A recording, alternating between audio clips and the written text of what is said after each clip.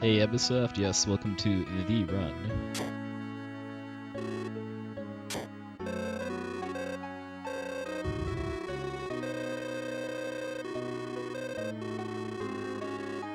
Hey Fiora Star, welcome in, thanks. Look.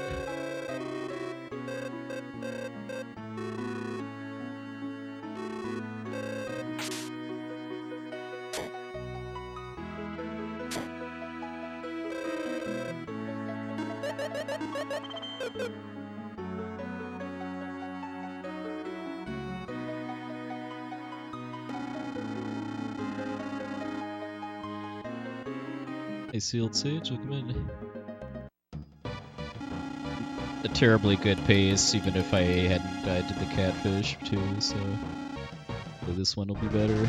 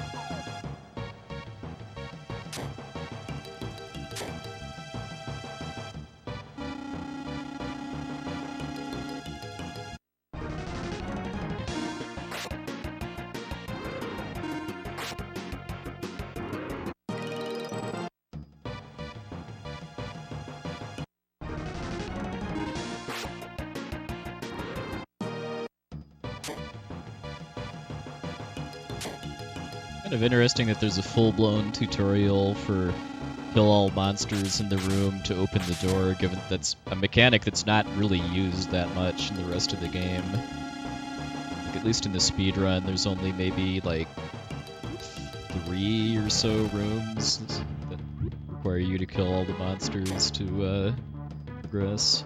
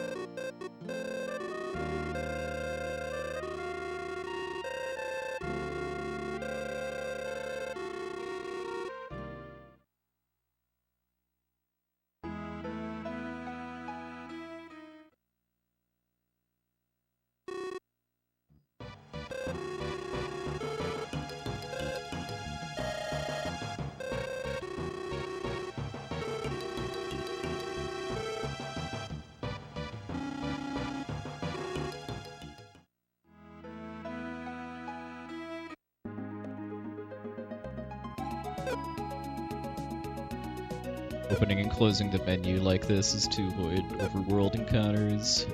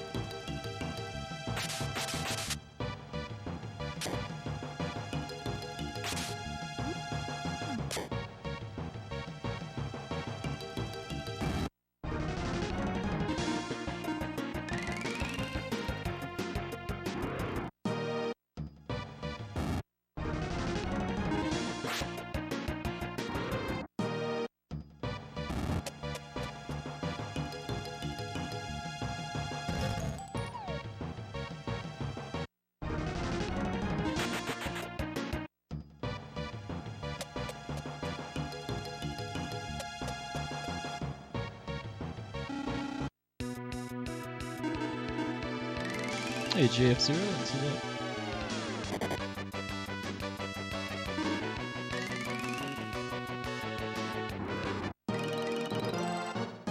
Gold by 2 seconds.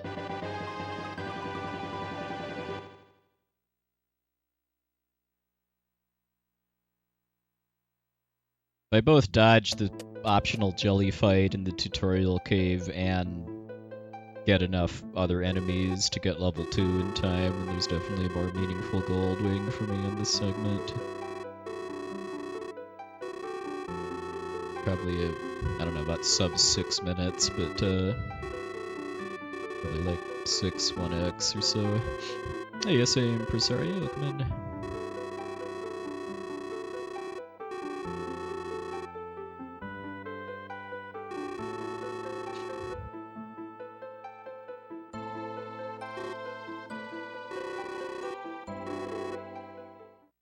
Name is Iris. Please find my treasures and return them.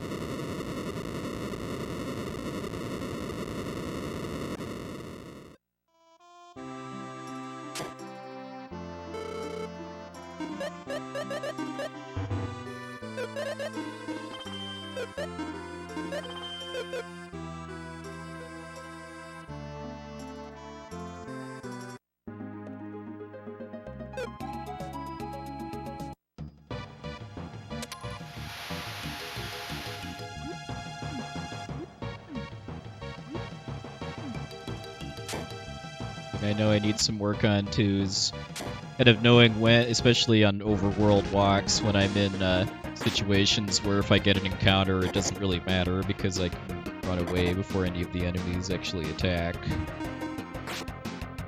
Oh wait, I'm supposed to do this.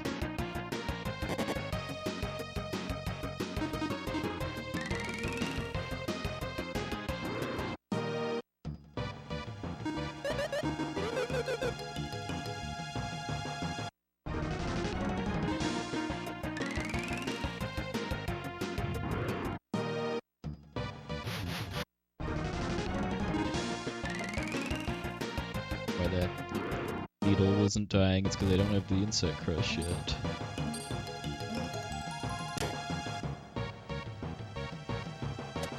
Hey Noramaki, thanks for luck.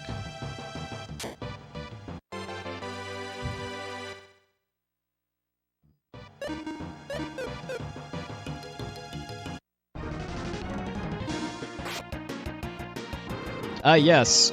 If you want to play a Lufia game, I would highly, highly recommend this one. I think this, of all of the series, this is the one that's aged the best. If you really like this game and want to know where the story goes next, then I would play Lufia 1 afterwards, but just kind of know that it's a game that hasn't held up quite as well. Like it's a slower paced, grindier type game. Yes, Lufia 2 is a prequel to Lufia 1.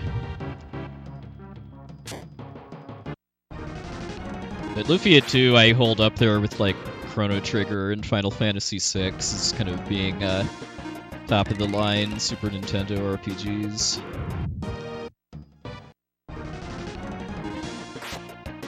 Lufia 1 is a game that I generally would only recommend to somebody that I know is a fan of like old school Dragon Quest games.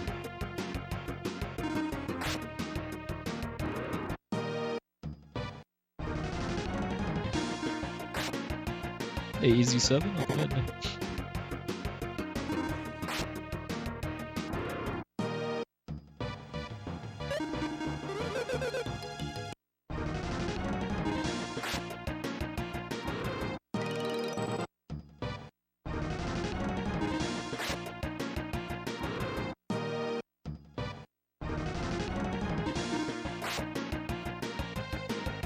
Hey, Besk, thanks for luck.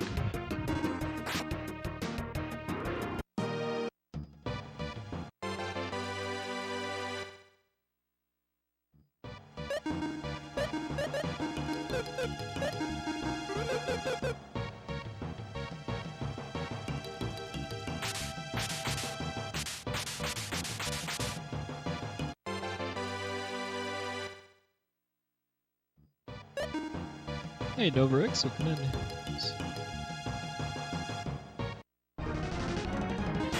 Always glad to hear love for this game. It was kind of news to me when I got back into retro gaming in the early 2010s that Lufia series is kind of considered obscure now, at least in North America. Because like when I was in high school, when I first played this game, most of my friends that were into Super Nintendo RPGs played one or both of the Lufia games. Hey, Amberly, welcome in. Appreciate the compliment as well. Cozy stream is definitely what I aim to provide. I hope you had yourself a nice weekend. Let's see. In case something goes awry with the catfish fight again.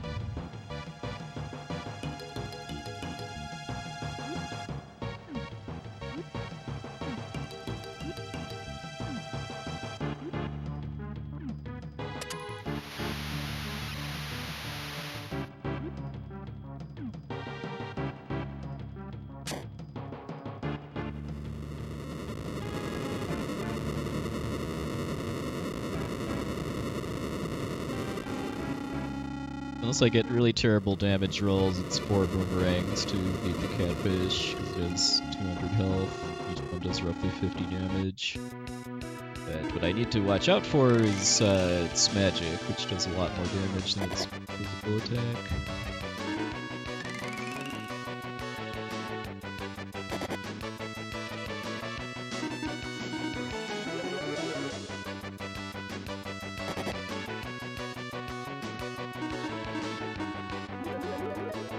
It again, because I think 34, that means I could die to a flash.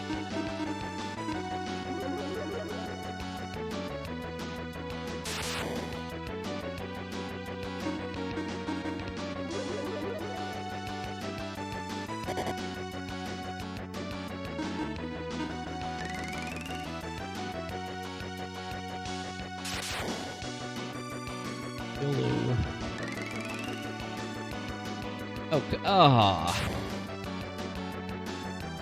Of course, I mean, if that had been a 50, I would have won. Man, I don't really have time to start over again. 47 must be like absolute lowest damage roll I can get on the boomerang.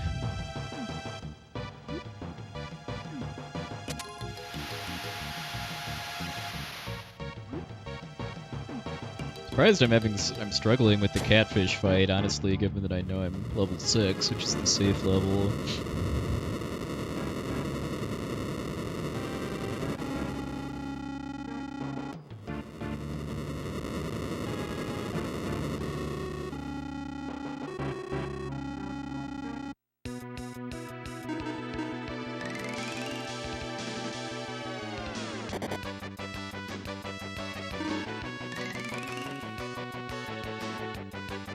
Pretty bad damage rolls to start with. And I'm looking for 50 or higher because it's 200 health.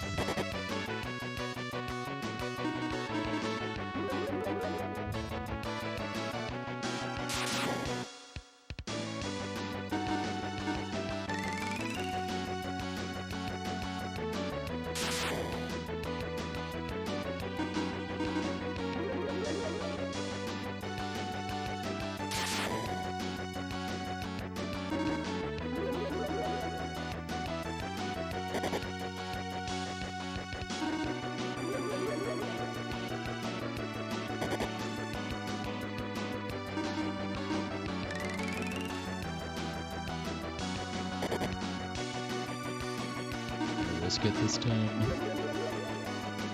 I mean, my first 2 rolls were bad enough that I don't think even like a 52 would kill it at this point.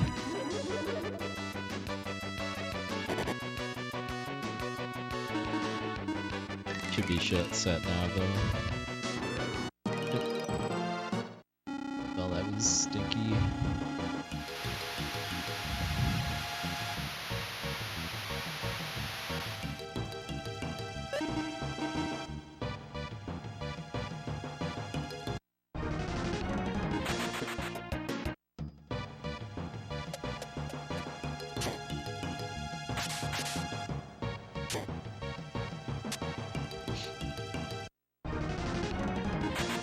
Hey, Shadow Killer, thanks a look.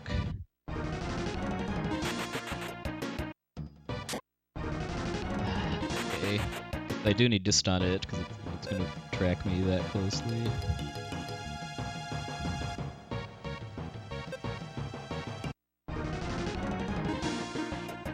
Sadly, the catfish has had it in for me tonight so far. I died once, started over, and then died again, and I didn't really feel like resetting again, so we're just gonna keep going.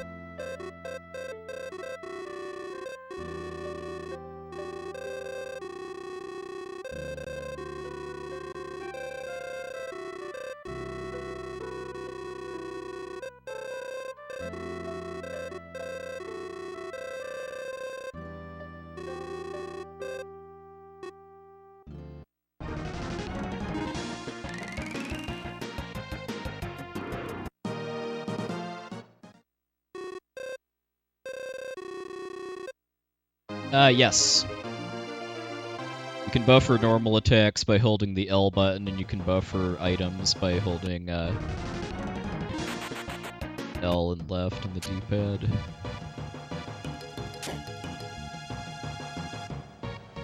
I believe you can buffer running away with down and L, although I keep forgetting to do that.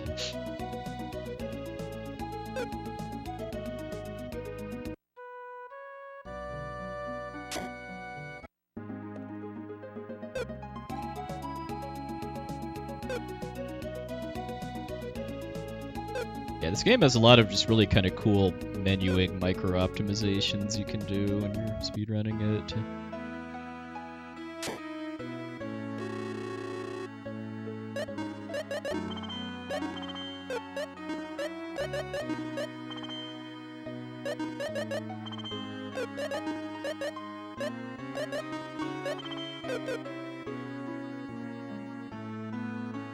Good luck.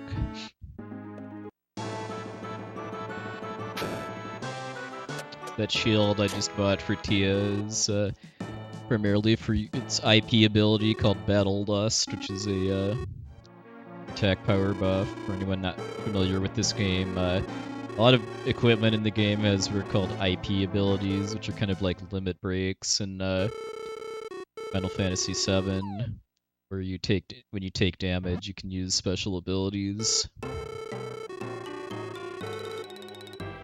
I really like the way it's implemented in this game.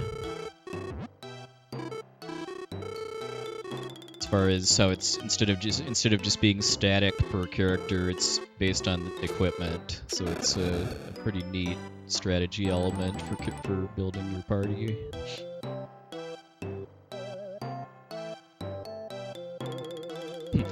Well, yeah, the real nostalgia, though, would be if Voltas gets soft-locked, because I know he was pretty infamous for soft-locking this game back in the day, too. Like, the game is over here, for the Tower of Sacrifice. I think he even managed to soft-lock the Japanese version, too, which is less glitchy than the English version.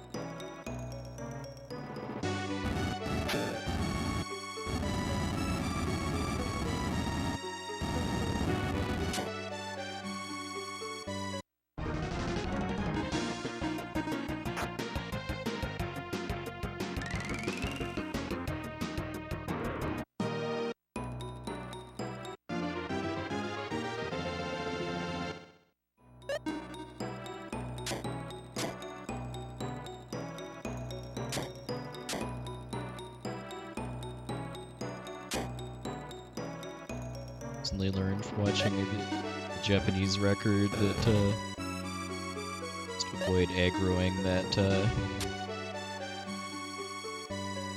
that horse by running around the edge like that.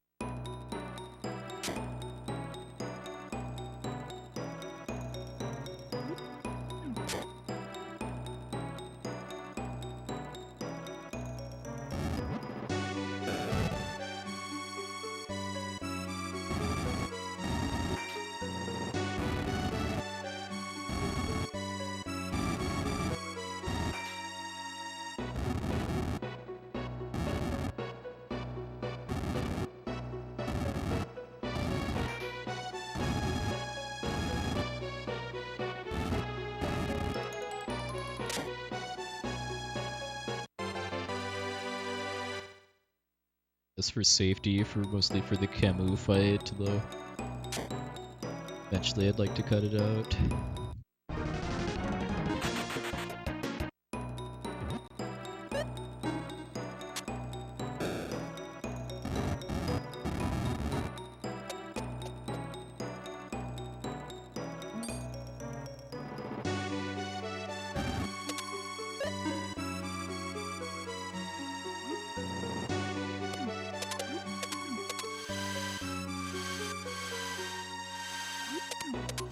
2 weeks since I've done this particular part of the game, and it's definitely showing.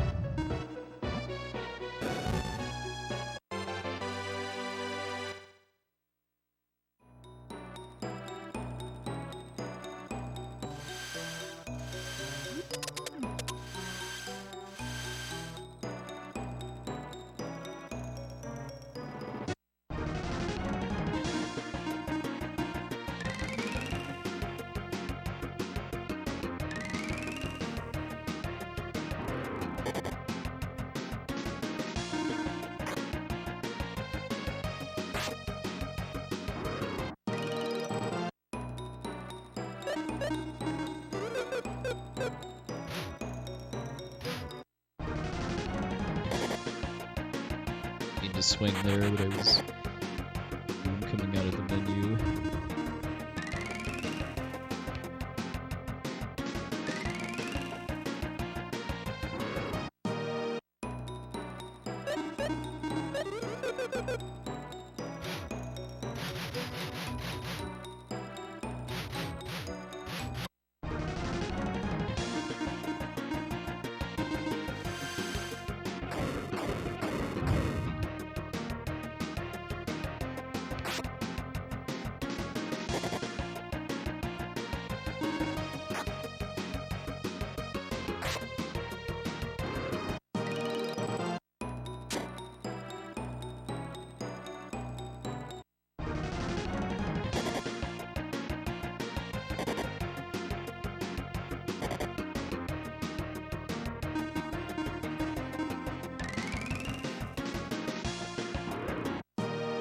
Yeah, the game's translation is not great.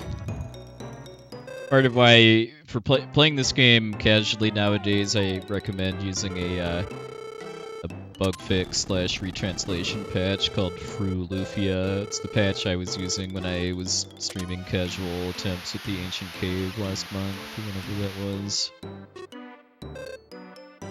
This game has a lot of glitches that are mostly bad, as far as like graphical glitches and potentials to crash the game and stuff that that patch just fixes.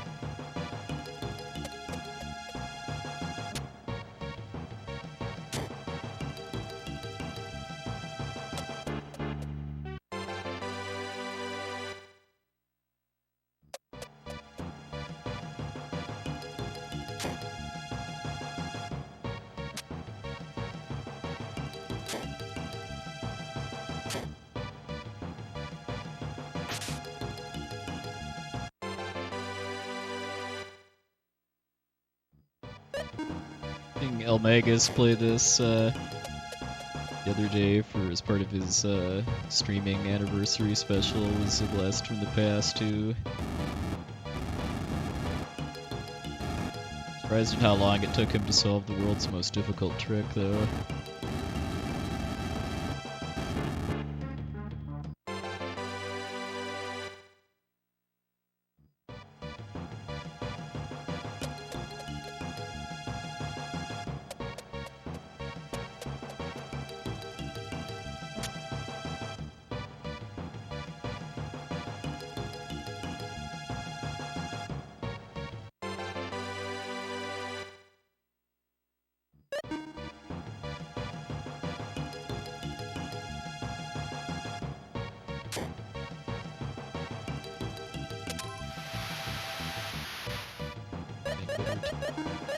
He is already level 8, okay. Extra fights I took, and getting 4 kobolds in one of those encounters helped. Level 8's not the safe level for Regal Goblin.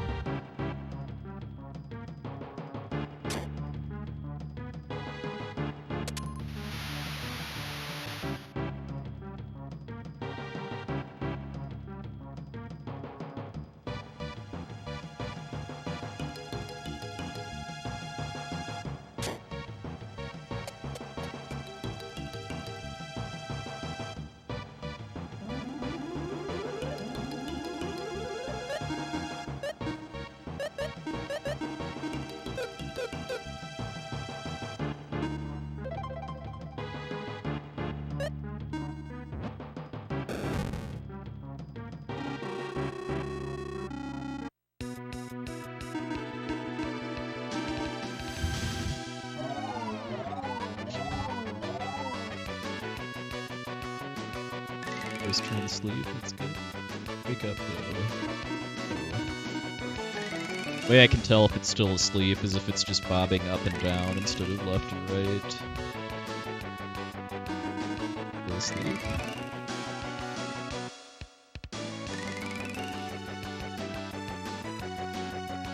Still asleep.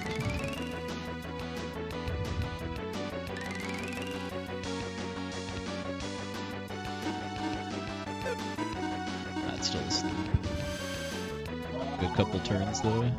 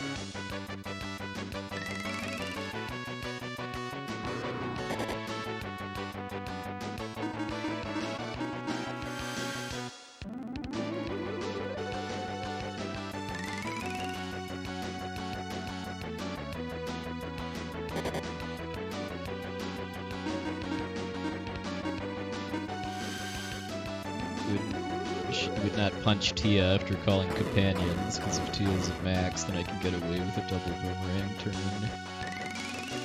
Kill the ad before it does much.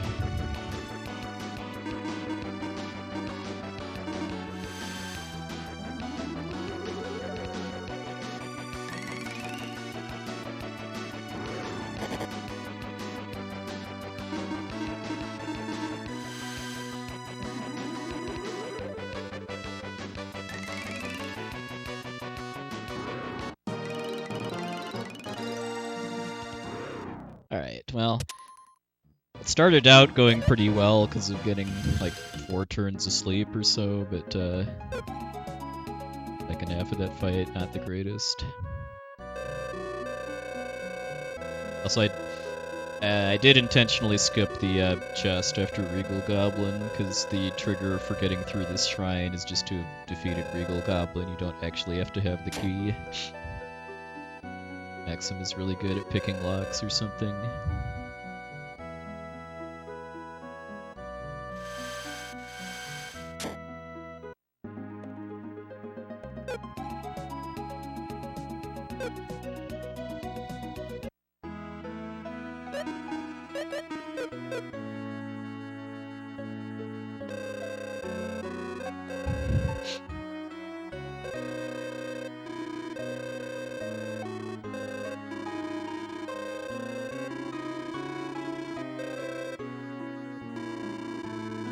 I actually don't get any capsule monsters in the run. There is a safety route that involves picking up the fire capsule monster, just pretty much just to have an extra target for monsters to absorb a hit here and there, but it costs a fair bit of time, not just to pick up the capsule monster, but also just the extra text and animations and stuff.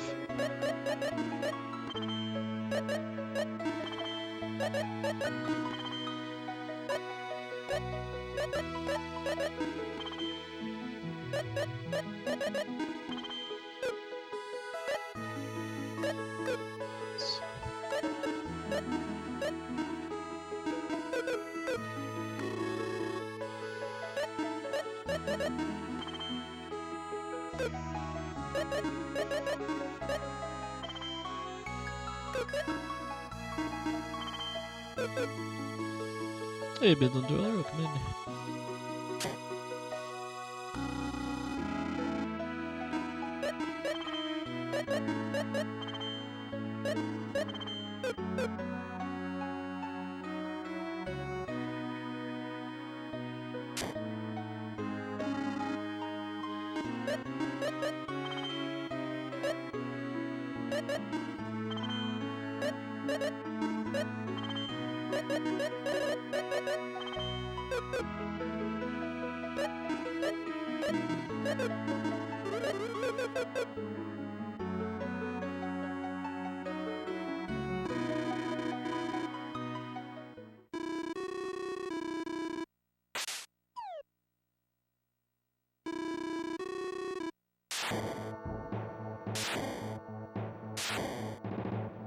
Casually, my favorite capsule monster is probably Fumi, because Fumi punch.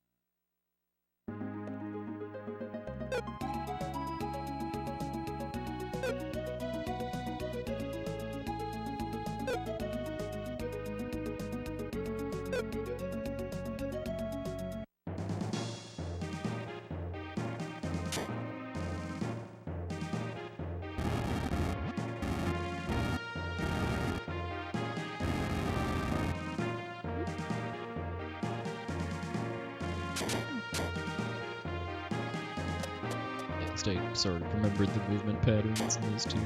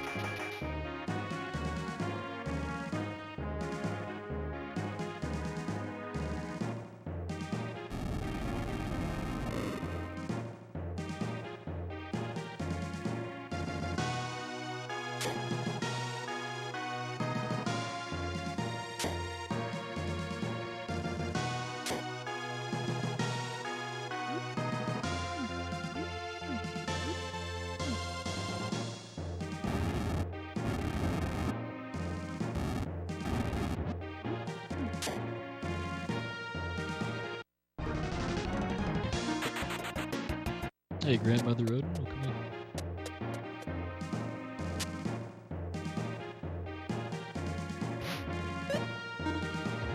Get yourself a nice weekend.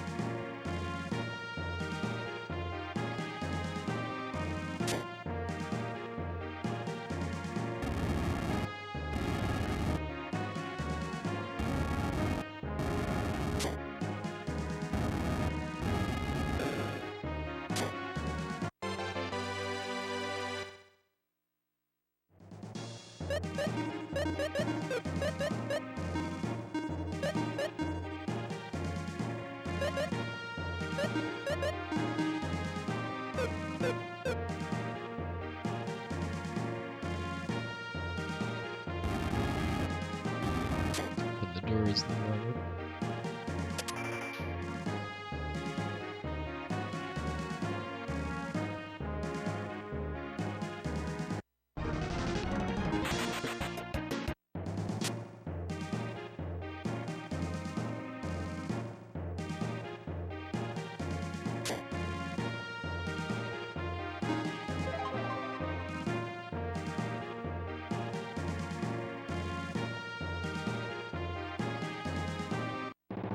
This boss can be a little rough, so I wanted to make sure to grab a safety save.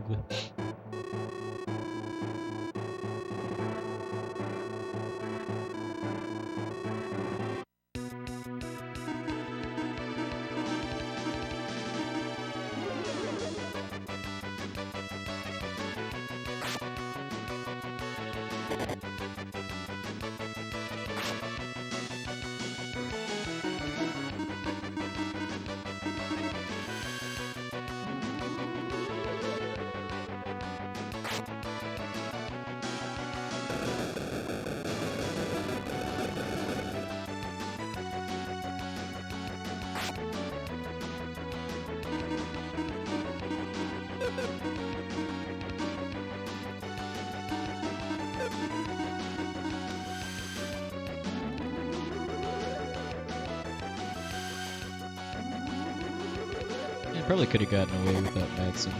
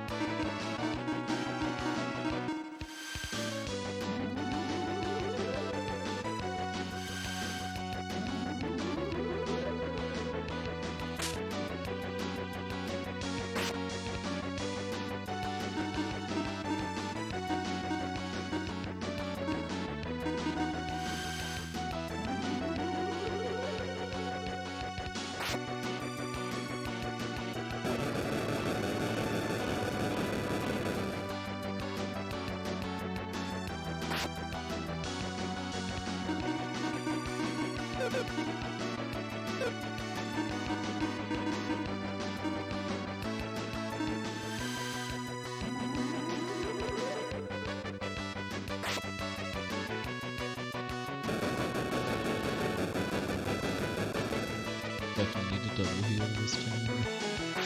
Die right here, I guess. I'm not gonna risk it. Maybe one hit away from death, but if I gamble and fail, I might lose now.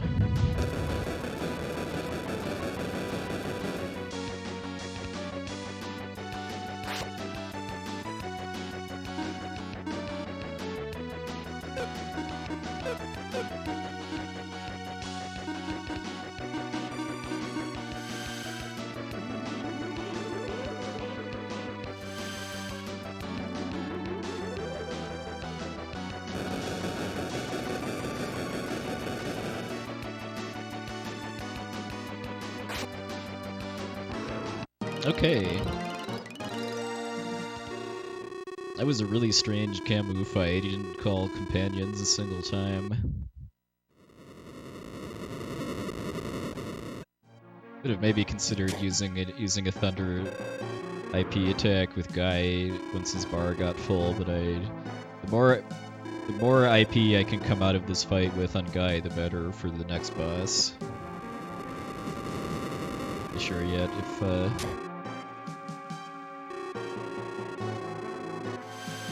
using one here even at max would set me back for Tarantula.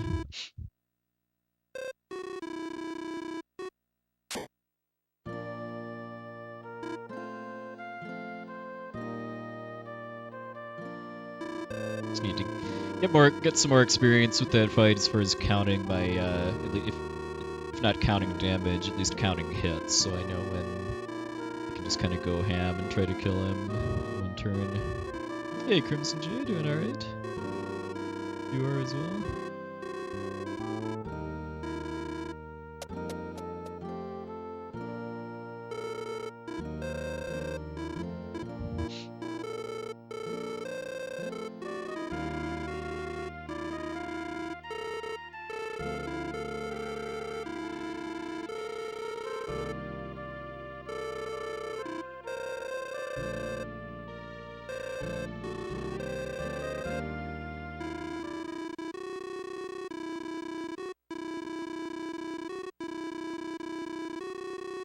Oh, nice. Well, everybody's got to start somewhere.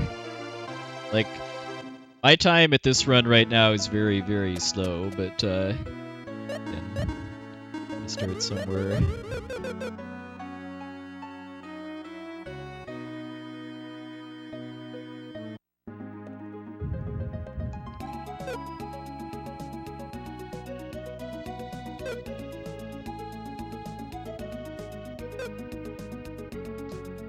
As far as practicing, maybe like roughly 2 months or so at this point.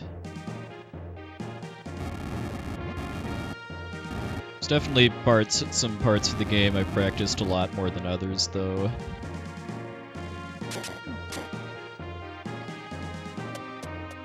I'm still kind of, as I have time and motivation between streams, doing some work on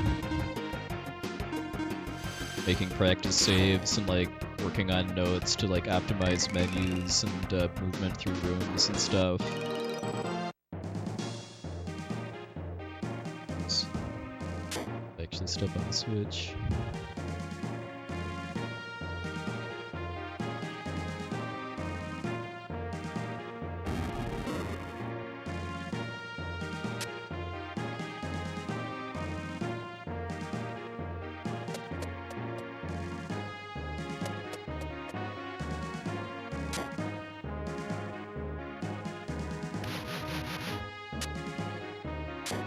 My long-term goal is to maybe submit this game to some marathons like Limit Break next year. Hey, free kill me, and good luck.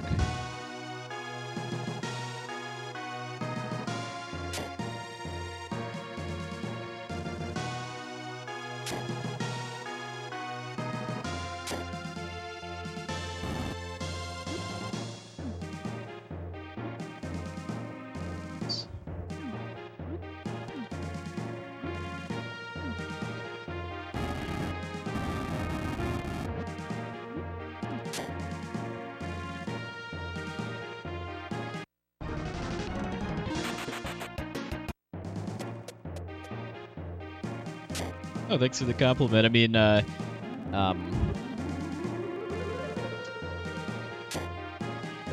the fastest 100% no shop glitch run that I know of is the 241. I mean, yeah, my time still can get a fair bit lower if I put some more work into doing attempts. Yeah, sub 3 is definitely solid, I'd say. But definitely a very respectable time.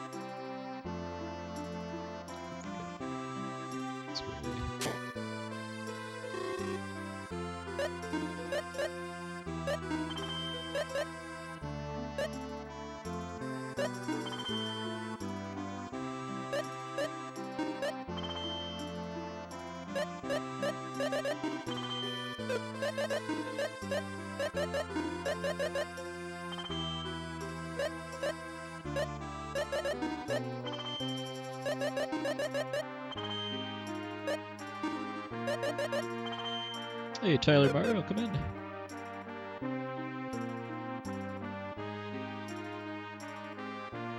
Hope you had yourself a nice weekend. Hope the work on Quintet's going well, too.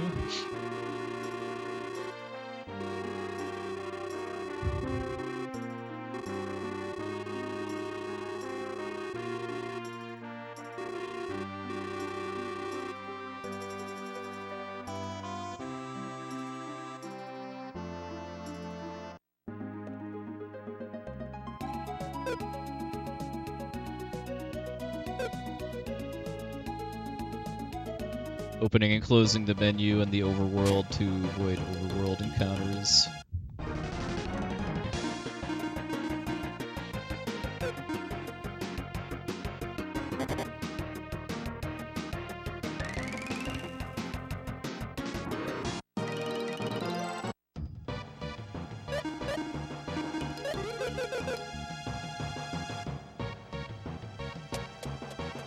Fighting a couple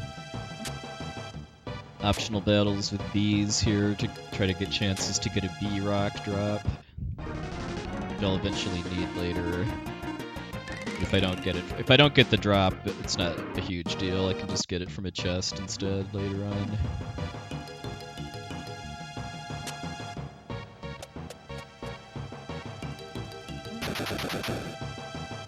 Hey, Tyson Maddow, come in.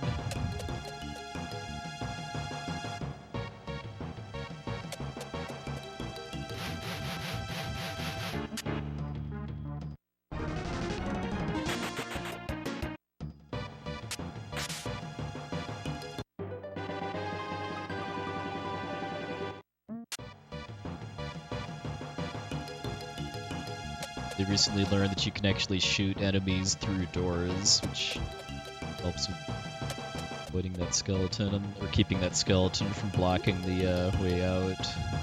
But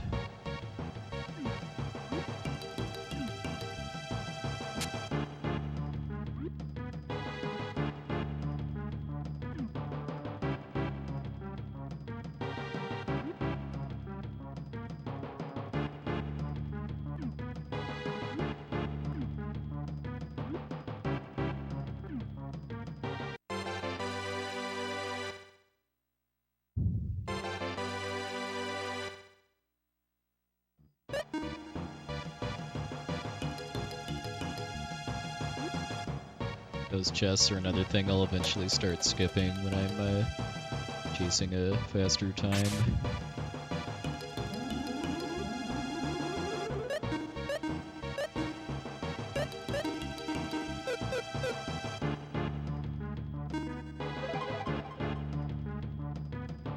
give me a bit of extra safety for this boss, and just general stuff for this leg of the run. Guy has slightly better attack, and Tia's, and then later Salon get better defense.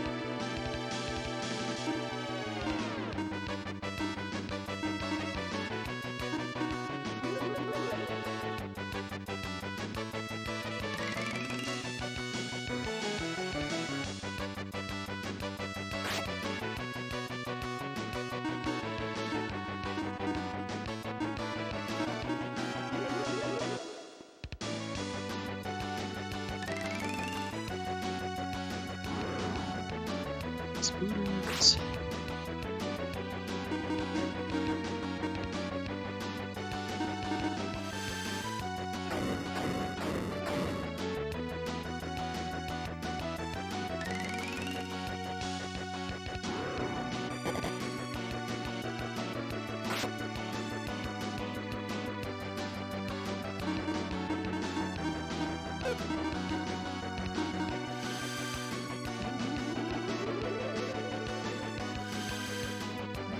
Yeah, Tyler, for sure.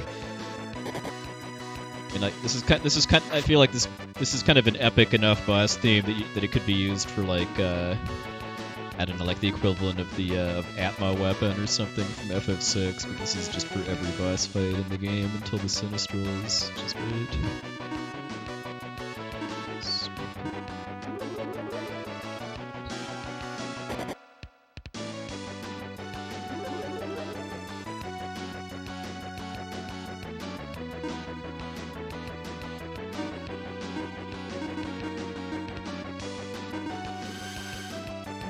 Oh, nice. Humpty McSaddles. Yeah, one of my proudest achievements in speedrunning was that runner trigger run during the first GDQ 3 million.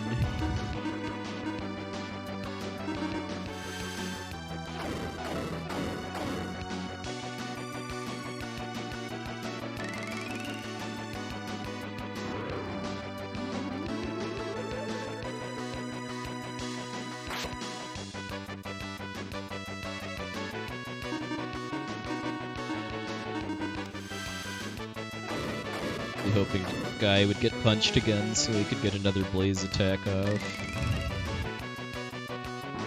That was still pretty fast. Been maybe the better part of a minute faster if Spider had punched Guy instead of Tia one of those times.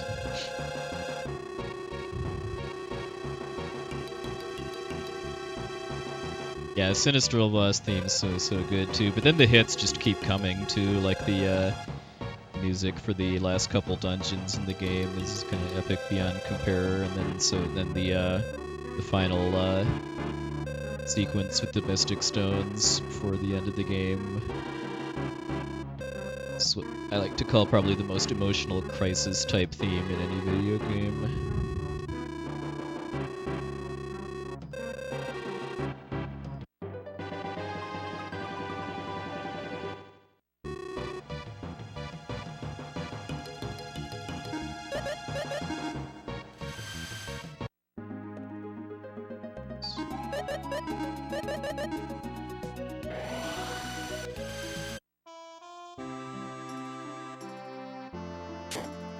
I'm not really too concerned about some of my characters being poisoned at this point, just because there's a boss coming up in about 20 minutes or so that I have to lose to. That's going to take care of the poison. I guess I have an antidote I could use on Maxim though.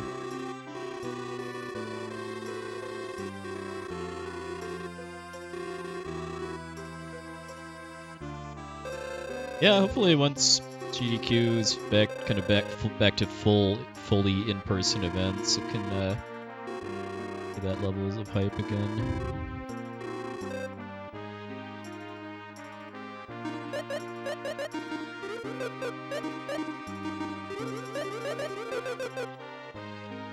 Yeah, the only Lufia games I've played myself are 1 and 2. I didn't play the like Lufia 3 on Game Boy Color or Ruins of Lore on Game Boy Advance. I have the Nintendo DS remake of this game, but I haven't played it. Remake is kind of a loose term too, just because it's very different. It's an action RPG instead of turn-based, and it changes the story in some ways too.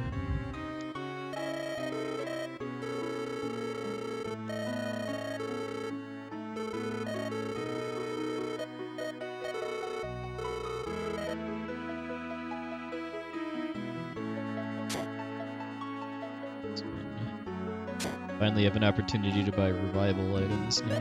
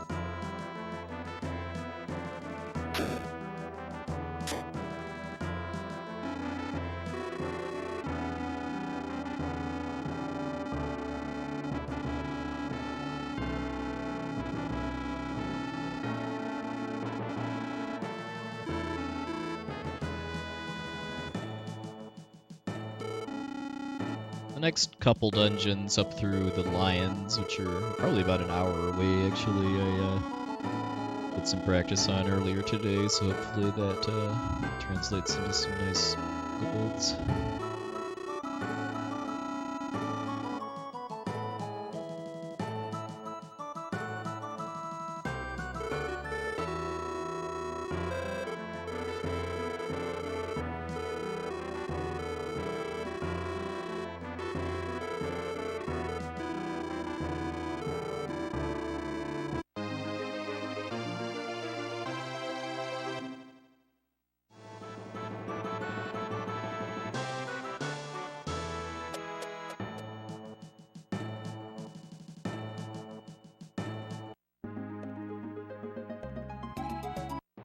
I'm not using the menu trick to skip encounters because you got a chance to get cores on Arcelite Island, which are the equivalent of metal slimes.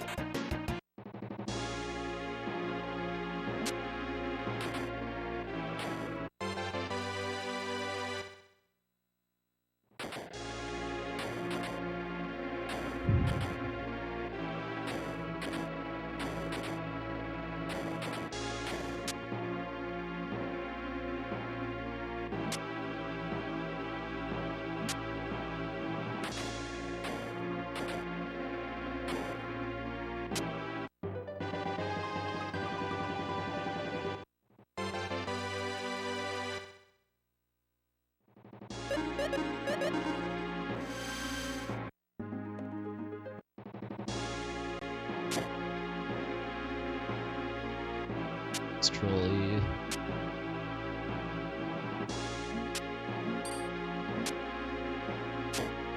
How fast those enemies hiding behind the pillars are.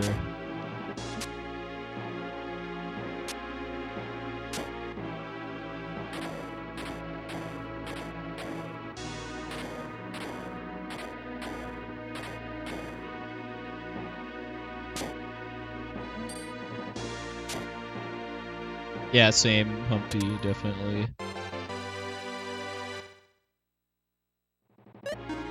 I mean, the soundtrack is really good, too. I mean, I was kind of talking earlier about how the end of this game is kind of really a tour de force, if you ask me. I mean, the music for the dungeons, the cutscenes, and the boss fights, after the other. Hey, Brood, thanks a lot.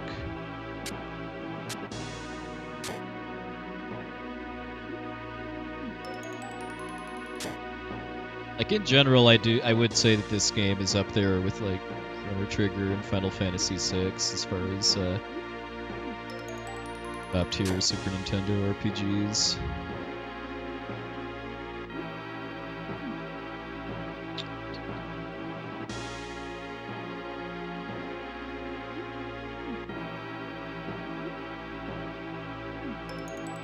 Treasure Sword Shrine, 5 times fast.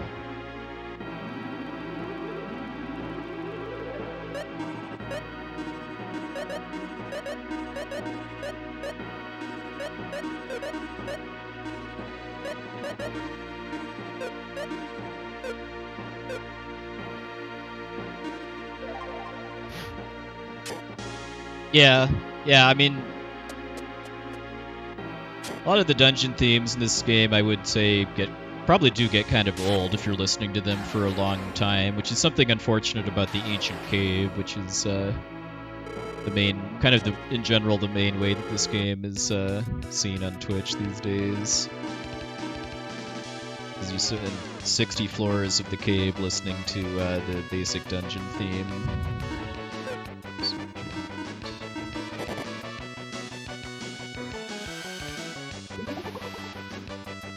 Oh, you're playing the Kureji hack? Oh, that's like the Kaizo hack, isn't it? As opposed to like Specchio Lufia, which I think is like a difficulty mod. Is that the one that Gilles was playing a while back? No, I saw him playing some kind of really hard-looking hack of this game a couple weeks ago.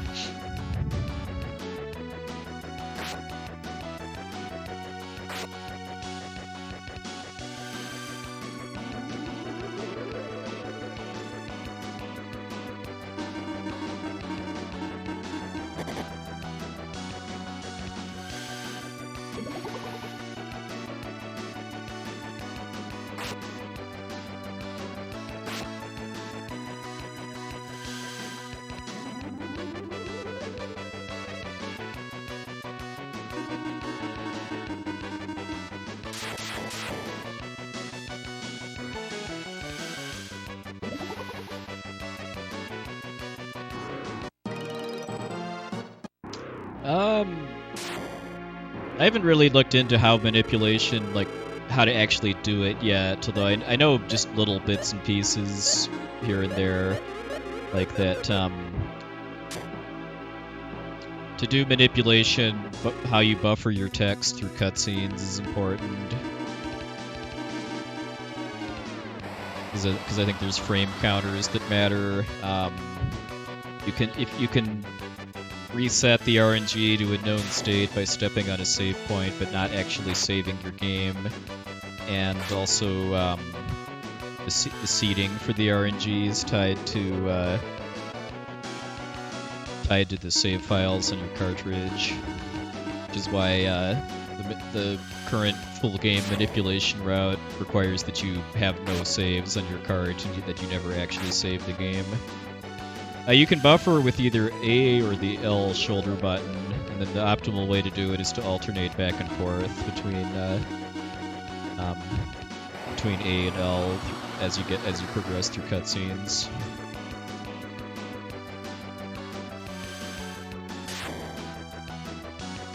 If you want to do it one-handed, you can also just kind of press and release, or hold down and release and repress L or A. But yeah, what I was told is the optimal way to do it is 2 buttons.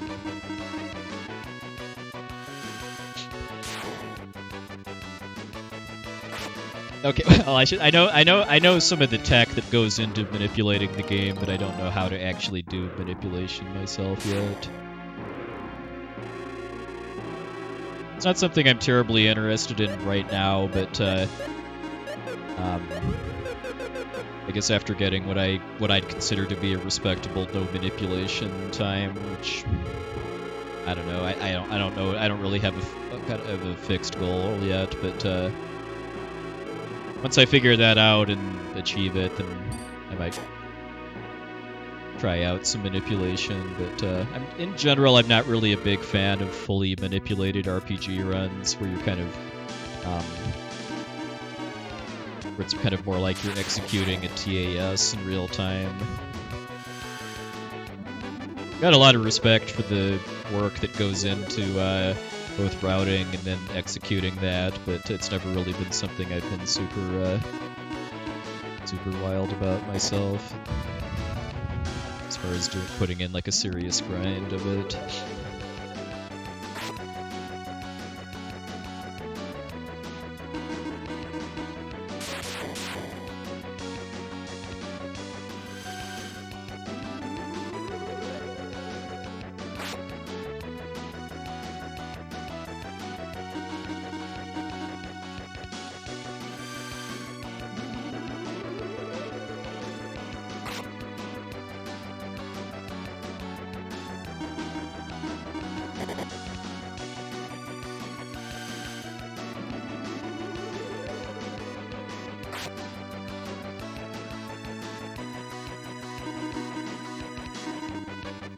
Yeah, if I ever speedrun FF5 again, it'll probably be the Pixel remaster, just because I know the step route is completely dead in that because of differences in how encounters work.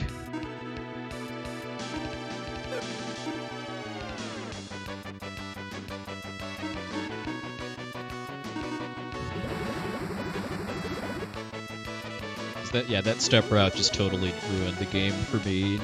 Again, mad respect for people that can pull that off, but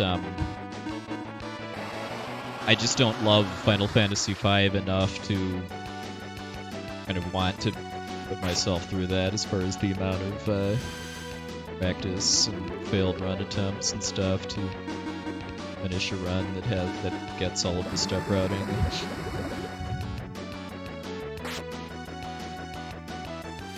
Oh yeah, for sure. 'Cause at least in like Final Fantasy IV and VI, there's a lot more opportunities to recover from movement mistakes.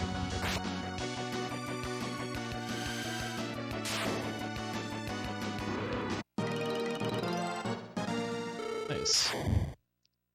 Largely owe that to better execution of the sliding platform puzzle in the menus.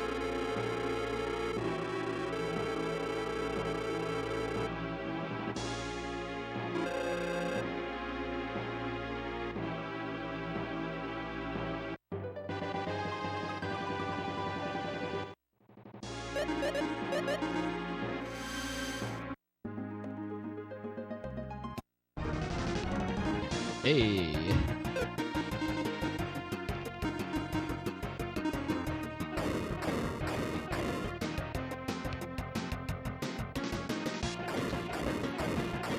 Never actually had a core kill in a run yet.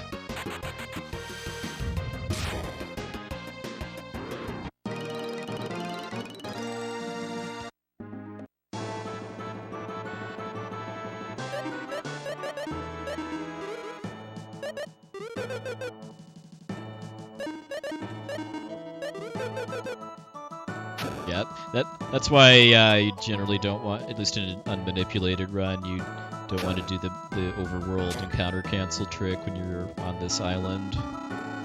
Chances to get cores. And you're not really walking that long, too, so I don't feel like you're really that likely to get an encounter at all.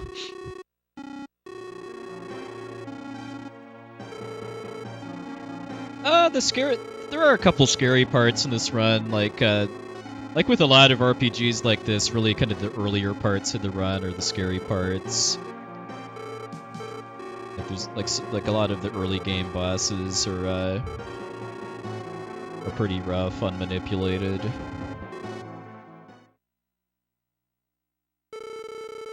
I'd say probably the second half or so of the run is a lot more laid back and cozy, though.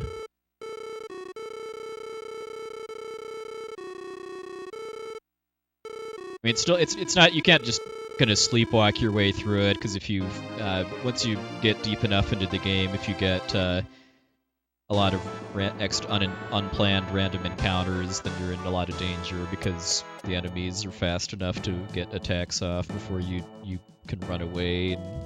And in this game too, if you die or if you have if you have characters die, they lose their IP bar, which can in a lot of places can hurt you a lot in the next boss fight.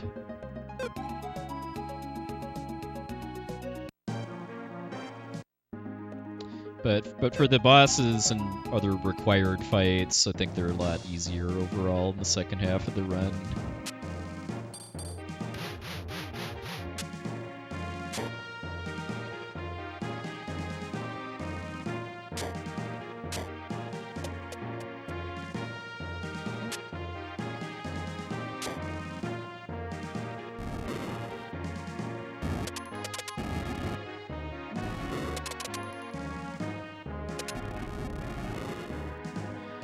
That's another thing that's scary in the earlier parts of the run, just because it's not until about 50 minutes or so, and that you gain the ability to revive characters outside towns when you can buy regains.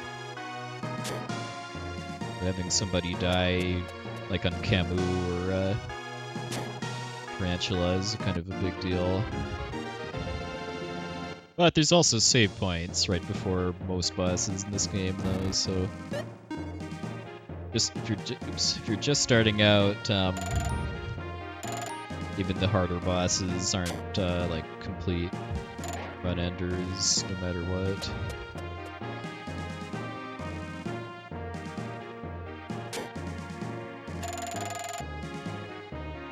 Like the reason I'm crawling back from being like 2.5 minutes in the red is because I died to the big catfish, which is second boss and a fairly dangerous one, unmanipulated.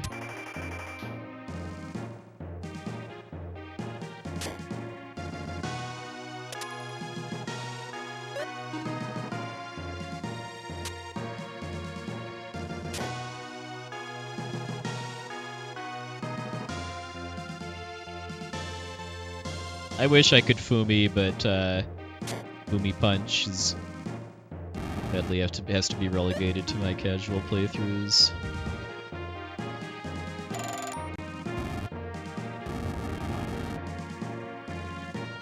Yeah, the catfish jewel is one of the biggest things that doing manipulation does for you. Is having that jewel makes a really big difference on Regal Goblin, and then sell it for a bunch of money later too. The community rules for this no manipulation category they require you to either drop or pretend that you didn't get the catfish jewel if you luck into getting it, though. Because otherwise, if you're really trying to optimize on no manipulation, then you'd have to reset until you luck into getting the catfish jewel, just because it saves several minutes. It's like I forget if it's a 5 or 10% drop.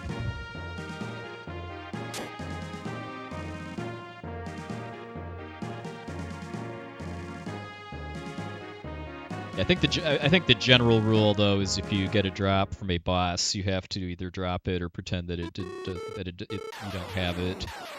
But I think realistically, the only boss drop that really impacts the run is the catfish jewel. Yeah, exactly. Yeah, Joker Doom is a good comparison. That guy.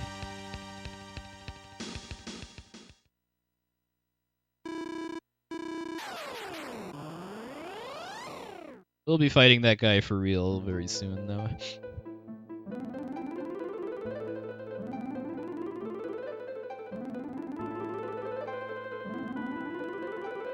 Like in the small number of runs and practice sessions I've done, I think the only other drop I've actually seen come from a boss is a fruit for capsule monsters that the white dragons late in the game can sometimes drop. And that's totally meaningless in speedrun.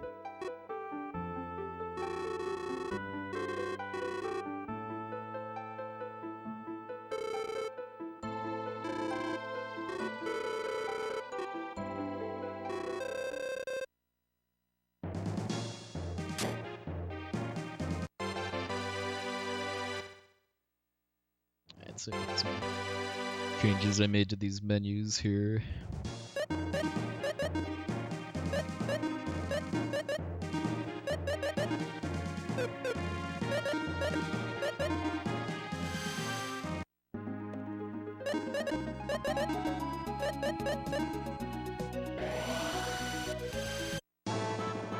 Little pit stop here to pick up a nice nice jewel for Salon to raise her magic power.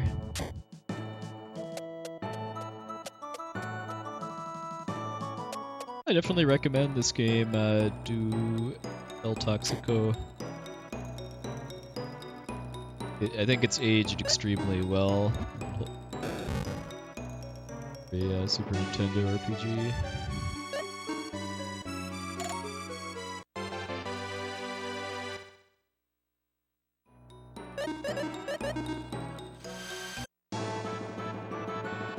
I wish warping out would take you all the way out of the castle instead of just back to out of the dungeon. Yeah.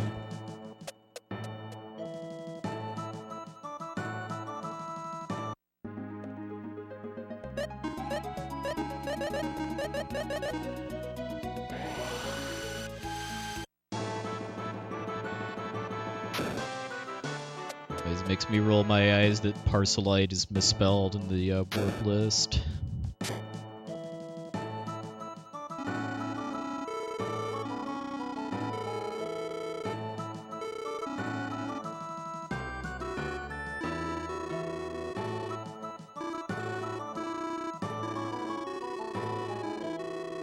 Have you noticed apostrophe 3Y Kingdom? But Ratzi Kingdom is called when you go there.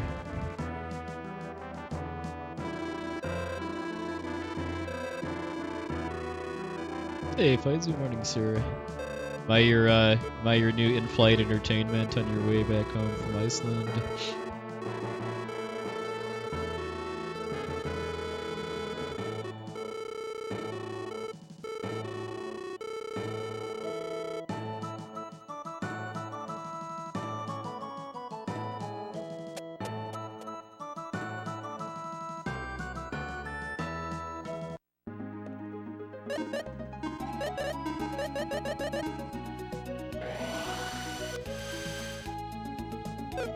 Yeah, definitely, Kat. So that's why I'm really. It makes me happy to see a lot of older games like this getting like patches to retranslate them. Like the gold standard in that regard, I would say, is the one for Breath of Fire 2. It both retranslates what I consider to be the worst translated Super Nintendo RPG, and also gives you a run button.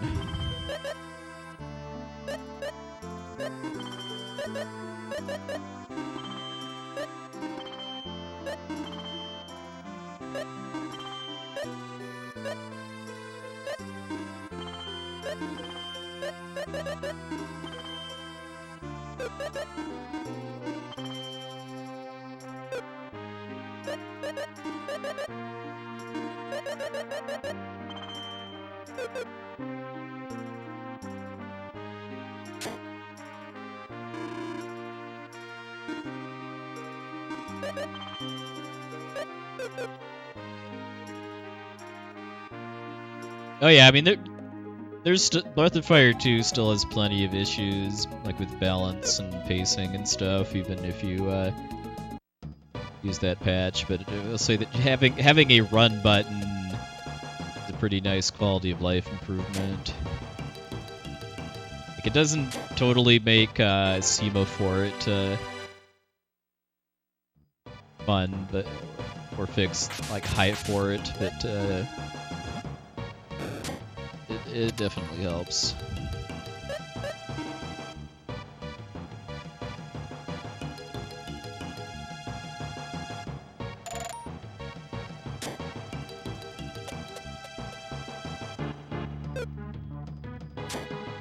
That's right, you get a free heal when Guy leaves.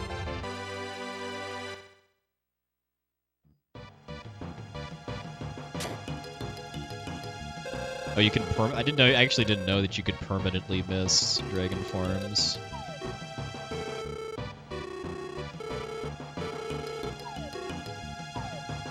Yeah, I'd probably agree with that as far as after you're done with SEMA for it. And really kind of I would probably say the whole series of fetch quests to enter people's dreams that Facing starts to pick up. Hey, Telio, evening, sir. Thanks for the luck. You're doing well, sir.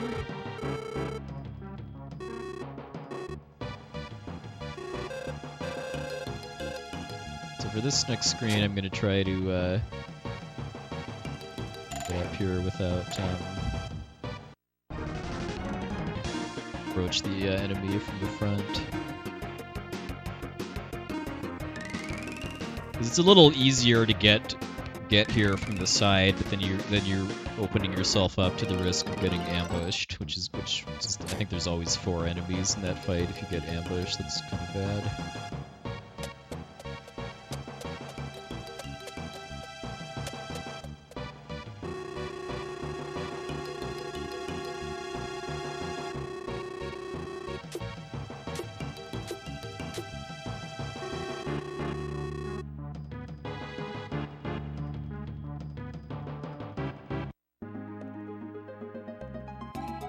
Screen there.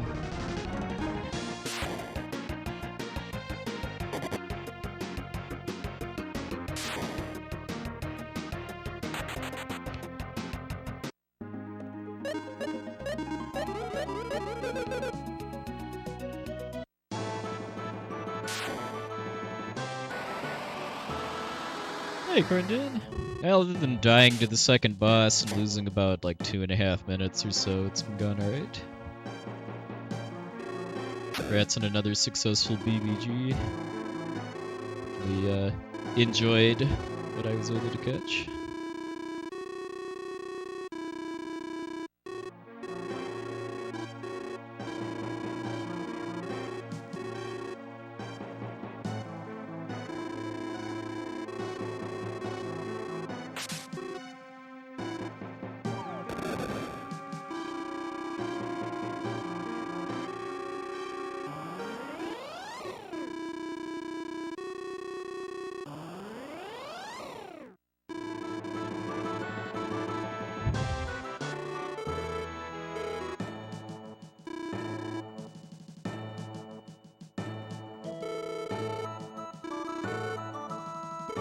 Yeah.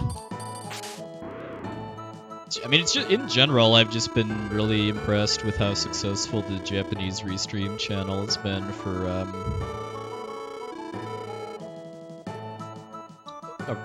wide variety of speedrunning events. But yeah, honestly have pretty little doubt that the country who spawned the term kusoge would be interested in kusoge.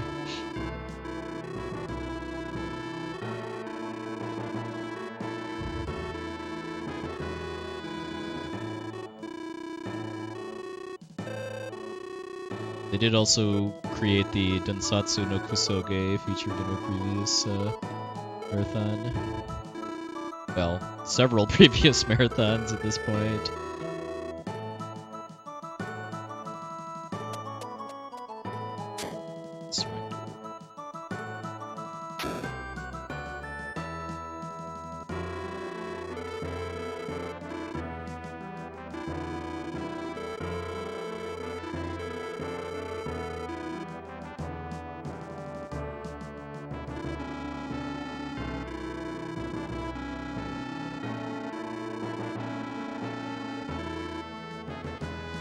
Hey, Alpha Battler. Welcome, welcome. Good luck as well.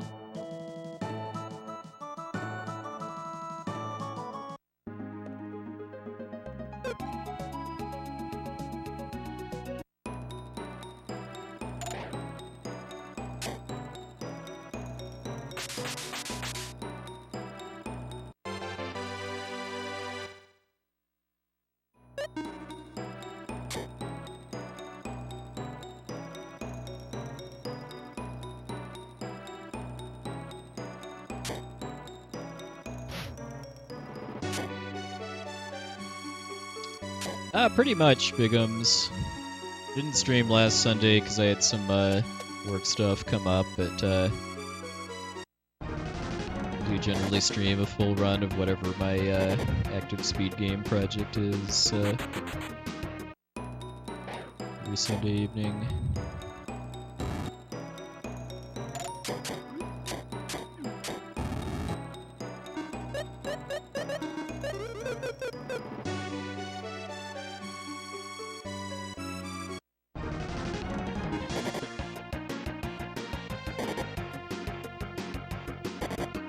Come on, just be wiped here too.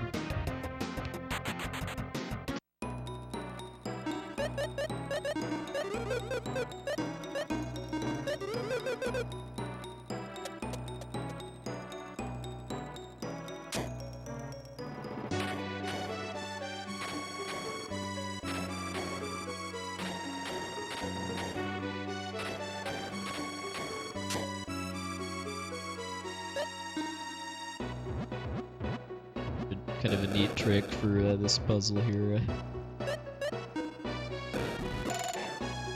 If I set off another bomb that goes off during the animation of that bridge, raising it, it lets me move during the animation.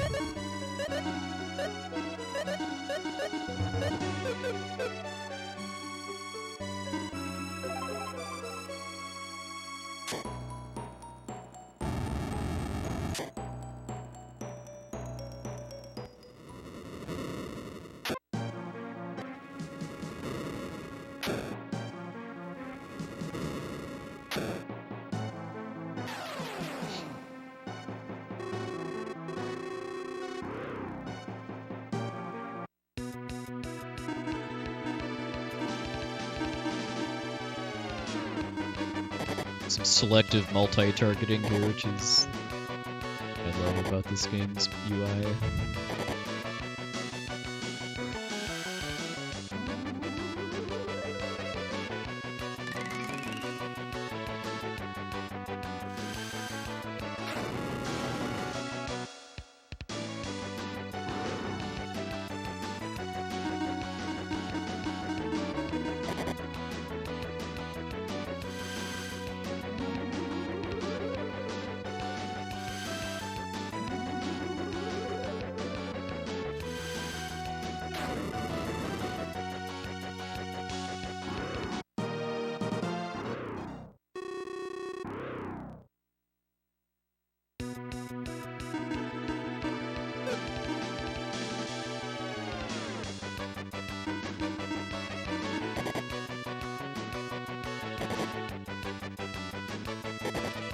Okay, good.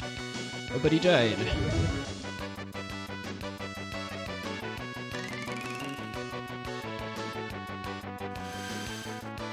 It should be a goal, despite the shenanigans with those counters killing up on twice.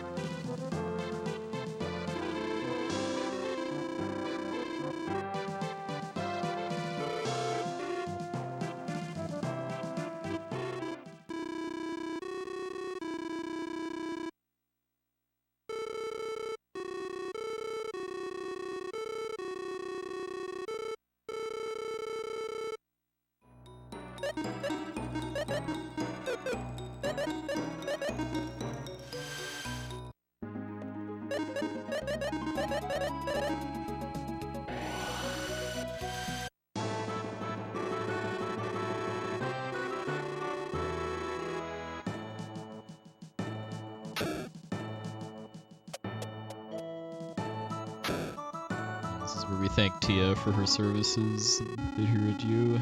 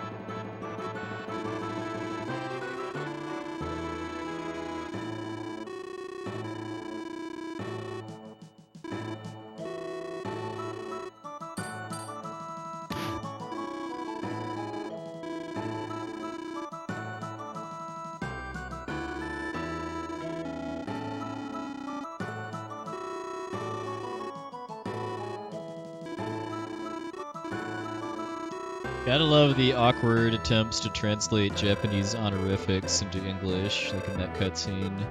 Like, the most common giveaway for it is when you have just a character out of the blue refer to another character as Mr., Mrs., or Ms., and then they immediately respond saying, "Just call me name." It's pretty clearly in the Japanese version they're being told to call them, to not call them Sama, which is the honorific for somebody superior to you.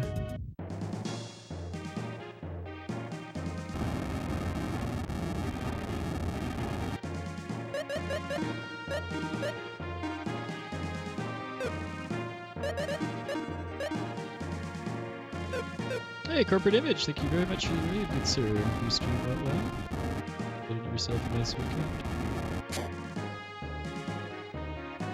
Welcome in everybody from Corporate Image's stream. Lufia II Speedrun. I'm still pretty new to running this game, but definitely having fun with it. I'm looking forward to actually getting good.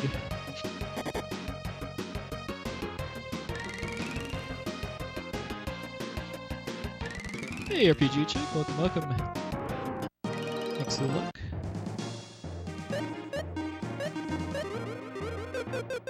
Kind of a bad death to the catfish earlier, but started to climb back up. Hope you had yourself a nice weekend. Yeah, for sure, Alphabet. So nice to hear the whole soundtrack, too. The main way this game is streamed on Twitch these days is the Ancient Cave, where you only hear kind of, I don't know, maybe about like a quarter or so of the full soundtrack.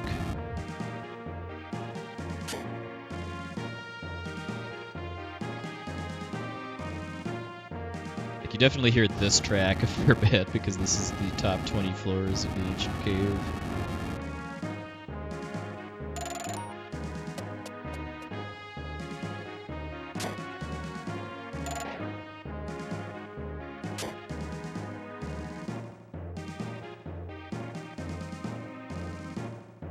This dungeon is actually pretty dangerous overall because your only healer at this point is Maxim.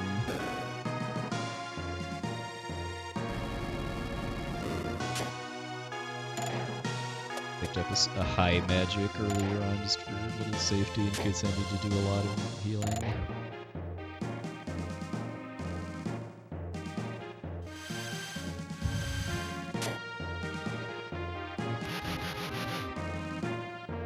Still experimenting with different ways to try to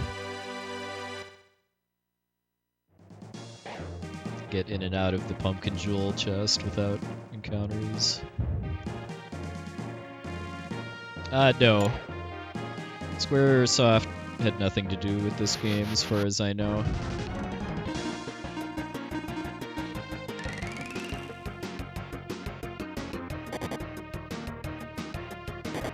And to be honest, the games that Woolsey did translate are better quality than, as far as the translation work, than this game. Because, I mean, as much kind of wonkiness as his translations had as far as dialogue and stuff, I mean, his work was largely free from, like, major spelling and grammar mistakes, which this game's English translation is definitely not.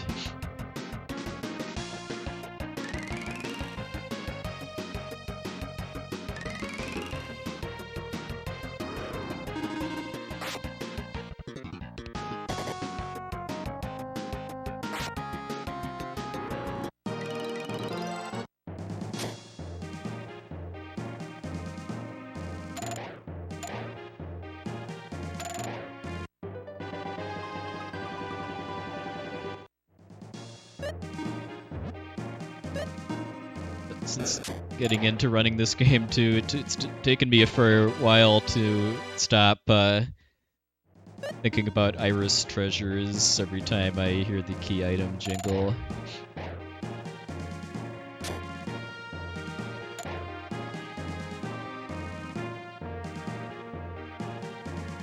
Yeah, yeah. Personally, I felt like a lot of the pop culture stuff was just kind of part of the charm of Working Designs games, but I could see how not everybody would like that. Of course, I also only played the PlayStation versions of the Lunar games. Like I think I've heard that the Sega CD games are a lot worse as far as badly aged 90s stuff.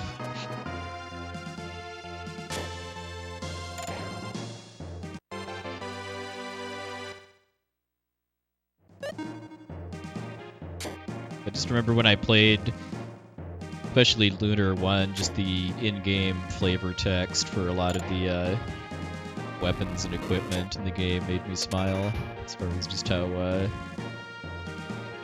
silly a lot of it was.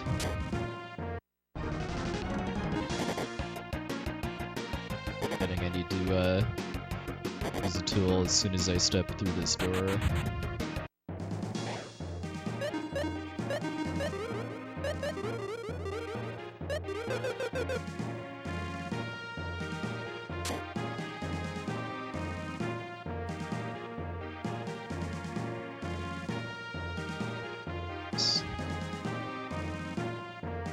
Practice into this screen.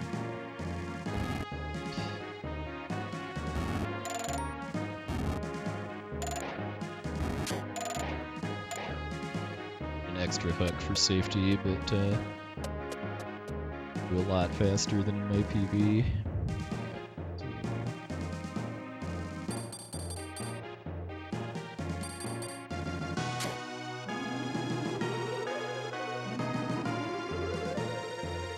Yeah, I barely know really anything about the Sega CD version of Eternal Blue, mostly because I never see High Spirit speedrun it, because I know Morgan is an awful fight.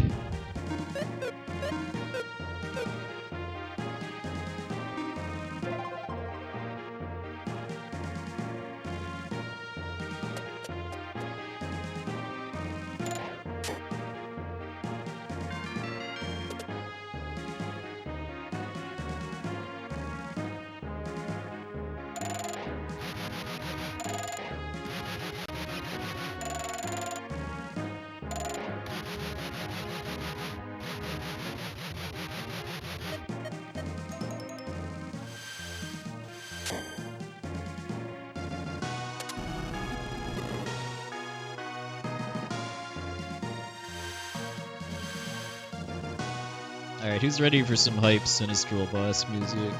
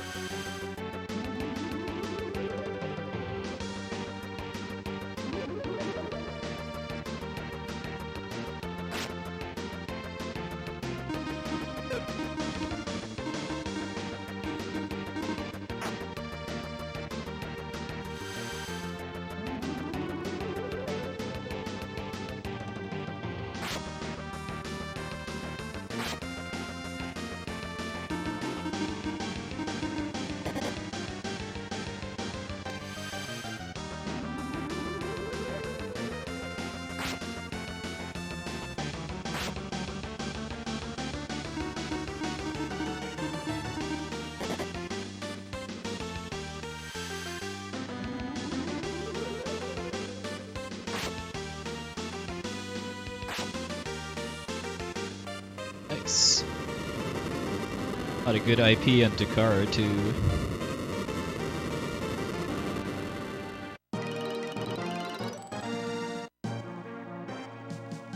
That time save is mostly just from playing the dungeon better.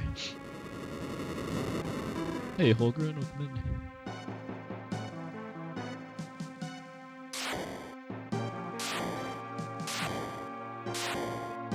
Wait, you had to pay for saves in Sega CD Eternal Blue? Wow. 'Cause I know both of the PlayStation Lunar games, I think you could pretty much just save anywhere, anytime.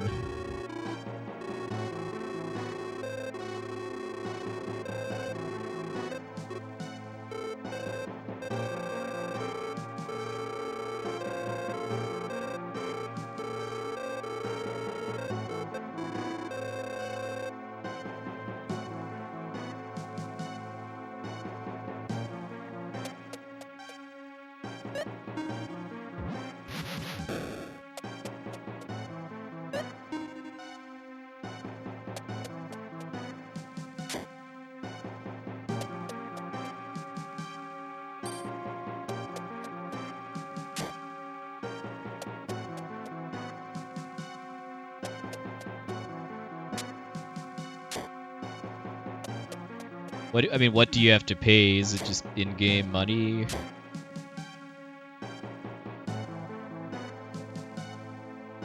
Are there like consumable resources per save or something? Like I remember, because like Breath of Fire 5, Dragon Quarter, I know you have to use save tokens to actually save your game, but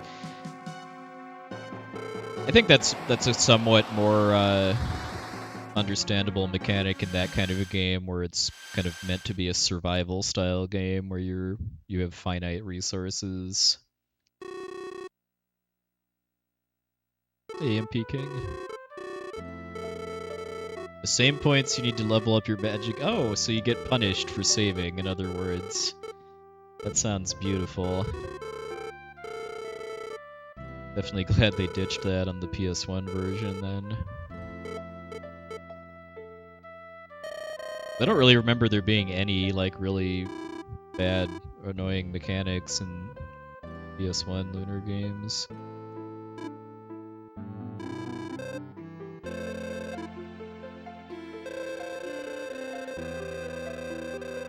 I guess you could make a case for that it's kind of hard to avoid encounters, especially in Lunar 1, but that never really bothered me that much casually. Oh, that was something purely created by Working Designs, huh?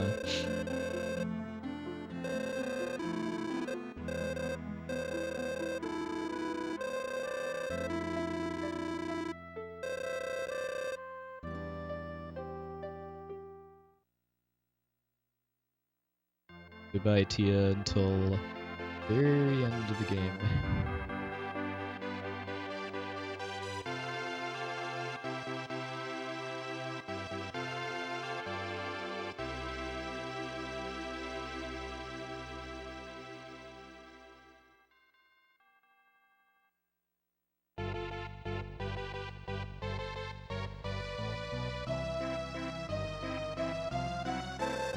Hey, Gravara. Come to my DLC speedrun for the famous Ancient Cave role-playing game.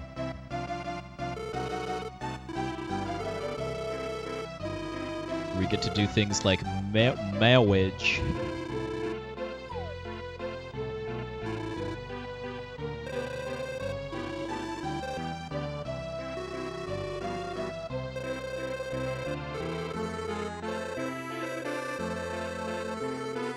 Shoutouts to them giving Maxim and Salon unique sprites for their wedding apparel too.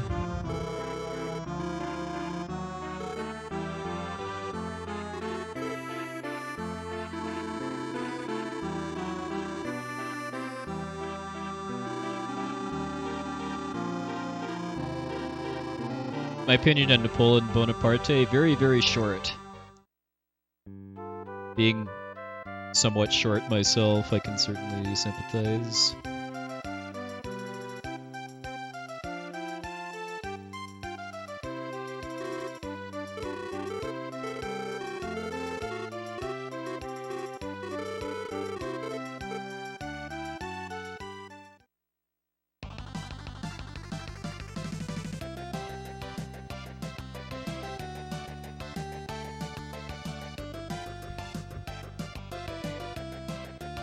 Alright, so this next split coming up, I died on the boss.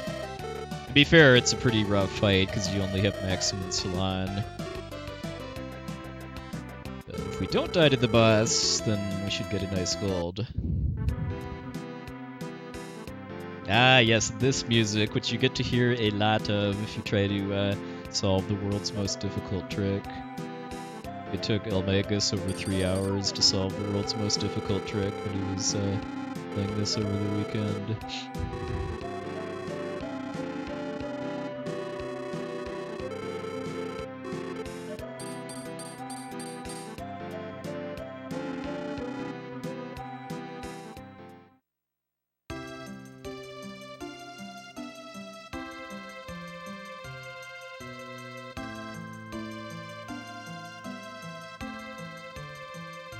Apparently Parcelite must be in the tropics or something, given that there's no snow in the winter.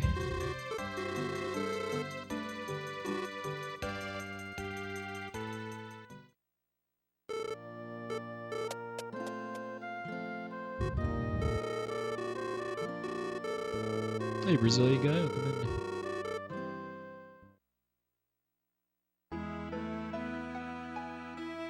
Oh, Beethoven was also short. Well, he was also deaf for a pretty significant part of his career, which is pretty dang impressive for one of the greatest classical music composers that ever lived.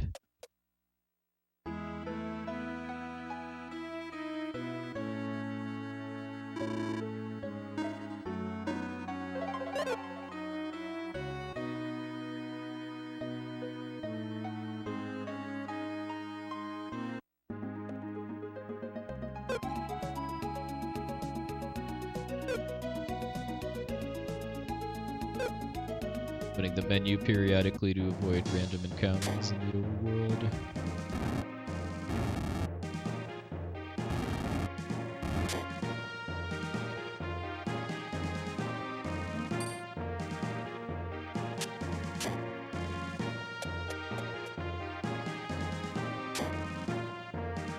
Okay. Still a long, long way from having this memorized.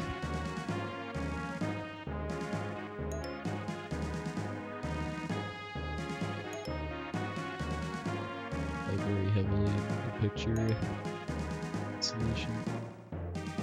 This is the Super Mario Brothers 3 puzzle, as I call it.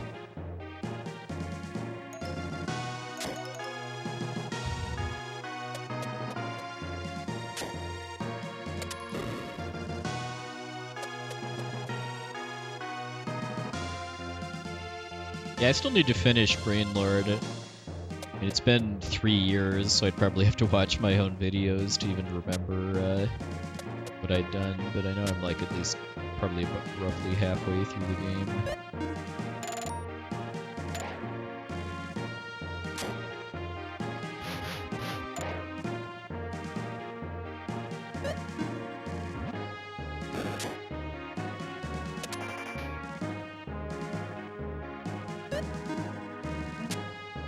I've always thought of college and university as being the same thing, just referred to differently by region.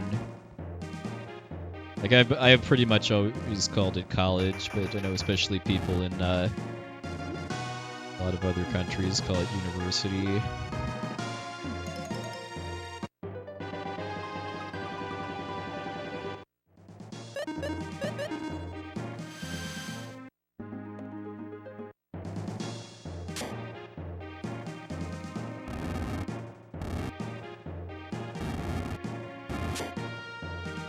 Now, I believe for an educational institution, at least in the United States, to call itself a university, it has to have graduate programs, as I understand it.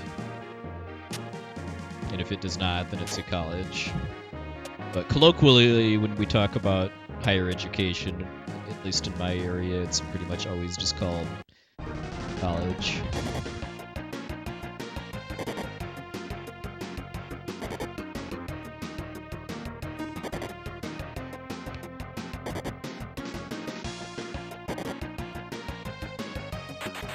Well, that was a rough encounter to get into.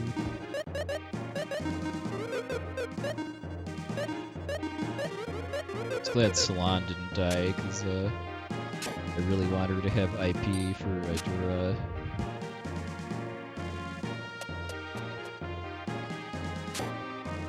Maxim not having IP kind of sucks, though.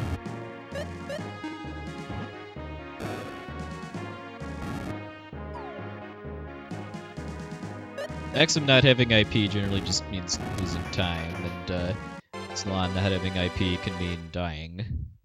Salon's IP goes towards killing goons that Idura summons, and the goons are really, really dangerous if they actually get turns.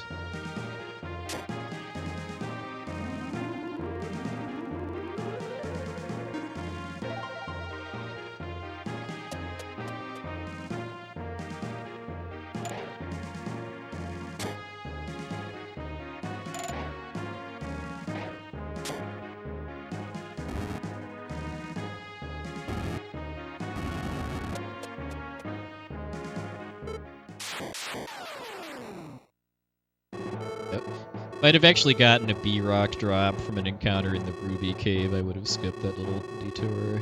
I have yet to ever have that happen, though.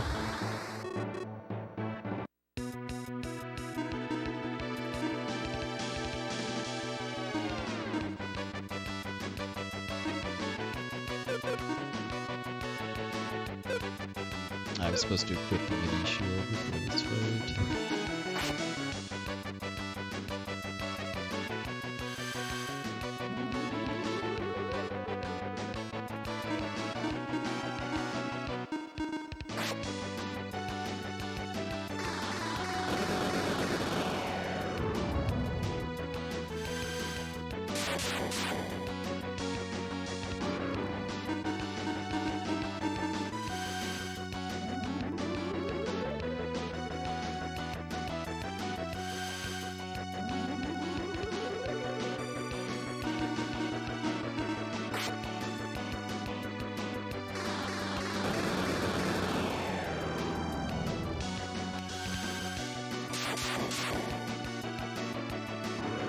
To melee Maxim at some point, so Maxim can actually use his Glacial Blast attack.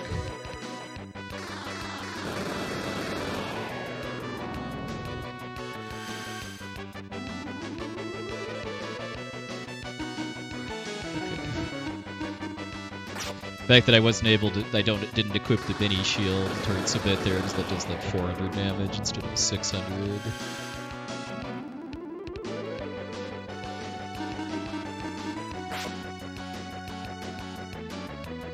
Yeah, that's quite the smug face, and get used to it too, because we fight him 3 times.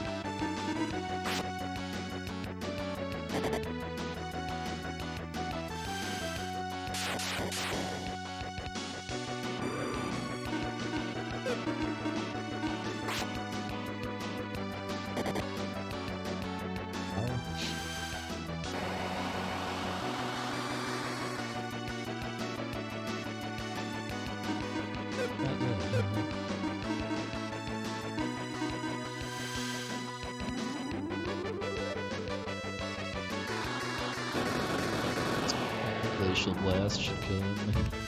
He only has 1500 health.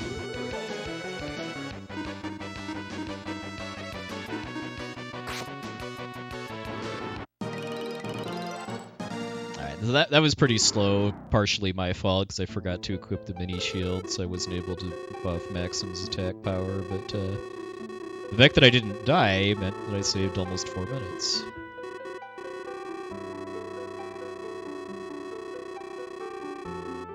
Oh yeah, and I guess the fact that I got an encounter in the tower and Maxim died also hurt me on that fight too, because then Maxim had no IP going into it.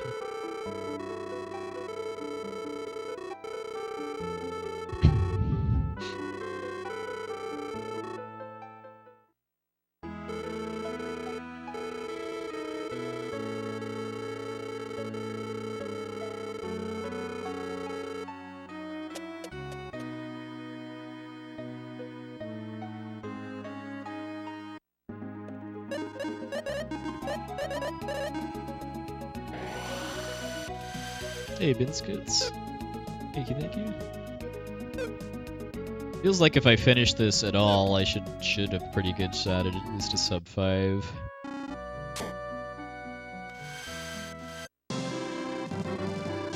My PB had 2 pretty costly deaths. The first one was on the split, just previous on Idura 1, and then I had about a 5-minute death on the Fire Dragon segment, which is in like an hour and a half or so.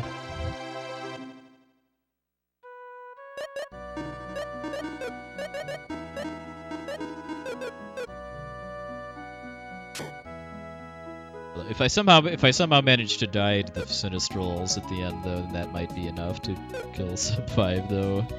Pretty hefty time loss.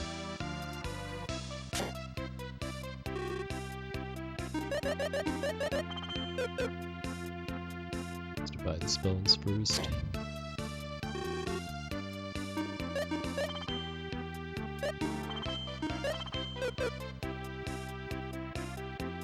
Exit this way.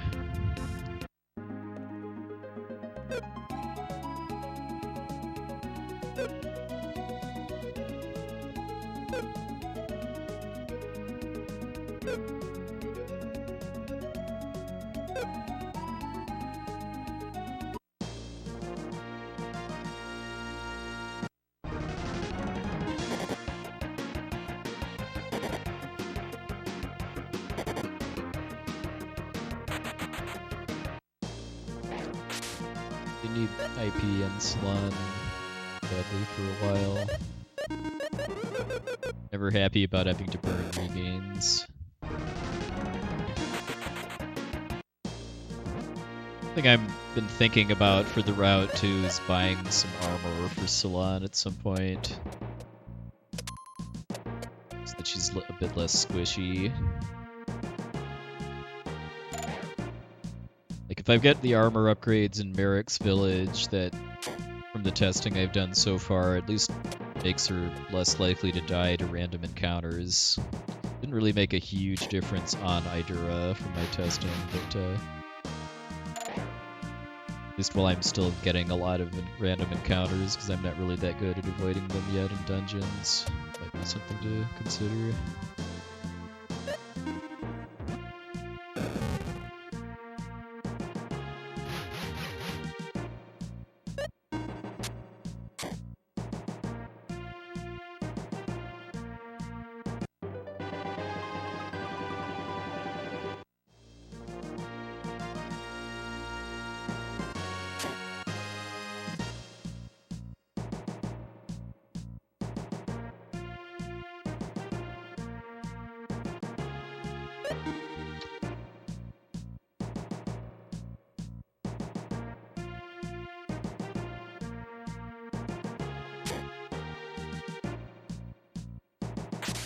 No.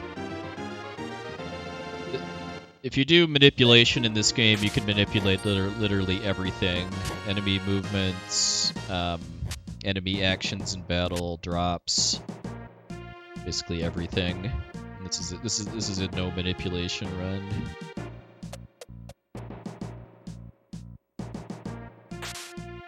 Now, I should say, as far as RNG manipulation, there's AI manipulation that's still used in this category in a number of places, like especially for avoiding enemy encounters in dungeon areas.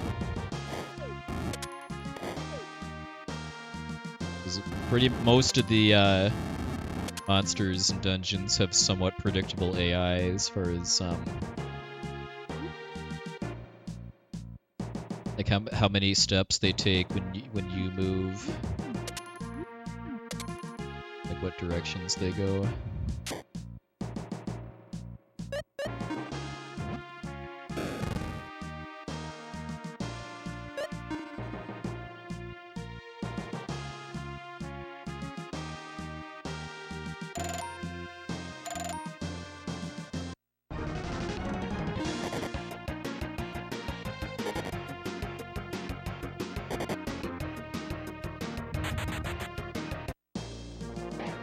Yeah, I believe doing full manipulation ends up saving like about 40 minutes or so, I want to say.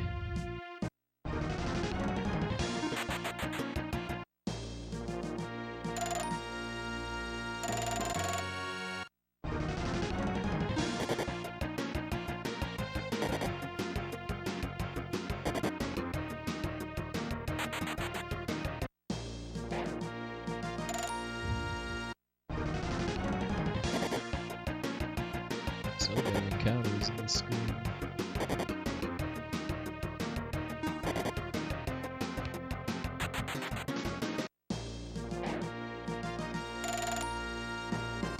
Oh, come on! Should have healed after that last one, too.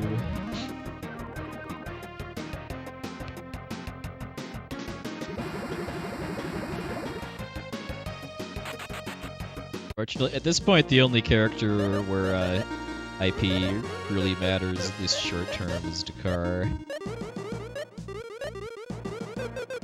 So all these deaths I'm taking is, I mean, it's getting concerned at how many regains I'm having to use, but not really like a huge problem as far as IP. I just do not. I haven't practiced this dungeon enough to really know how the AI for a lot of these enemies works yet.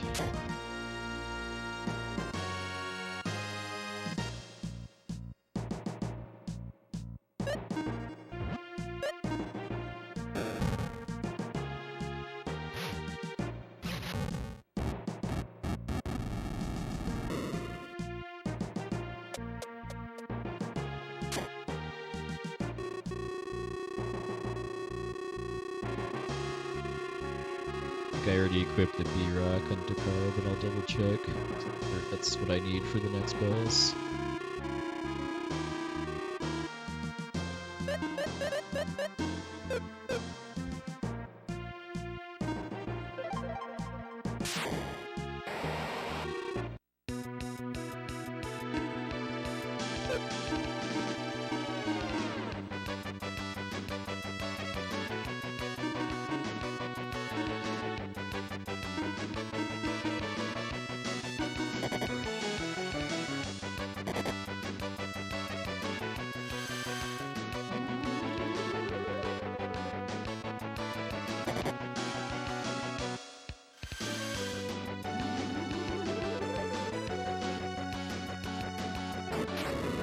How many lions got paralyzed?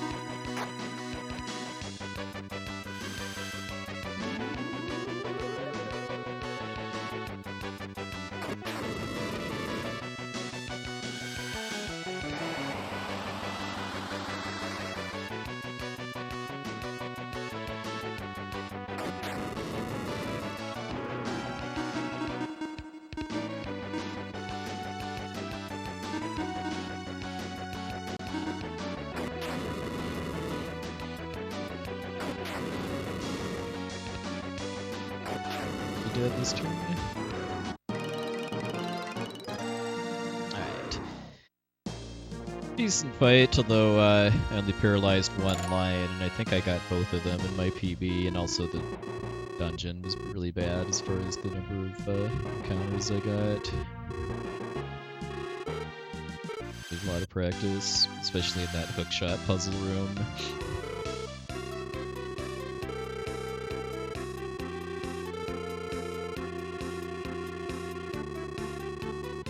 I got some good IP out of that fight though, because for the final fight with Idura, I want Guy to have max IP so he can use Deadly Blow, or Fatal Blow, I think it's called, to do a ton of damage in one hit.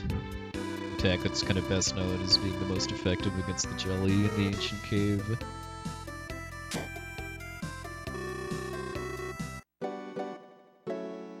Last time I played this casually, it took me a while to figure out how to actually progress the story here, but you just need to stay at the end twice for the ship to finish getting built.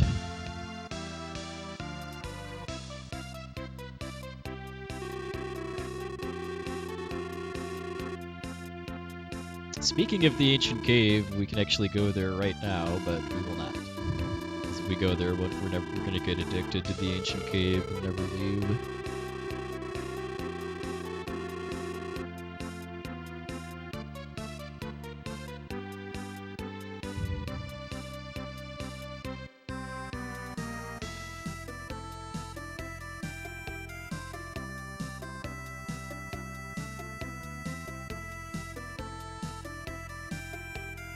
It's funny, too, how if you talk to NPCs in the town where the ancient cave is,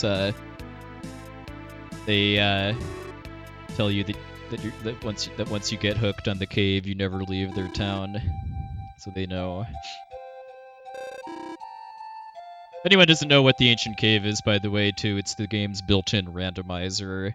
It's a 99-floor randomly generated dungeon. It's basically a roguelike, if you're familiar with that term. It's by far the hardest side quest in the game, too. I only beat it for the first time in my life about a month or two ago.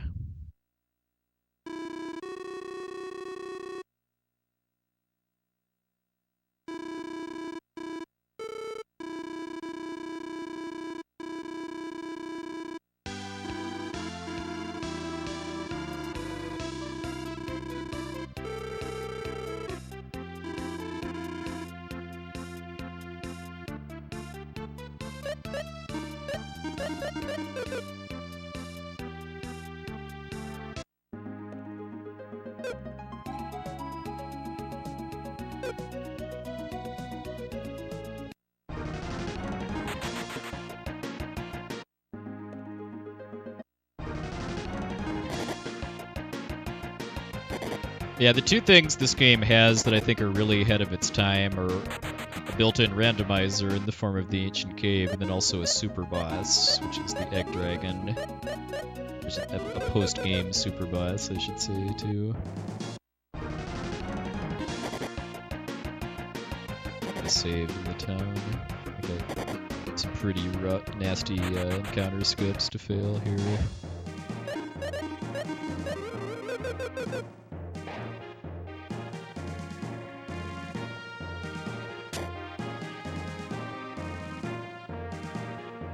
This is where the dungeon's navigation is going to start to slow down too, just because I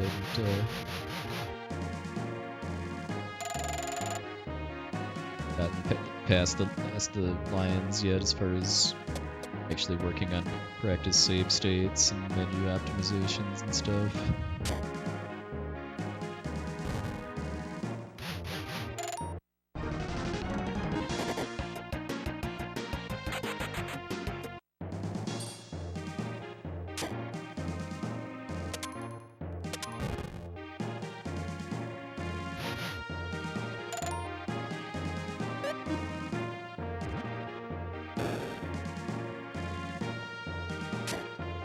Wow, dang, that is a lot of floors.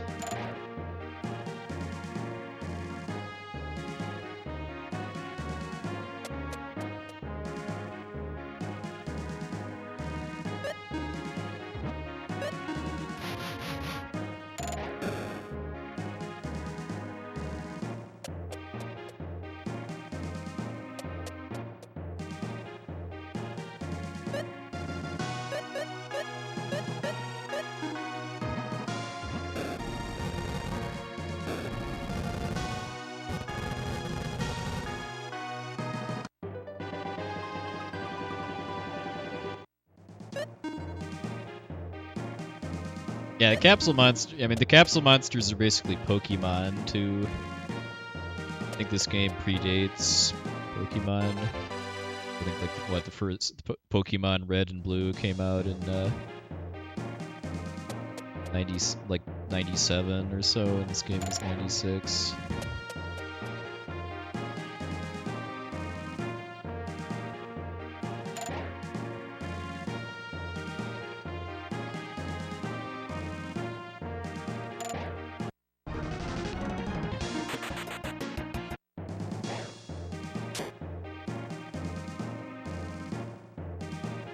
I know there's a a faster and unintended solution to this, but I don't know how to do it yet.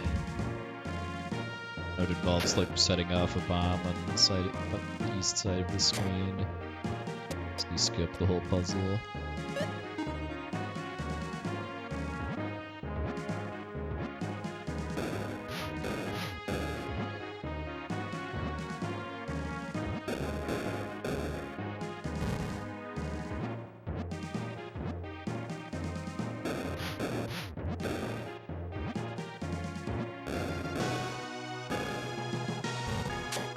Speaking of capsule monsters, say goodbye to the wind one who just walked past the room of.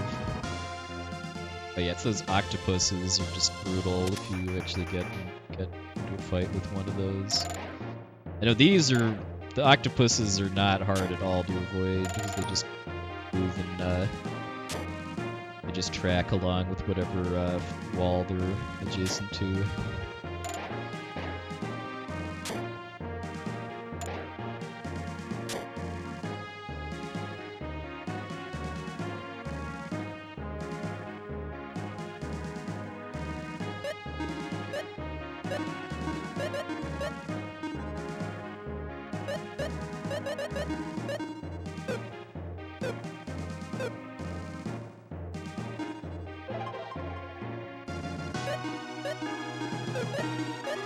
Has to reset. I'm really bad either.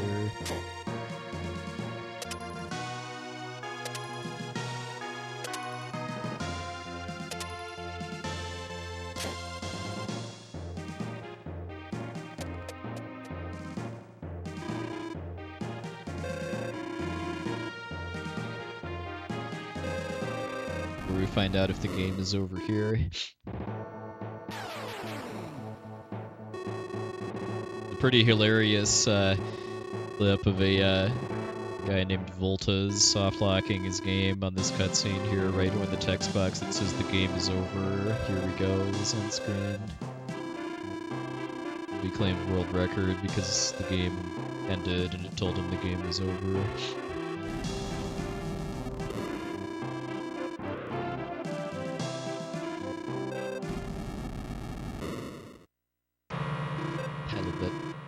Piano bang sound effect.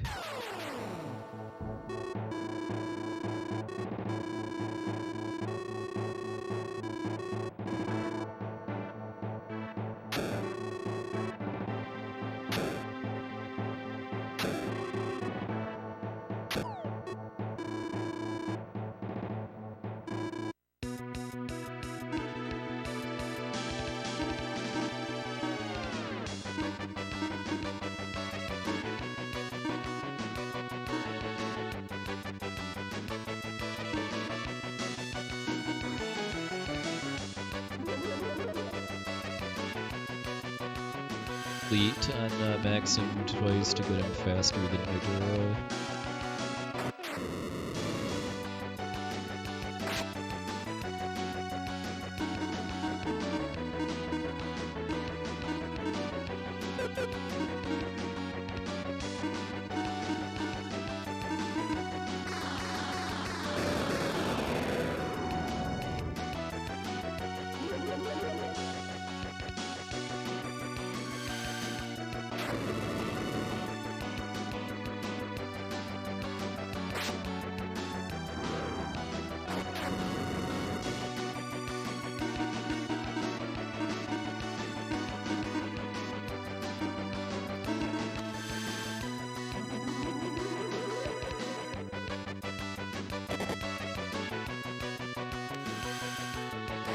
Oh god, I remember Hellgate from Tactics Ogre when I played that on the PS1.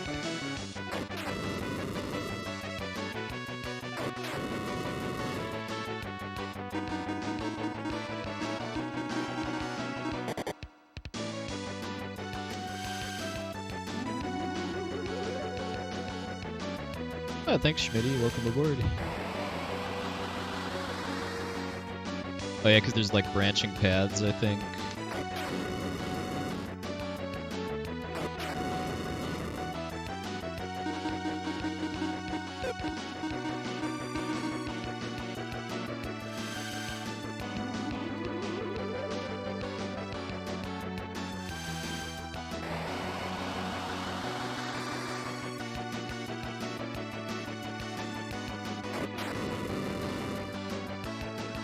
I remember it being kind of cool just how much replay value Tactics Ogre had because of the alignment system.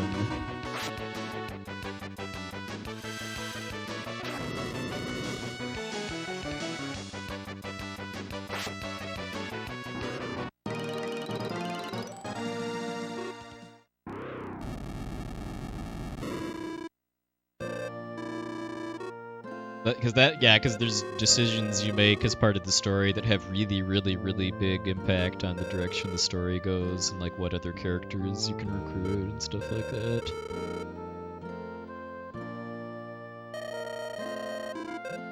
I remember I was in college when I played it, and my roommate and I both took turns with different files, and I think I did the chaos route and he did the neutral route.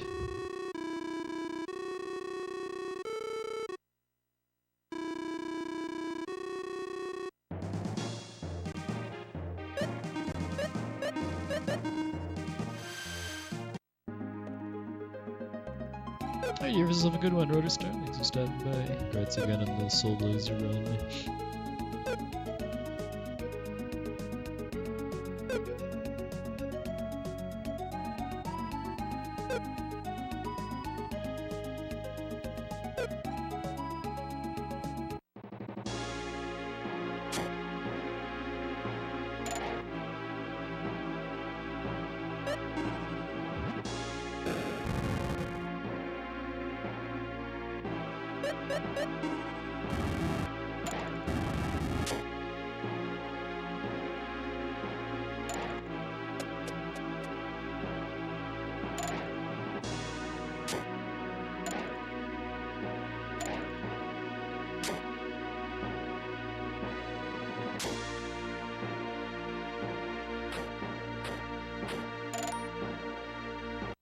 Go mode!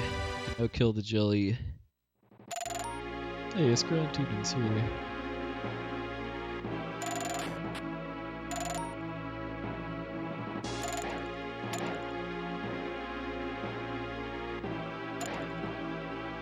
To call those salad-haired medusas. Their hair looks more like lettuce than snakes.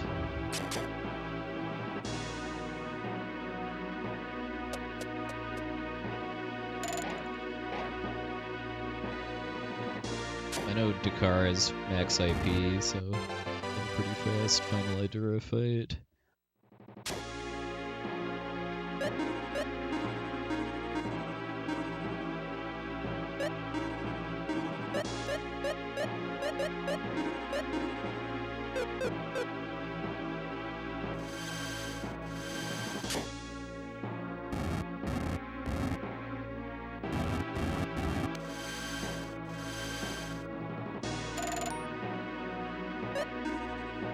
Yeah, it feels very, very strange to me that Dakar's strongest weapon is just in a random treasure chest in the last dungeon you have him for. Kind of felt to me like it probably should have had to do some kind of side quest to get it. Even if it's a very minor one, like just talking to certain NPCs or something.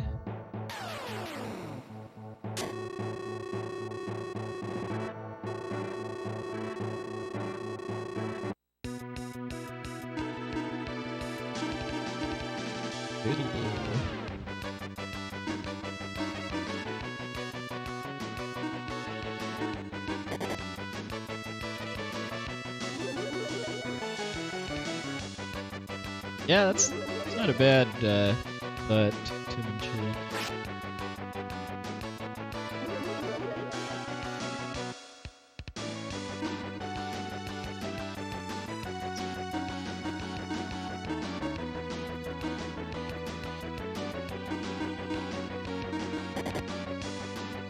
Killed Maxim, but he killed Salon. So I didn't get my hero off. Well, Maxim is now faster.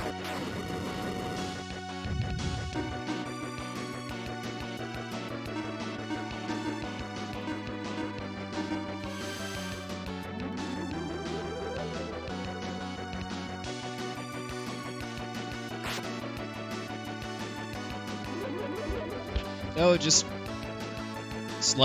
a little bit better familiarity with the dungeon maps and stuff, and the fact that I didn't die at the first encounter with this guy too.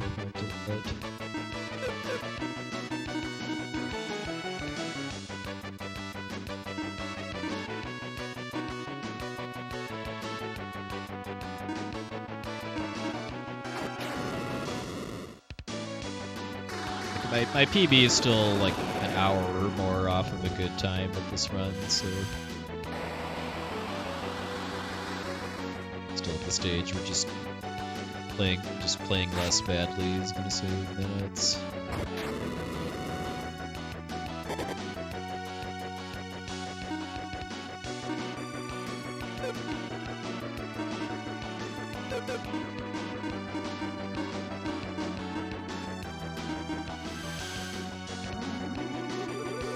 Accepted to carve from that.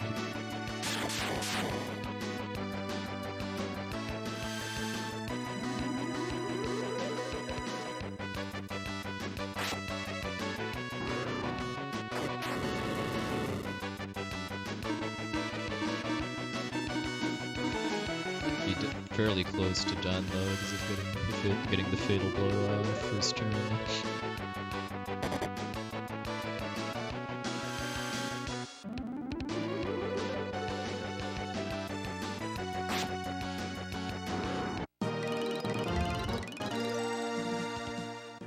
Got a magic fruit drop that I can't use because for the manipulation category. Not that I would care, because I don't have capsule monsters.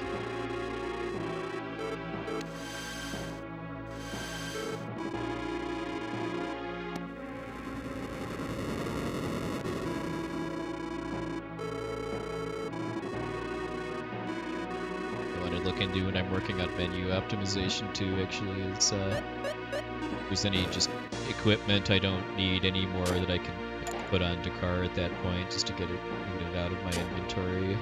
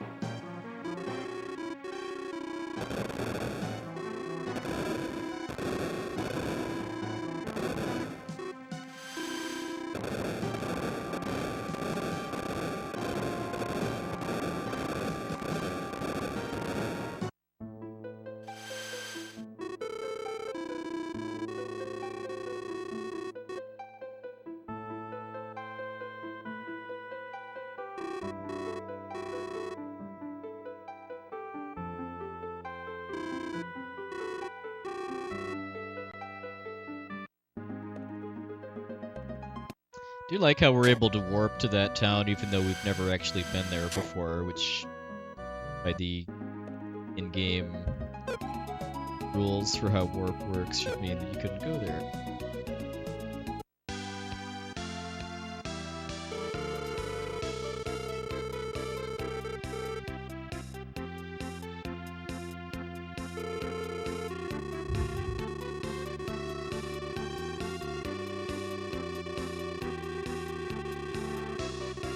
Oh yeah, if Iris casts it, I guess that kind of throws that out the window though, because Iris could have gone to Arloon before.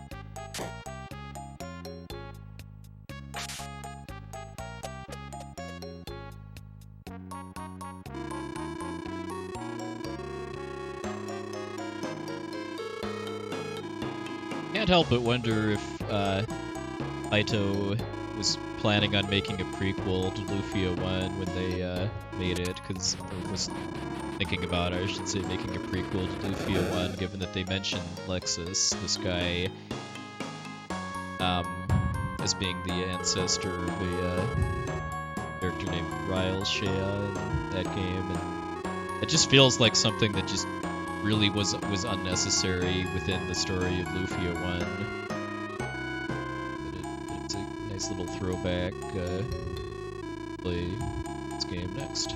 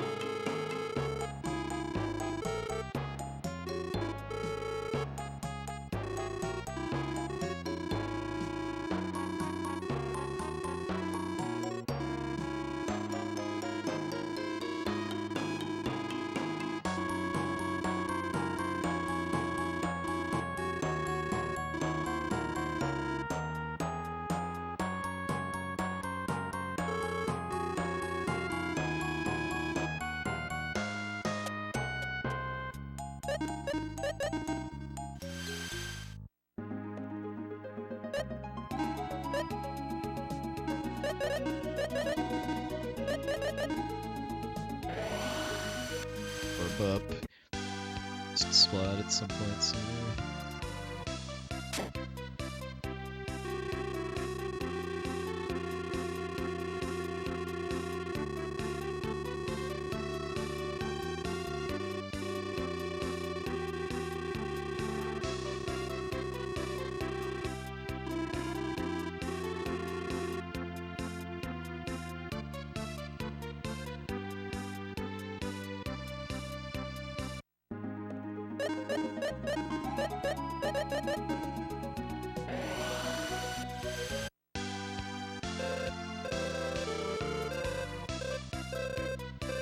PC always reminds me of Aerith from Final Fantasy VII.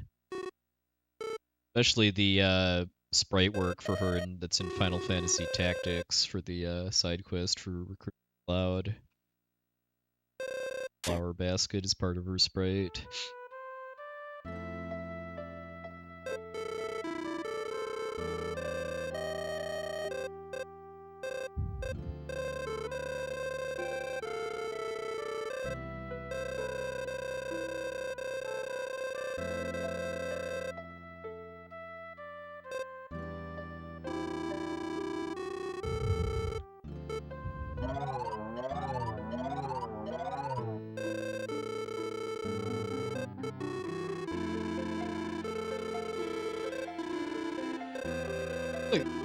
It's what, at least twice I think that we have Salon casts Drowsy on somebody to prevent them from doing something foolish in a cutscene.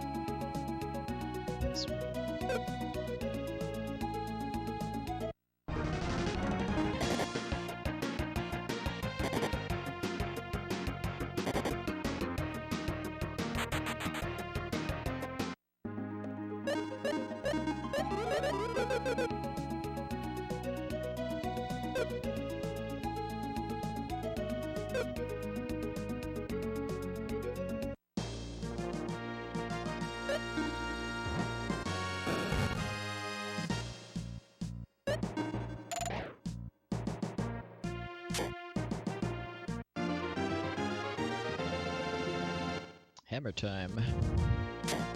Hammer is one of the more fun tools. Lets you do things that you'd need bombs for, but do it faster.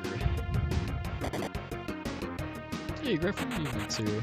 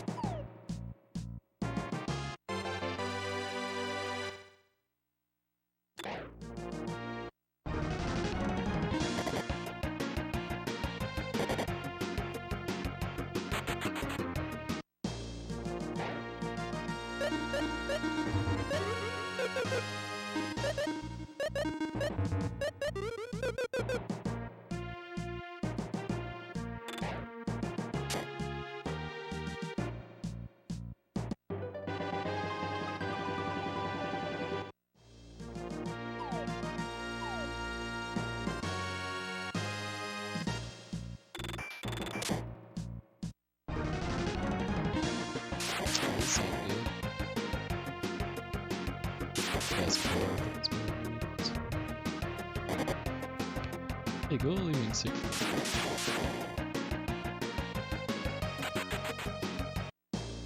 Pretty crappy encounter to get into, but it's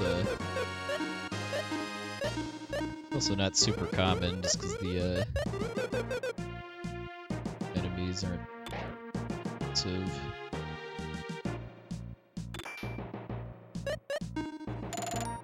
Yeah, SRPGs definitely like climbing mountains.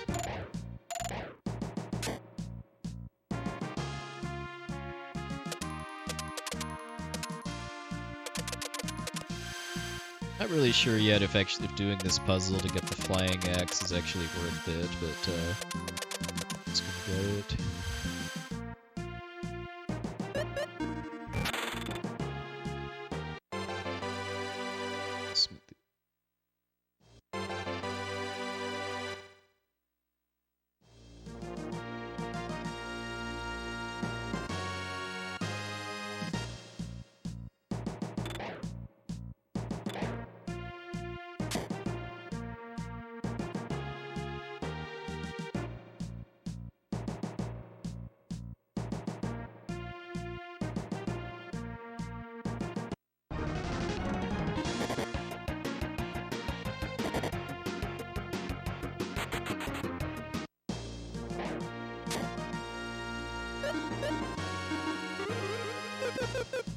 Hey, Retro Gamer Nick. Thanks for the look. As well.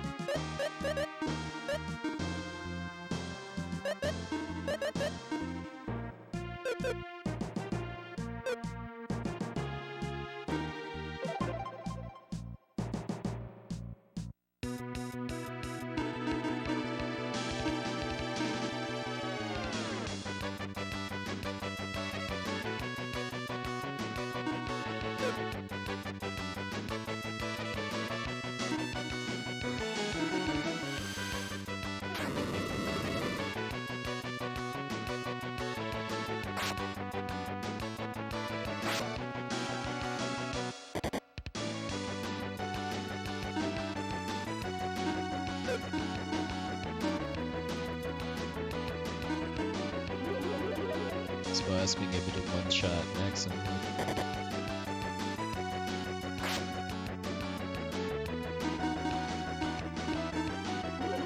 Buy some more soon.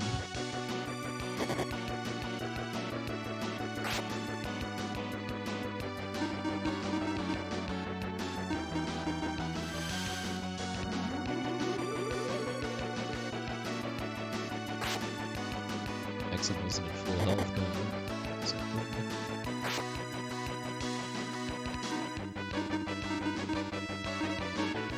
Hey, TKTZ, yeah. It's a lost art to actually do speedruns of the full game instead of just the ancient cave. Okay, well, this is bad. I think I pretty much have to just try to kill it at this point. Alright. Being asleep is very, very bad.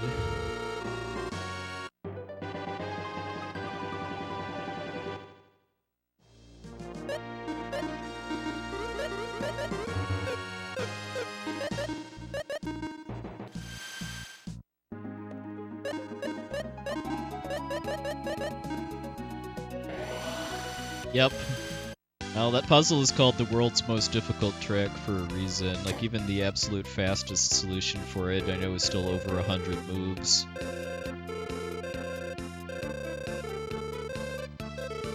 For anyone not familiar with the world's most difficult trick, it's a sliding block puzzle, kind of like the 15-block puzzle in Final Fantasy I, but it's much, much more complicated because the blocks are not all the same size.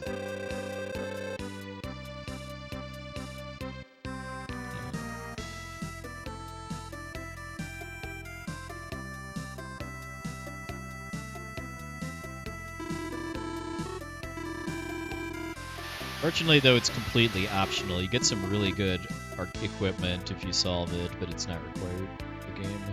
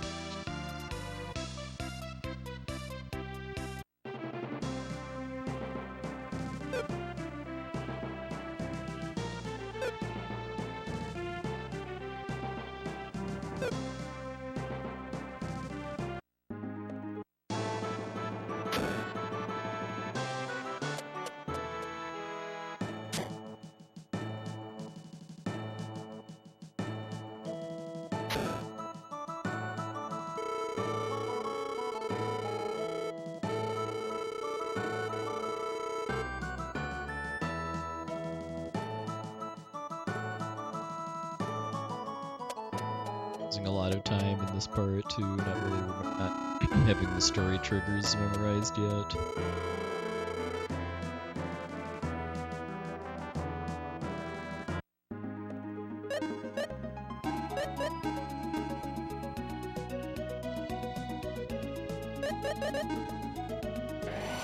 I think I heard somebody in Magus's chat the other day say that there's like an online version of the world's most difficult trick, so you can do it without actually having to play the game.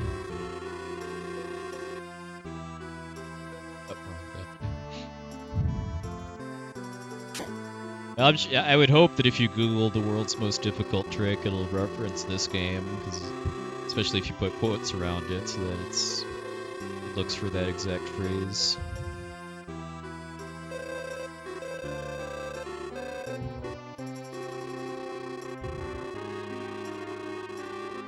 Yeah, if anybody knows or can find that online reproduction of the world's most difficult trick, feel free to drop a link in.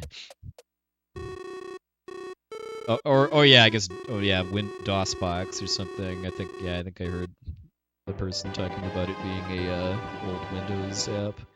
But it still would not surprise me if there's a way to play the world's most difficult trick through a website.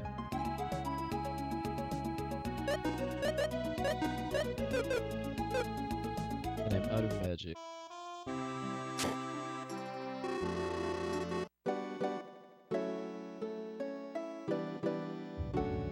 If nothing else, it can't be also that hard to find like a save state or something you can download. Is that the world's most difficult trick?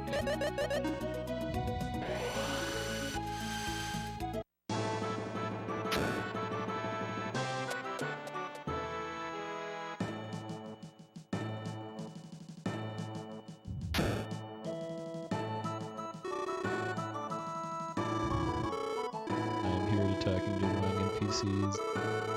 We'll get better at it. Kind of slow. When I have spurts of motivation, I've been doing some work on my routing and practice saves and stuff for individual fights and menus and stuff, and we're now past the point that I've done that for.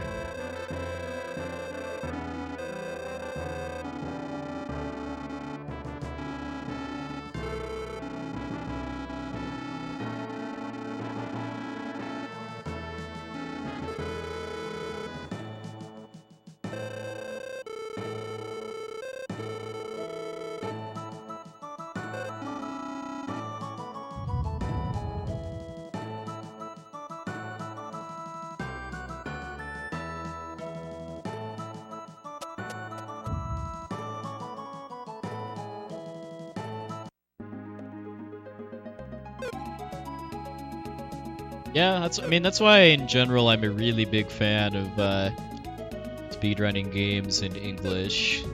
That people that want to actually read the text and kind of use my speedrun as a way to kind of relive their casual playthrough of the game in one sitting can do so. like I have no interest in running RPGs in Japanese unless there's like major version differences that make it a different category that has different challenges and stuff, like Final Fantasy VI.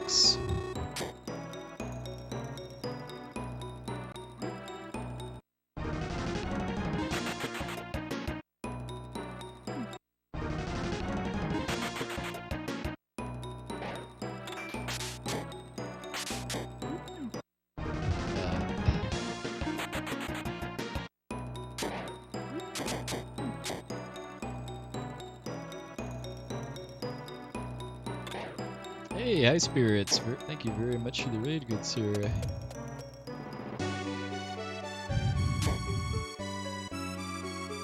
Did we kill Chaos today? I saw you were getting kind of close to the end of that. Popped in earlier.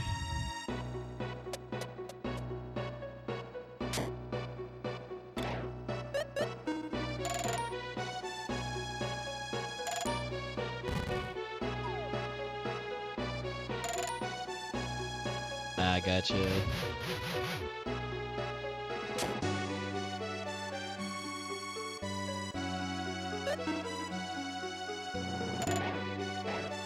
I just played that myself about a week ago.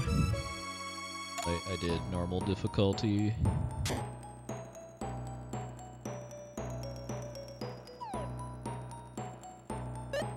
Hey Sin, thank you very much for the raid, sir. Hope you had a good stream tonight.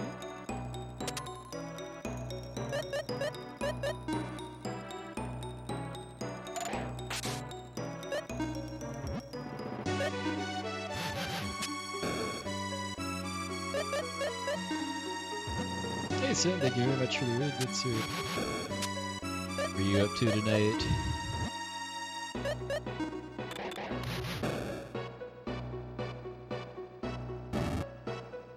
Not forget to press this switch this time like I did last time. Yeah, I had a pretty bad death on the catfish boss, which is the second boss in the run, but it's been going a lot better since then. Definitely be looking at least a sub 5 if it goes horribly wrong.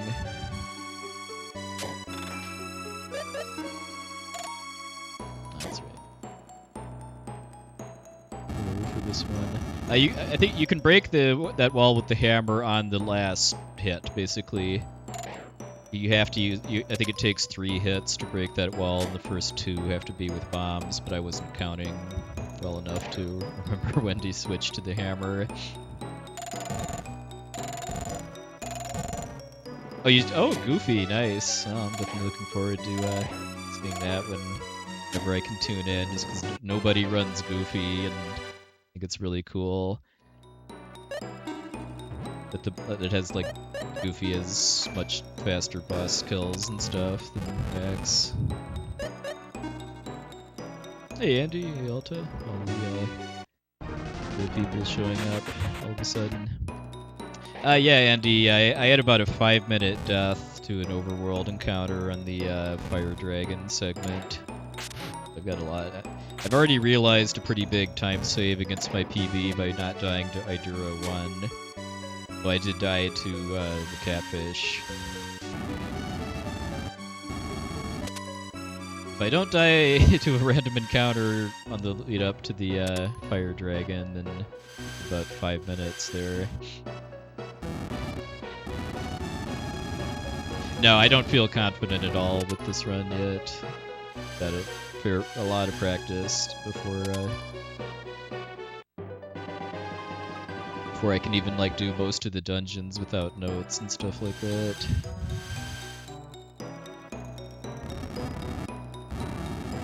But we'll get there. I mean, I'm having a lot of fun running this game. I'd definitely at least like to get good enough at it that I can switch up here, that I can submit it to some marathons like Limit Break.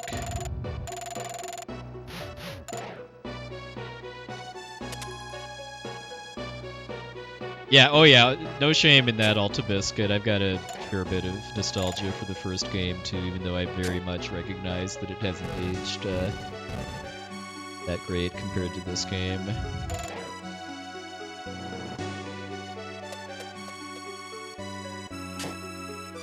Yeah, I've debated several times changing my avatar, given that it's been a long time since I've actually ran FF7, and it's very, very unlikely at this point that I ever will again, but I feel like it's just kind of kind of part of my brand at this point, to have the Palmer avatar.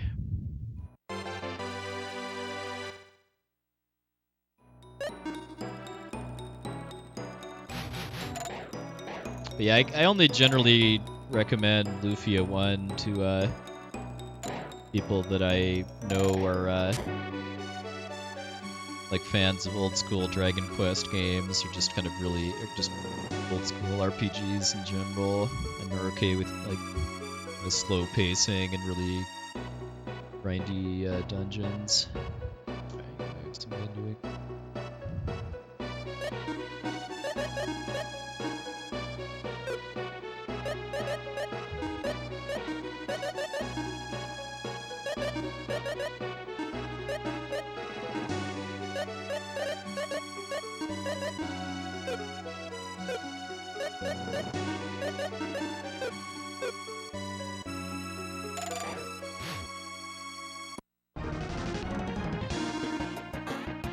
Where Lexus gets to strut his stuff by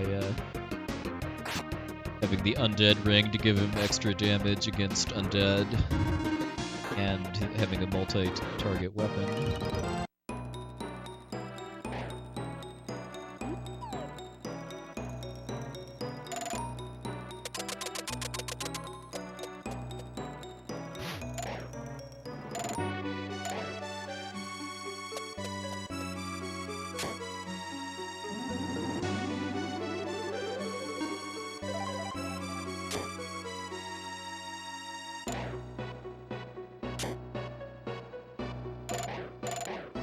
That is one thing I do like about this speedrun too, is that even the temporary characters that aren't really with you for like the long haul are still useful for the segments of the game that you do have them for. I know there's other RPGs where when you have temporary characters, you want them dead the whole time so that they don't suck up experience from other characters. Not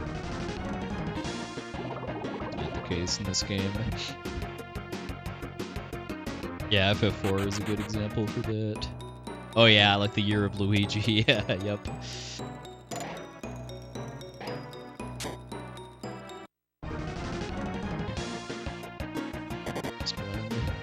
I could try to fight these things with Lexus, but it's fun.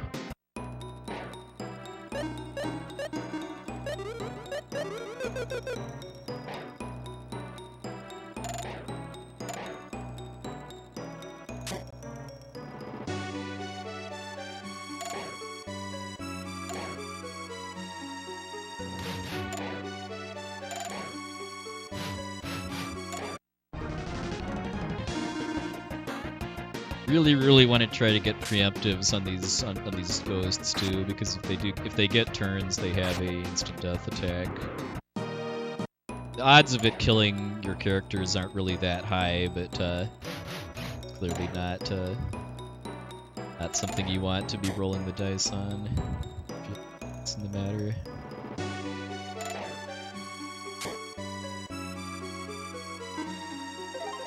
Yeah, that was a really good shadow room. I only had one fight.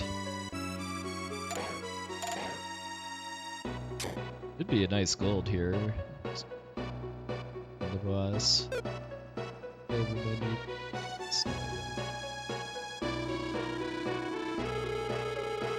Yeah, the one fight that I did have was preemptive, and it was only one shadow too. I don't think it really matters that I didn't get. Because you get like an extra level up or so from you fight a number of enemies here, but I don't think that really matters, at least right away.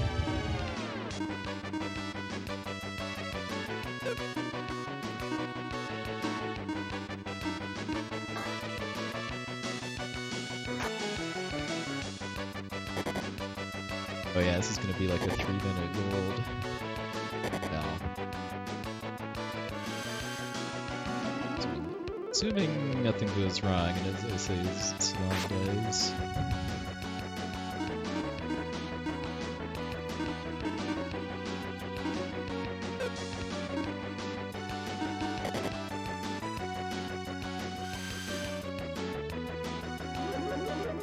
Yeah, Salon and, or I thought you just said Maxim. I actually don't know who Magus's waifu is, if he has one.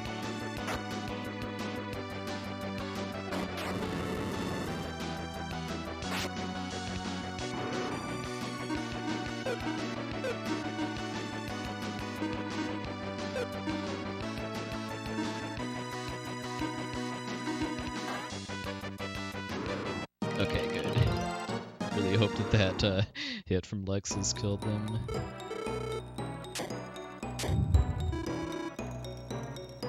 Oh yeah, I think he has waifu emotes for Salon and for Lena from Chrono Cross, now that I think about it. Maybe more to come, too.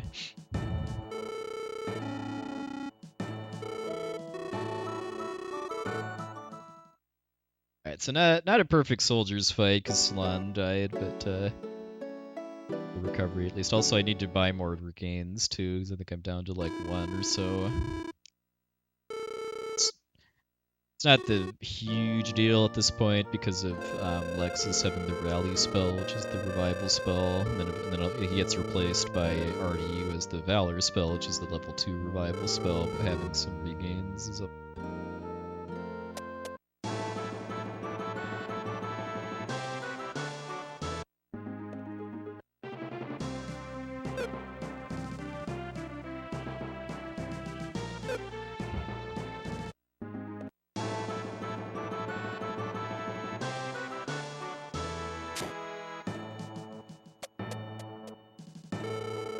Go to the world's most low-budget castle.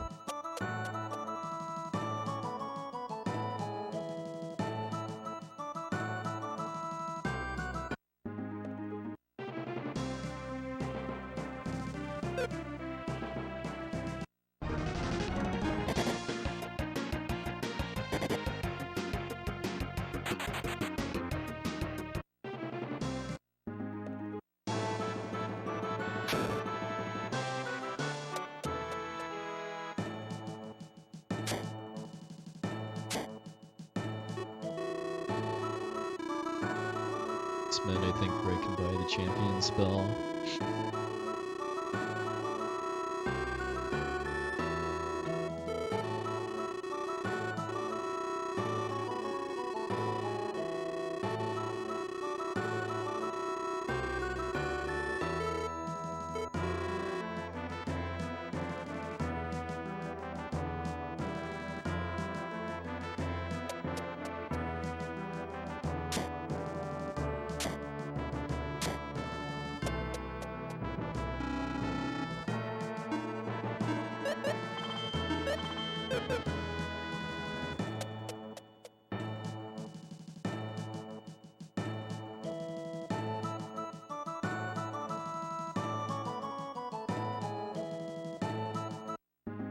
Get those right.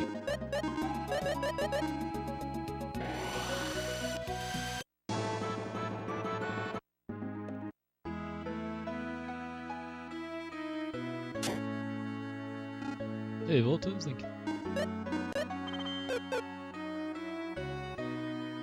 If I don't die to Sinistrals or something, sub 5 should be free at this point.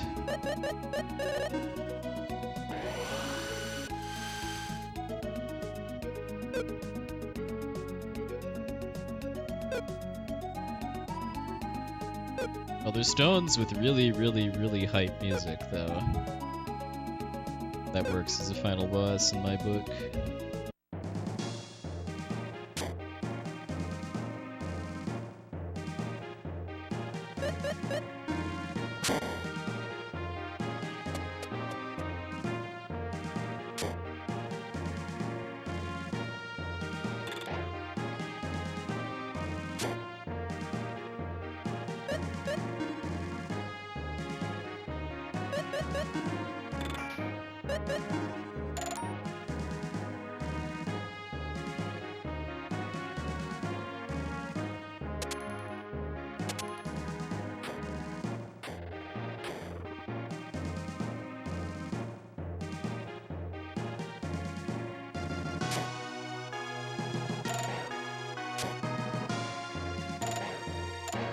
ninjas, which are really, really, really dangerous enemies.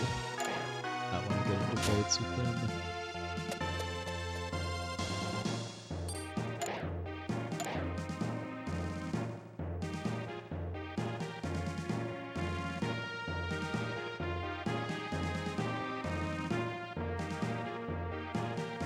This would get my vote too for easiest puzzle in the whole game too. I think even casually I just tried that.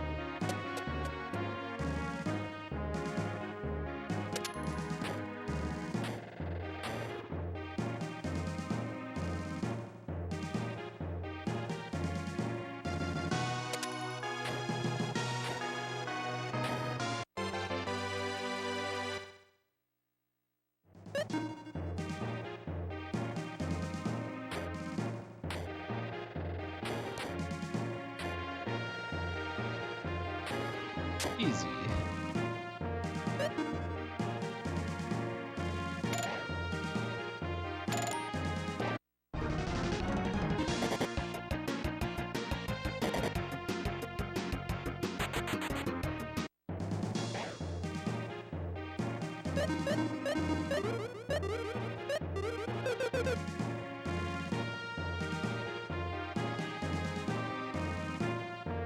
Due to extreme budget cuts, this dungeon actually doesn't have a boss. Need to find Hans on the top floor.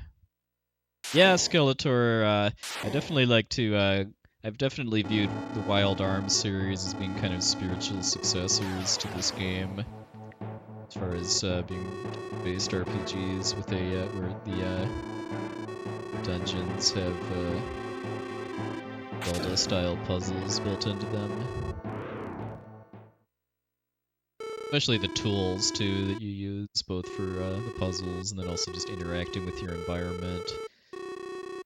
The core thing in Wild Arms that it feels kind of lifted straight from this game.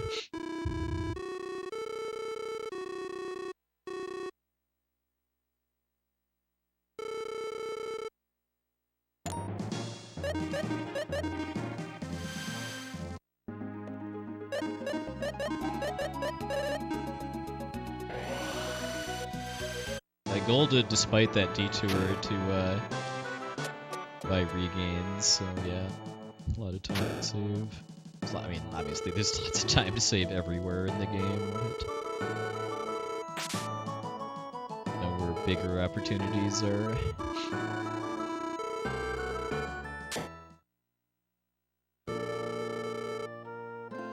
As far as the rest of this run, the biggest opportunity I have to save time is on the Fire Dragon segment, because I had a 5-minute death in my PB there to a random encounter in the overworld.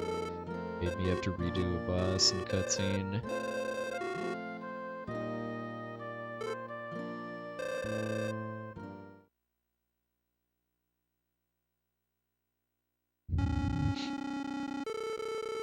Oh yeah, and I guess there is one thing that could another thing besides dying to like the final Sinistrals that could build the sub 5, and that's this next boss, the Gargoyles.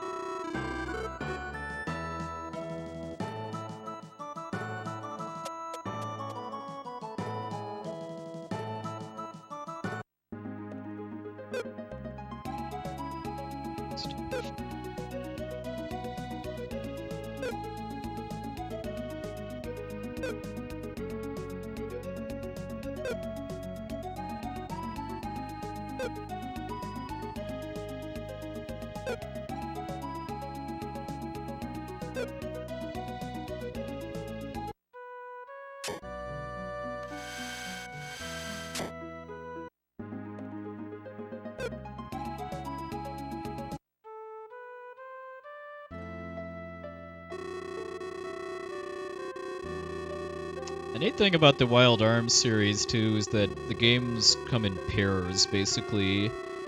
There's two games that use the same engine, and then the series kind of reinvents itself, while still kind of fundamentally keeping the same general idea of being turn-based RPGs with a puzzle-solving element that are based in a Wild West's kind of type world.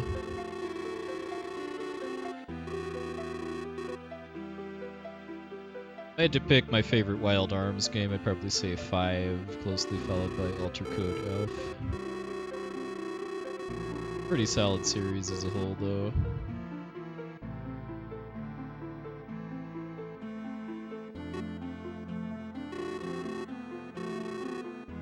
Time will come for me to tell you once you've returned all of my treasures from the ancient cave.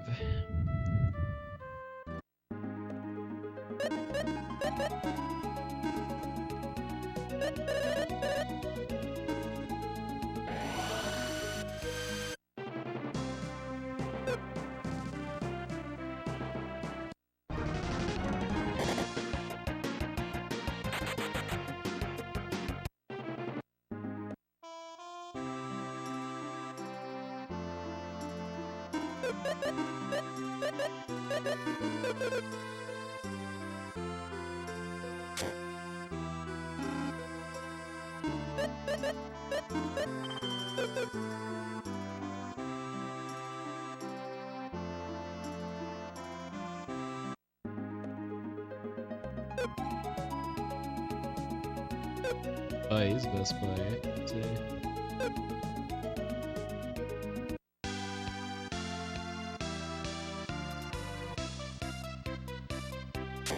I want to go around the house that way, even though.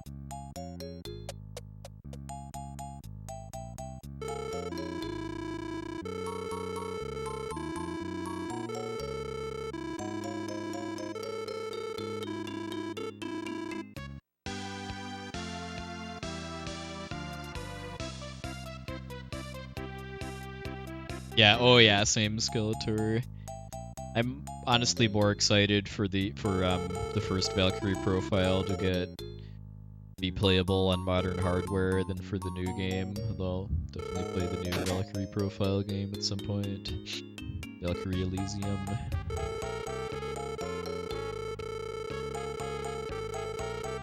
Yes, Argent.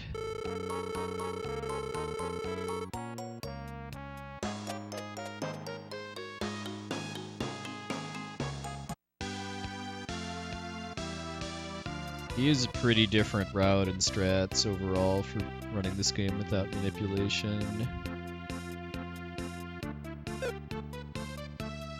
Let's do it at the end.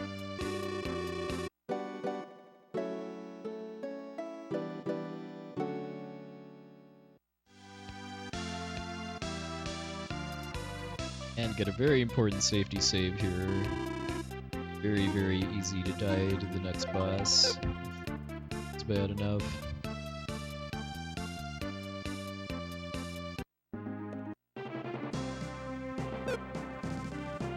Yeah, I believe there is a separate leaderboard for no manipulation.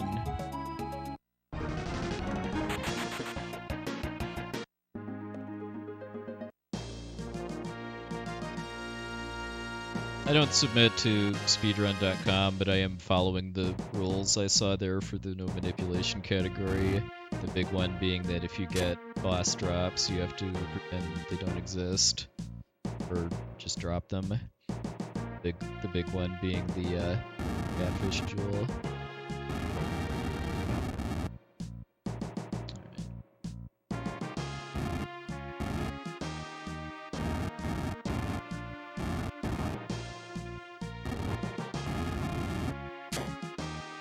The reason for that is because if you were allowed to use the catfish jewel, then because that saves several minutes, to get an optimized time at this category, you'd have to keep resetting on about 15 minutes in until you get I think it's a 10% drop from the boss there.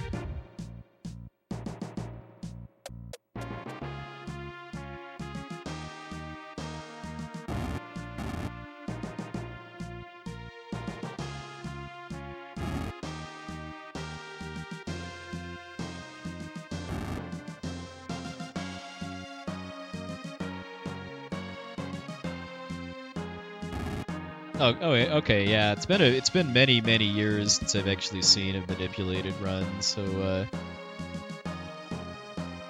yeah, that makes a lot of sense that the general strategies start to unify the further you get into the game. I forgot to equip the stuff on Lexus.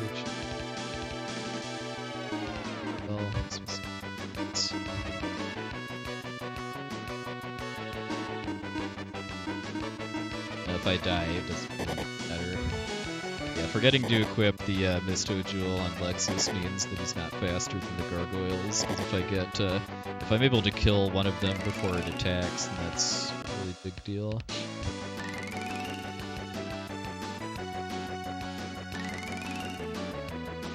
Okay, it's looking like it's probably not even gonna matter. This is shaping up to be a wipe.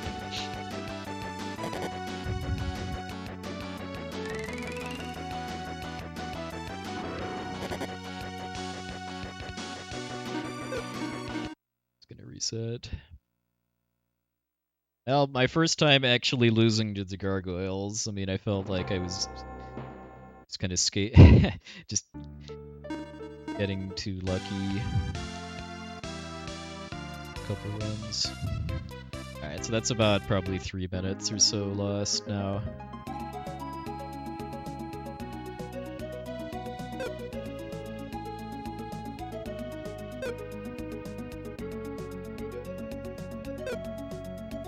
Somewhat my fault, although we'll never know, I guess, because if I'd hadn't forgotten to do the equip menu before that, the odds would have been a little more in my favor, but it's still not guaranteed.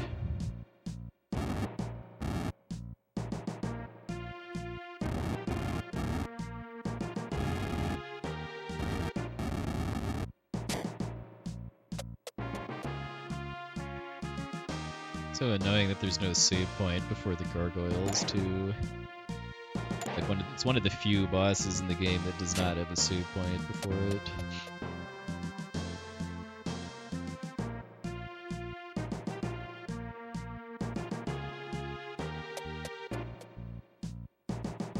Realistically, I should probably just do the equip menu before I save.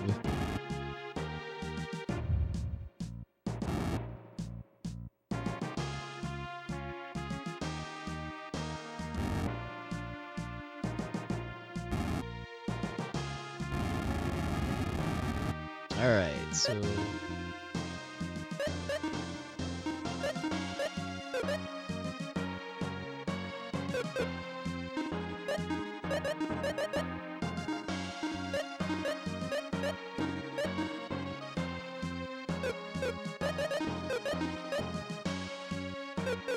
Alright, take 2.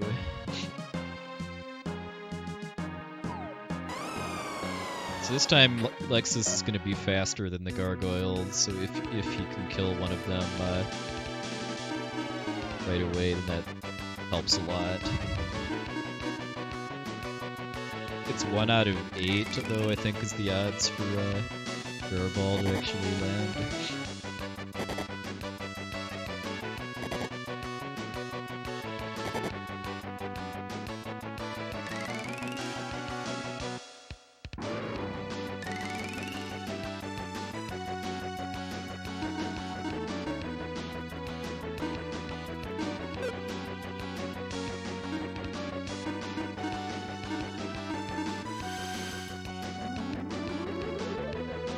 Yeah, it saves a ton of time on the Regal Goblin fight if you have the Catfish Jewel, and then I know you can sell it for a lot of money shortly afterwards, too.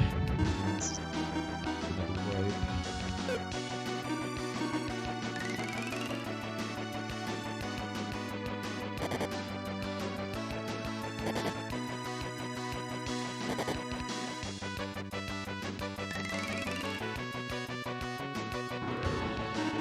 Bringing the terror. Hey, Blind Umpire, good evening. Well, I guess I wasn't kidding when I said that The gargoyles could build a sub 5 potentially if the RNG is bad enough.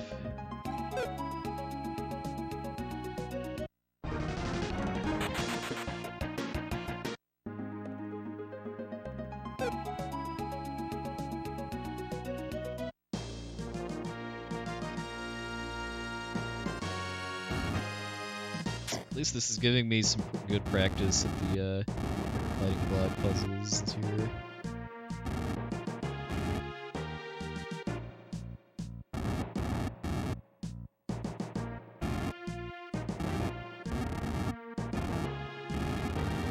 I believe it's 1 out of 8 are the odds for the terror ball to land.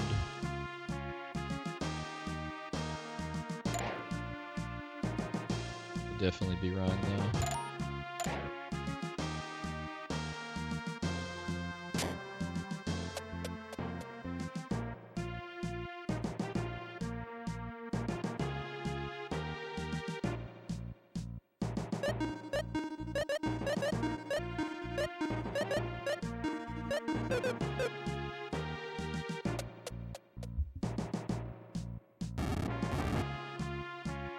Yeah, it really makes me wonder if there's any other possible strategies for that fight, but it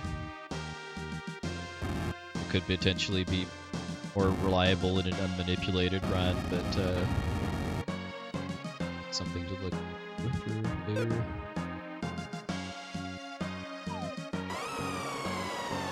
Oh, I can get Maxim to outspeed too.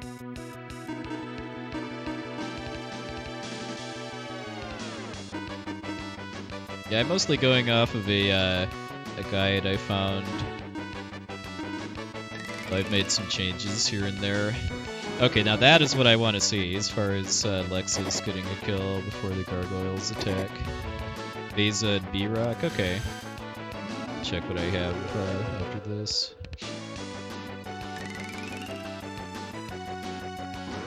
Wow, okay, this is going really well now. Did I even miss at all? I don't think I did, actually.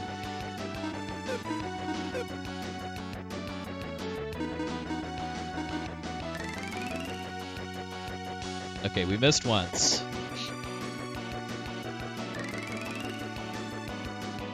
Okay, we only missed once. Okay.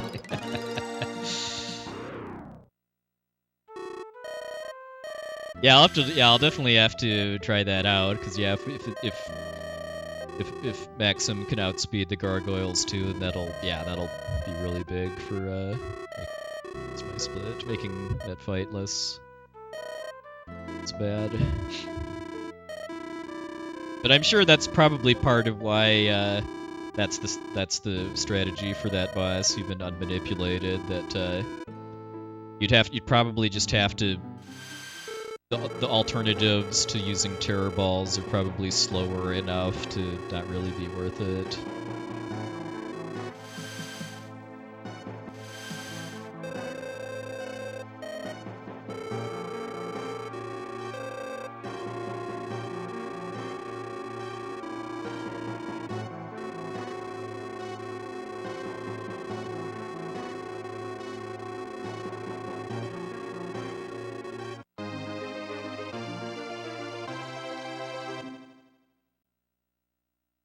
Okay.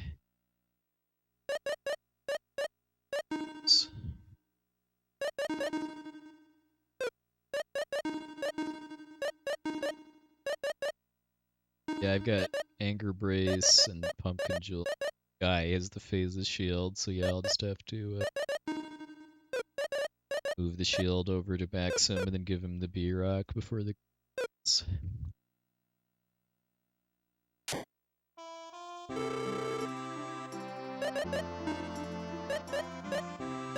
Because even killing one of them before they attack makes a really big difference as far as your odds of surviving the fight.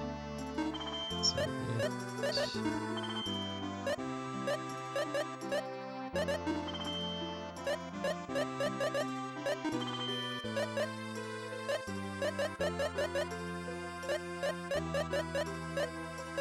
All this menuing here needs a lot of...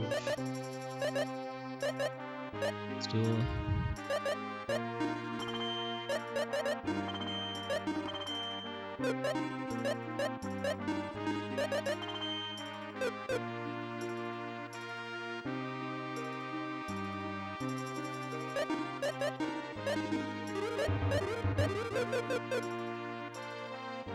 Yeah, the Big 20 was yesterday, I believe.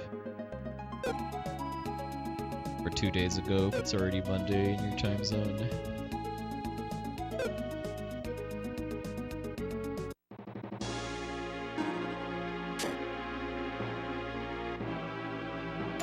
I have not played the Japanese version. I played the English version with a bug fix / retranslation patch, but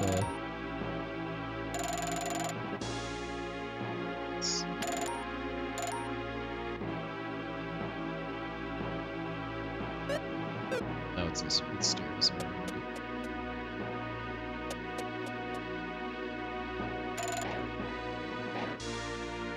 I think it's just Best of NES is the Twitch channel that has the VOD for it.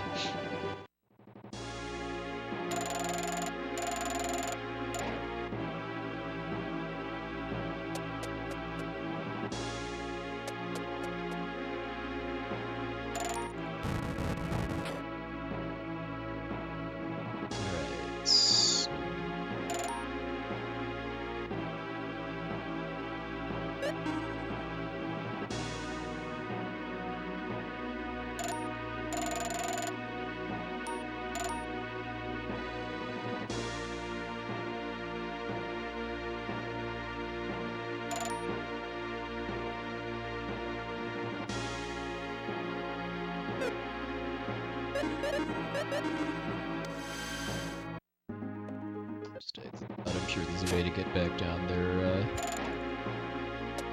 quick shotting.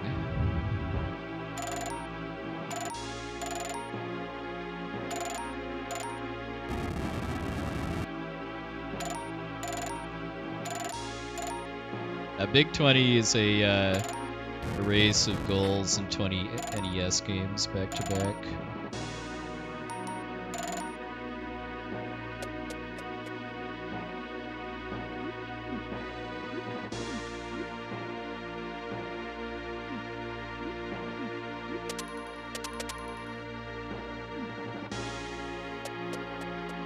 I forget if it's every year or twice a year.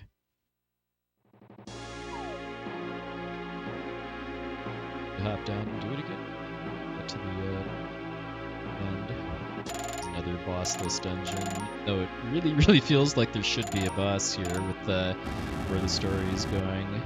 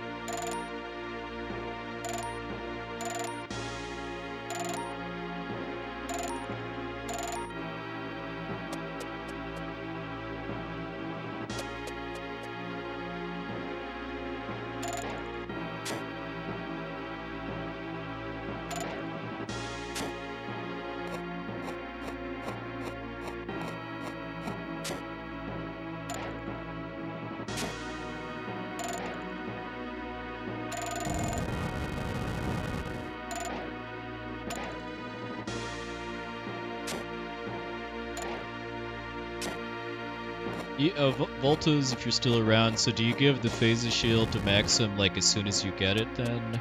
Because the guide I'm using gives it to Guy, I believe, after you get it.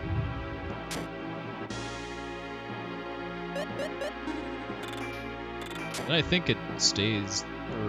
Right. I'd have to look to. I think you do move it at some point. Let's check during this cutscene.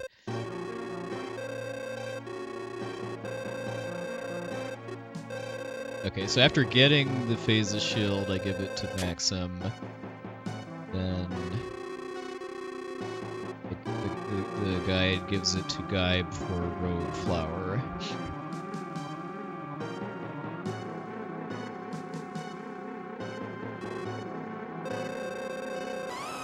Wonder why it does that for Rogue Flower then.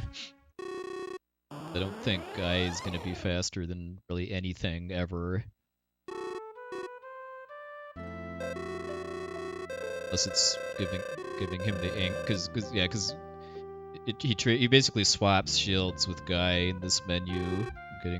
Maxim gets the anchor brace, and then Guy gets the Phase shield. That clearly is not the way to go. I just learned about gargoyles. Okay.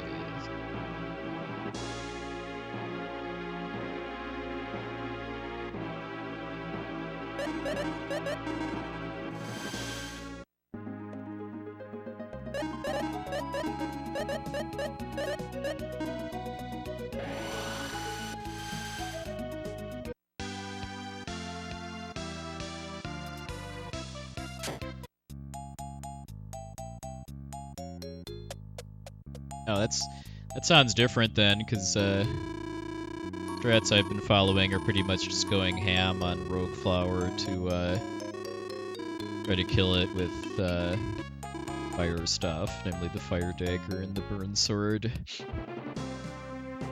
Never tried putting it to sleep.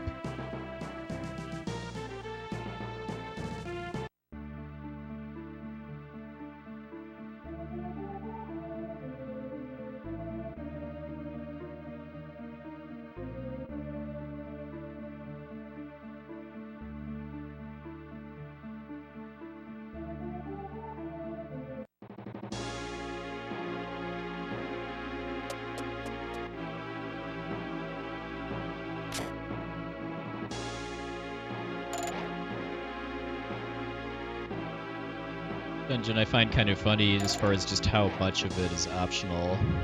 There's a whole basement area that I'm just completely skipping because I just don't need to go there to get the key and then the boss.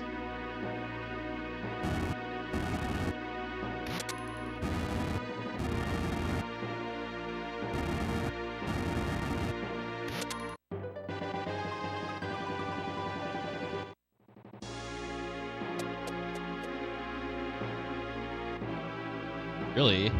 Okay, well, that's news to me. I guess that there's other bosses besides Regal Goblin that sleep is effective against.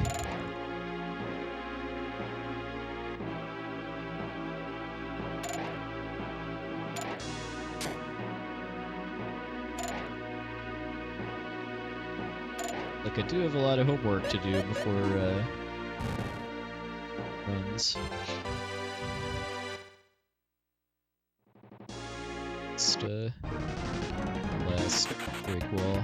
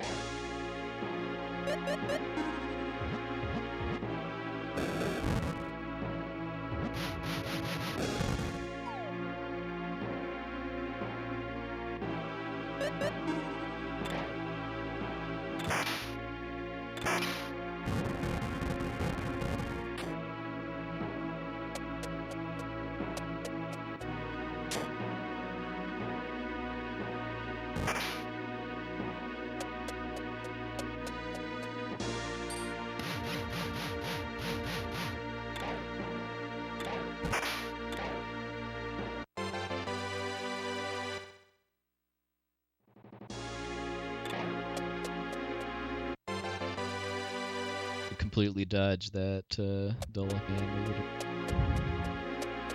If you're not careful, it's easy to get boxed into this hidden room by the enemy because of how big it is. Oh, maybe that's why the people that made the guide I'm using don't do that then. They think that just going all in with fire damage weapons make it. But I mean, if it's 100% success, then yeah, I definitely want to look into it. All right. So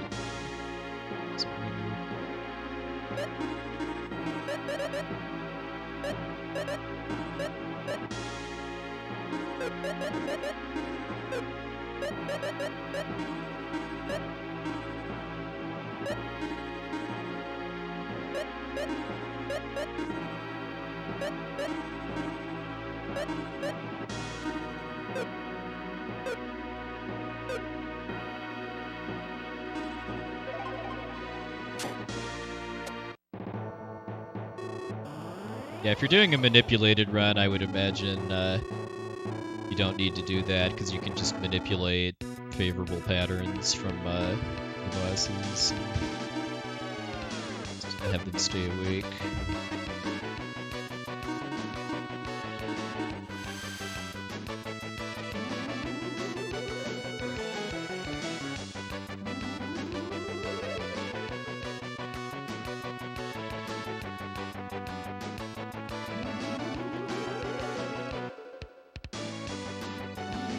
This is a pretty comically easy fight because of being able to use percentage-based healing abilities through IP.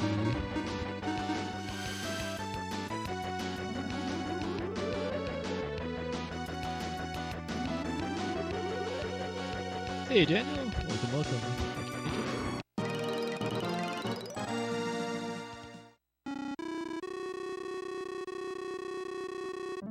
Yeah, Kalugian. When I was a kid playing this game, I was really only into the Sinistral boss theme, but as an adult, I've come to view this game's two boss themes as peers.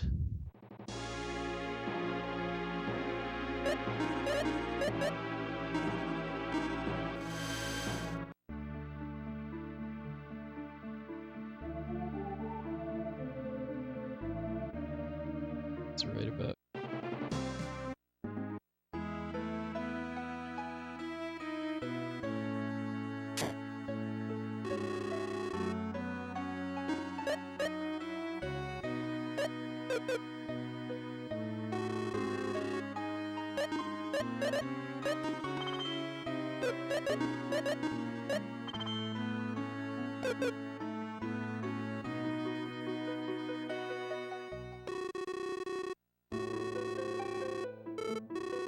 Then at this point, when we're traveling in the ship, we're going underwater because there's no random encounters and your movement speed is the same.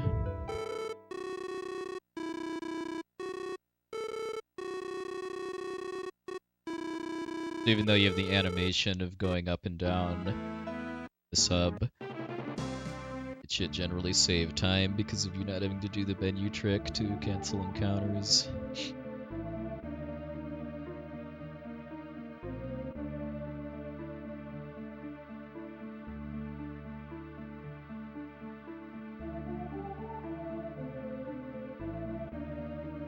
Island. Part of the West. Alright, and this is where I do not want to get overworld encounters, because this is where I died and lost 5 minutes in my PB.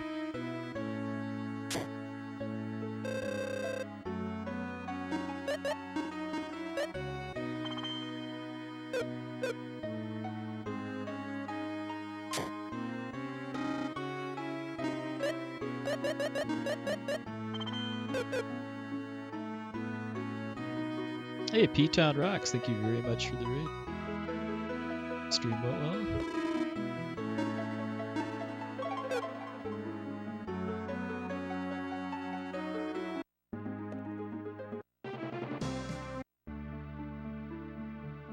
Hey, Entropy, welcome in. Hey, P-Town, thank you very much for the raid. Thanks for luck as well.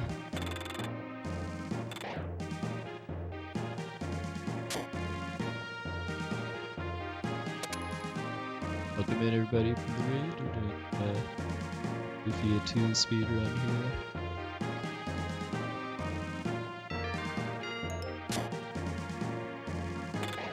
Still very, very new to running this game and have a lot of work to do to a good time, but I'm having a lot of fun with it. I'm definitely looking forward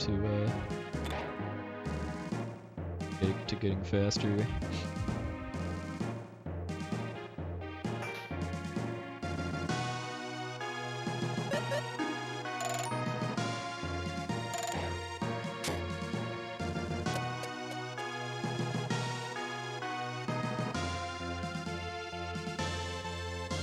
Well, right now I want to get under 5 hours, and then next goal after that will probably be under 4:30, and kind of just keep going from there, depending on what I think my potential is.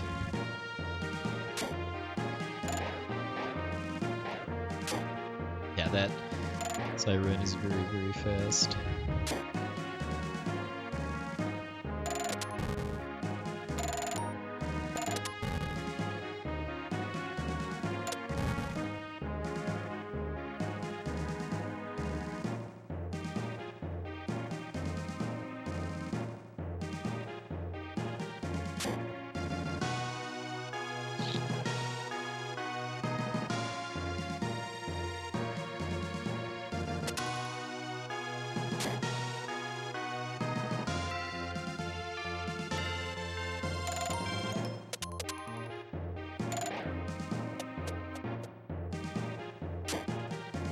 If anyone's not familiar with this game, this is kind of a bit of, in a lot of parts of the world, kind of a hidden gem of the SNES RPG library.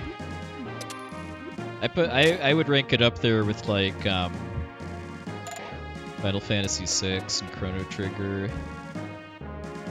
It's from a series that isn't quite as well known overall, unfortunately. Yeah,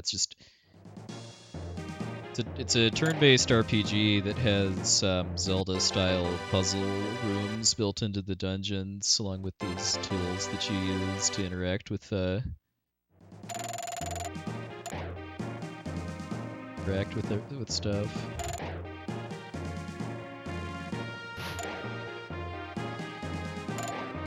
Like there's no random encounters in dungeons in this game. You can avoid all unwanted fights if you're good.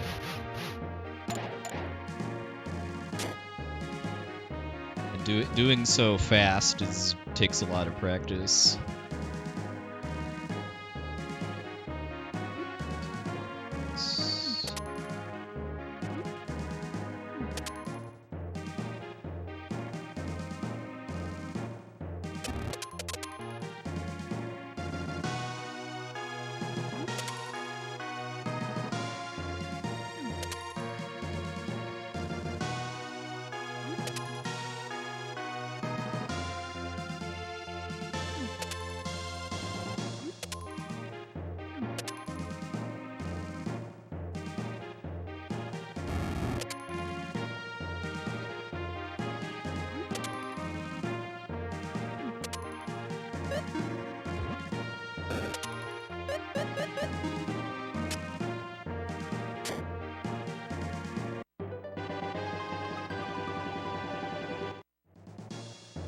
Yeah, if you're interested in doing an updated guide, I'm sure that would help people out as far as getting into running the game. Like the one that I found on the speedrun.com page, I mean, was great as far as getting started, but it definitely has a few issues. Like, yeah, like some of the strategies sound like they aren't optimal, and then there's a couple puzzle rooms that could have really used some diagrams and stuff too, like the bomb arrow one and the I think the lighthouse. I had to make my own diagram for that one. I keep doing this too. I keep forgetting that this mimic is in here.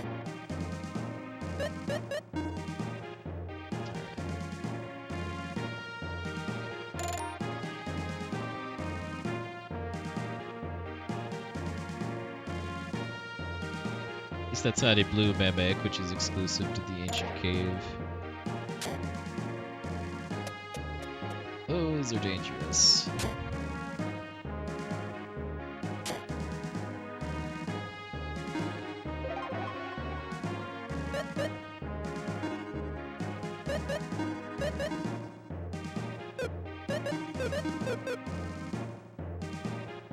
Putting characters in the front row so they do more damage with Dragon Tooth.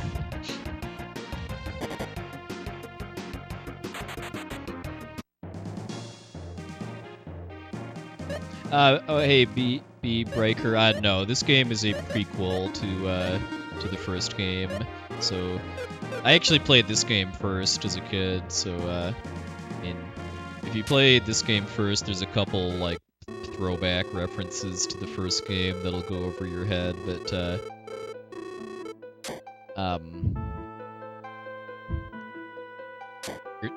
you're not really gonna miss out on like being able to follow the storyline and stuff if you play this game first.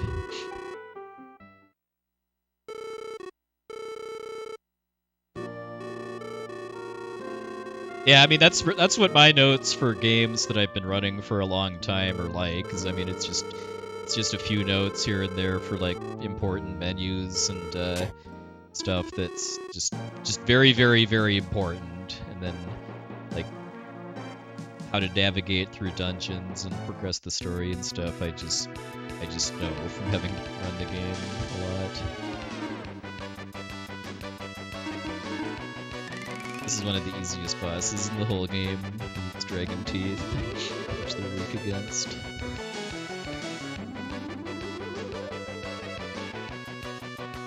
I believe they use stronger when they're at low health, which the first Dragon Tooth puts them at, and then the second one will kill them.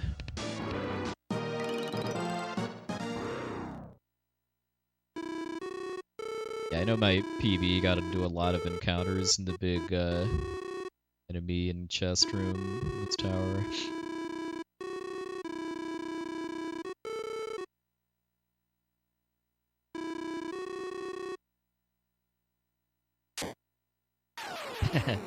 Yeah, it's the only other somewhat common boss drop I've seen is the Holy Fruit, because I guess you get 3 chances at it from each dragon.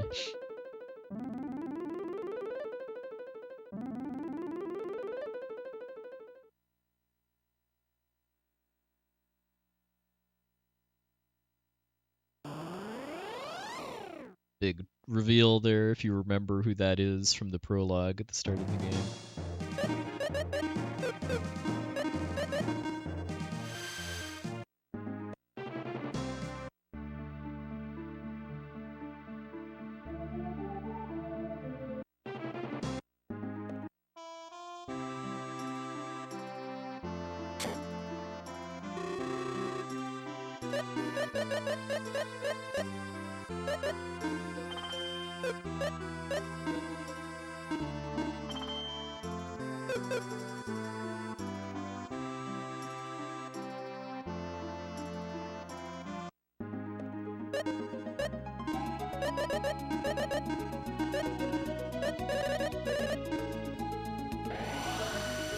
Alright, you're gonna be very, very careful this time not to get overworld encounters, because this is how I lost 5 minutes in my PB, was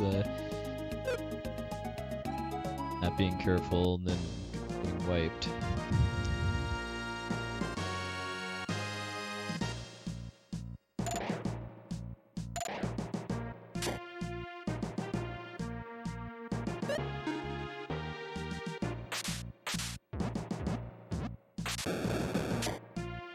Hey, Dark Slash, thank you very much for the raid.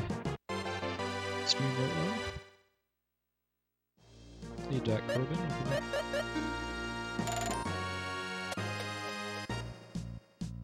Hey, LLM, welcome in.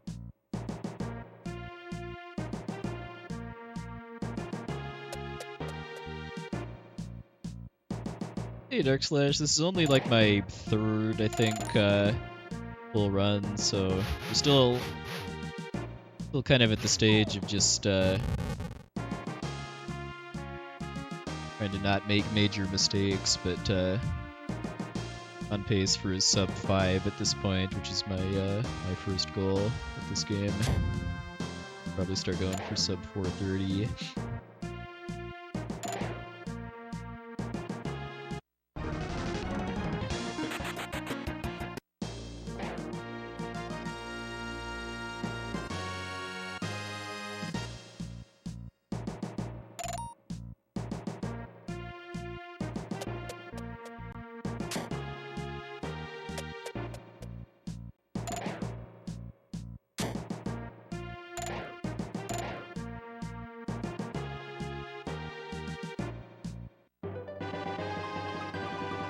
No, I'm not. I'm not. I'd like to get good enough at this game to submit it to some marathons eventually, but that's that's quite a ways off still.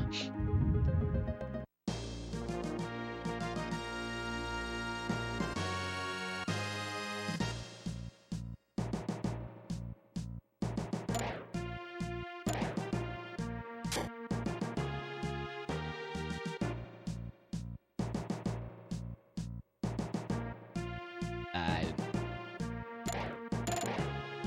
far enough to see it, but it's not. There we go.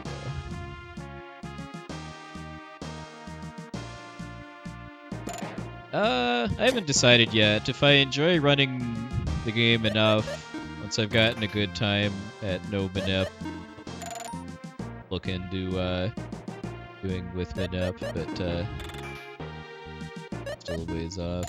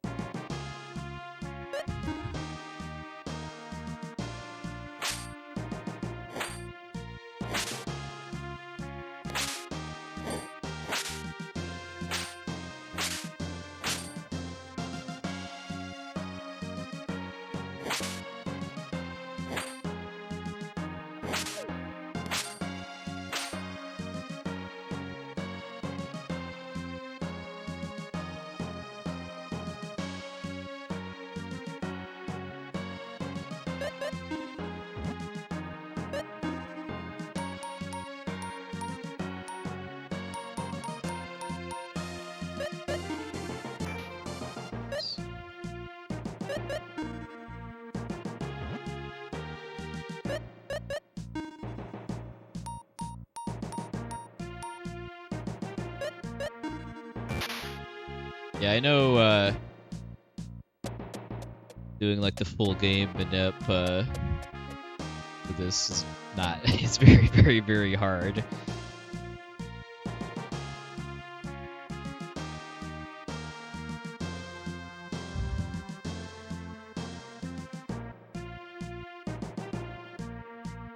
And I'm new enough to running this game that I don't even really know that. I mean, I know roughly how manipulating it works, that it's based on having no save files and then like buffering your text and cutscenes and movement and stuff in certain ways, then also stepping on save points before bosses to reset the RNG. But yeah, I really don't know kind of very specific details on how to do it beyond that.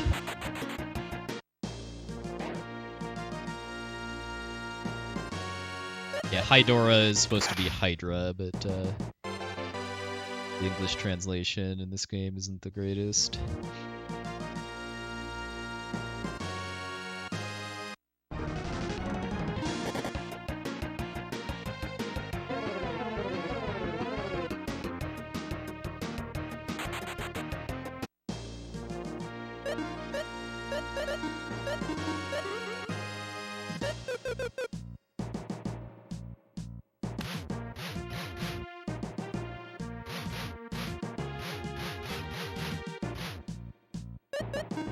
Pulling this up here.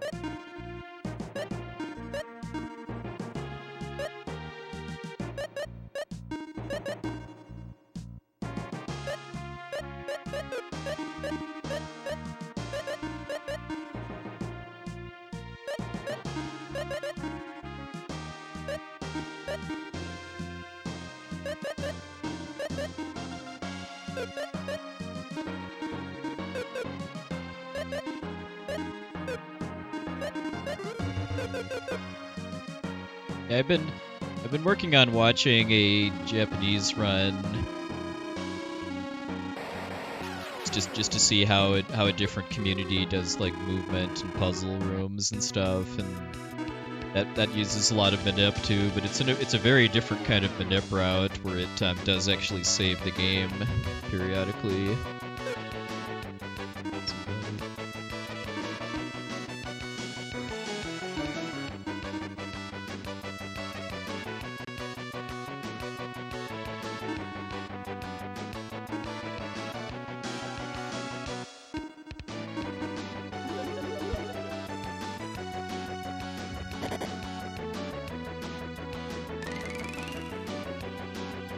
Not a great start.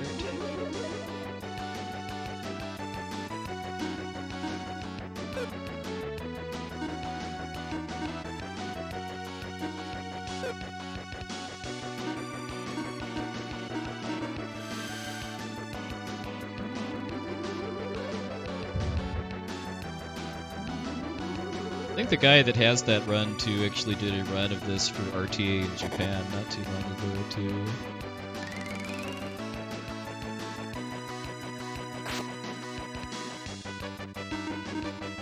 His time is the record for the Japanese versions. I know it's a sub 3 like Western timing. Include the credits, it's like a 306.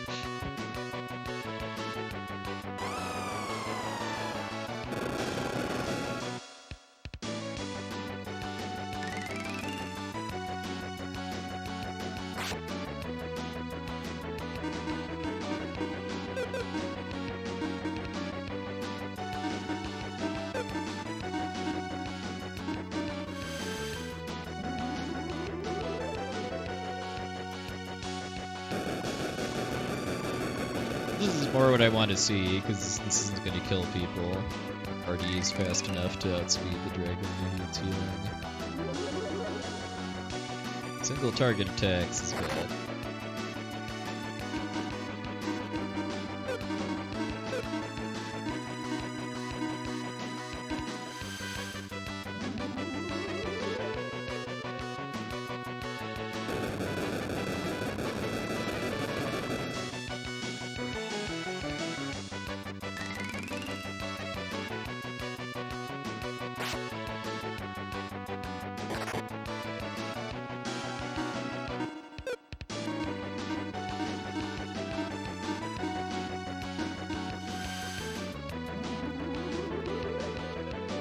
Yeah, the main reason I've been watching the J runs is just to see how a different set of runners does movement and puzzle rooms and stuff.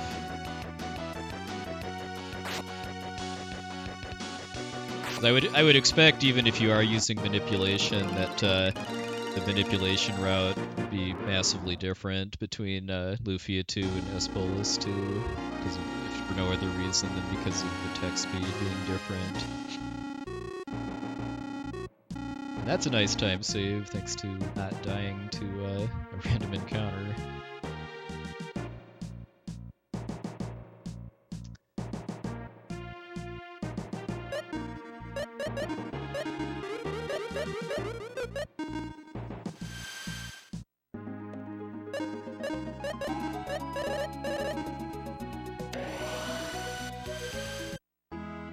Probably would have been closer to 5 minutes if I hadn't struggled a bit with getting around that plant.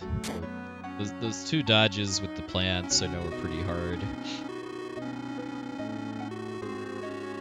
Can't use tool, it's when you're on bridges.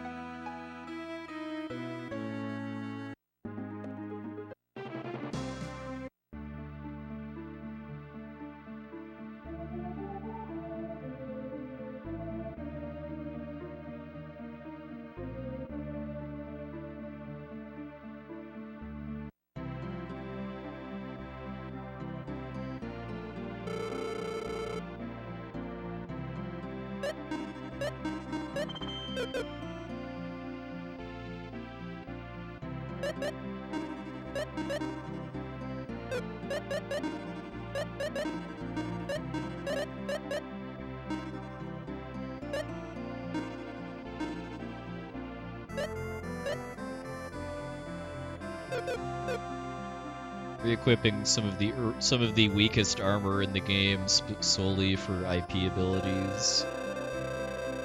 Effective against the next boss, which is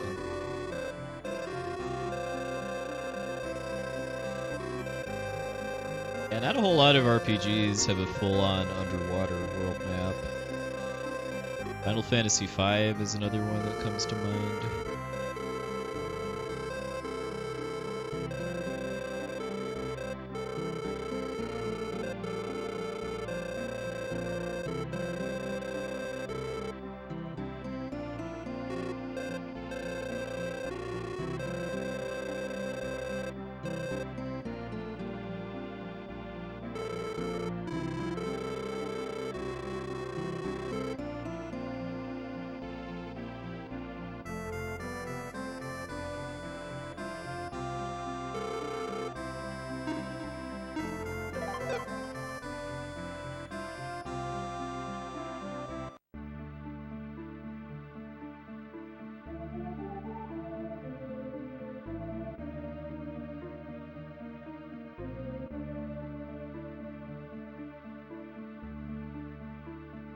But yeah, in general, when I'm working on learning a new run of an RPG, I'm definitely if it's assuming it's a run that I'm not completely routing myself from scratch, that other people have done runs of before, I'm definitely a believer in watching multiple other runs too, not just whatever is the fastest.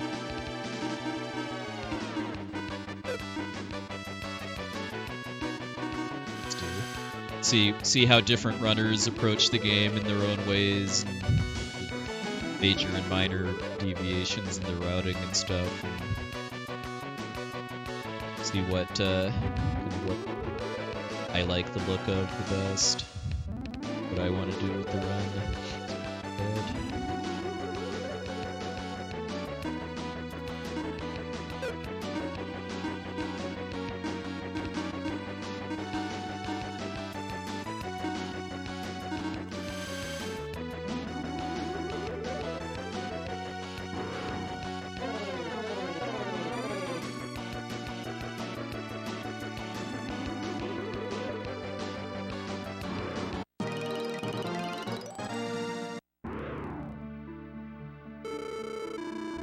Surprised it. Oh yeah, I guess I'm surprised I saved a full minute there, but I think part of that is just getting lost at some point during the overworld travel in my PB.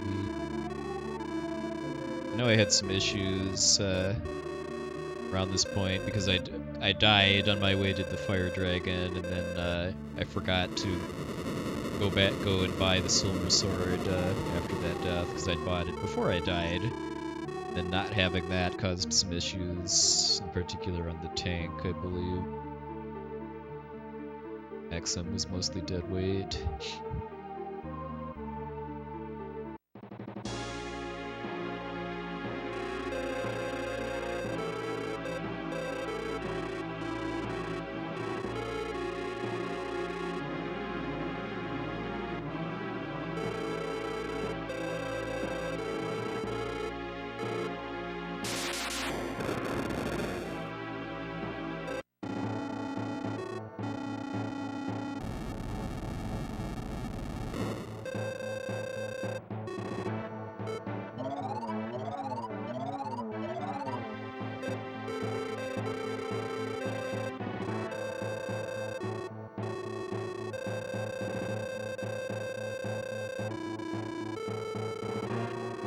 Yep.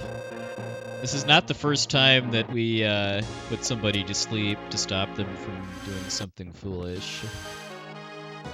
Who likes glitched out tile sets? I don't particularly.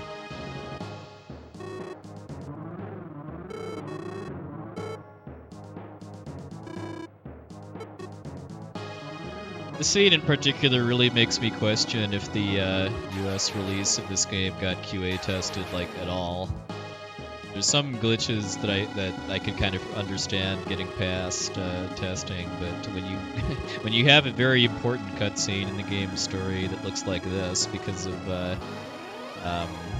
some change made that destroyed the shrine tile set, that's when I start to ask the questions.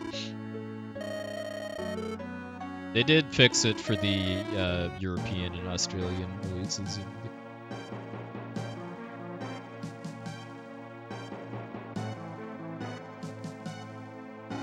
Yeah, because I did a casual playthrough before starting to learn the speedrun using the Lufia bug fix patch, and it was that cutscene definitely had a different feeling to it when you could actually see who you were talking to in the dual blade shrine. Yeah, yeah, Volta's definitely. It's really unfortunate that.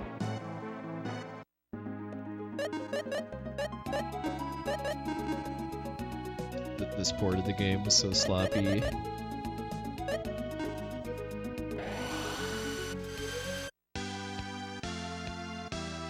Another really noticeable glitch too is the menu equip screen glitch. When you page through, if you use the L and R buttons to page between characters' equip menus, the game doesn't erase the current contents of the menu. That's how you end up with like Roderegger sword or just anything. Whenever you're switching to a character that has a really short bit of equipment, like Rod or something, then it becomes kind of messy.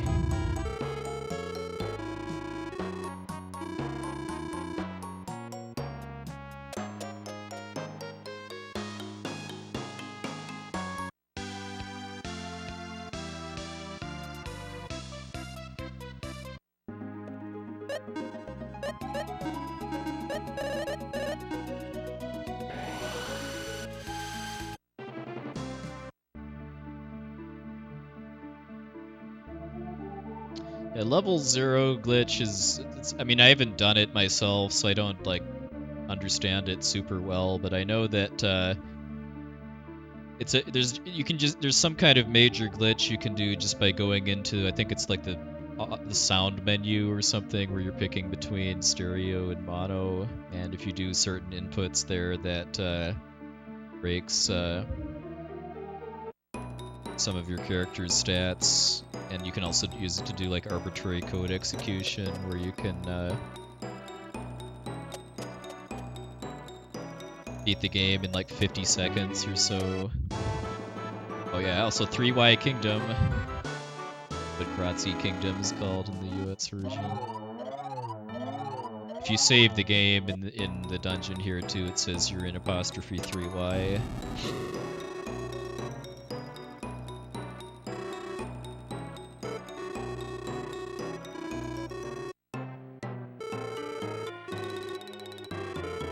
Yeah, you can go out of bounds in a couple maps too. Like in the upcoming dungeon here, there's a skip I'll be doing to get the key faster that involves going out of bounds. Allowed and no major glitches.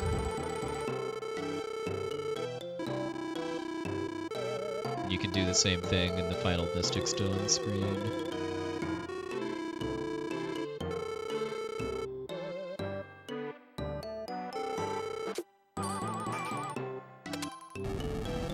But all this kind of stuff is why I say if somebody's wants to play this game nowadays and isn't doing it on an original cartridge, that I would recommend using the Fru Lufia bug fix patch.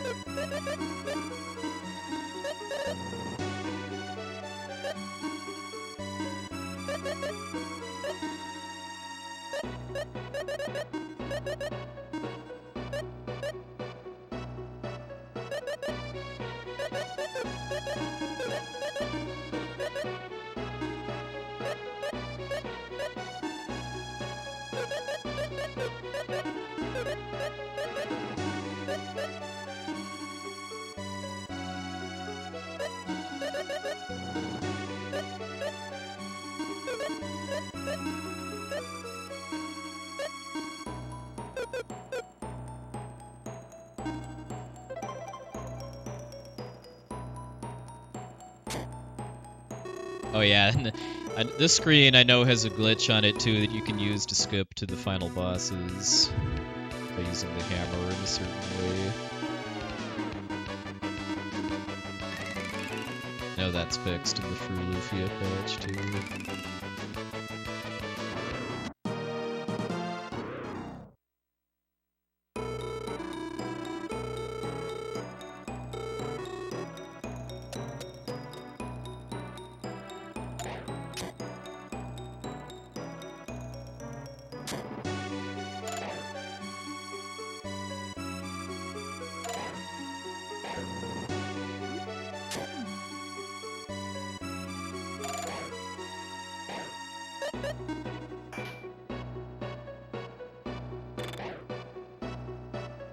Oh, this is where we go out of bounds.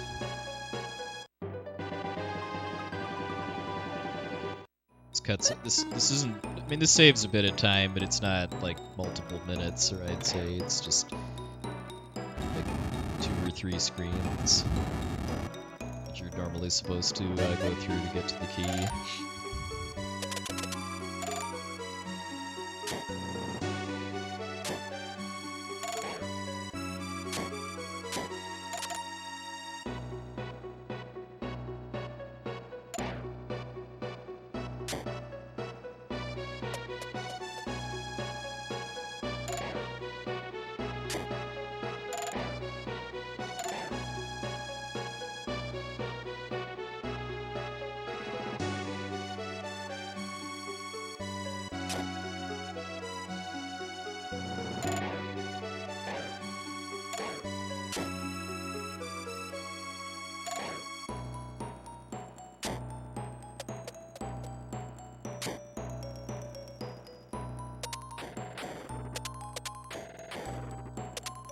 This is a pretty sad puzzle, by the way. It's like it's way too easy for being that late in the game.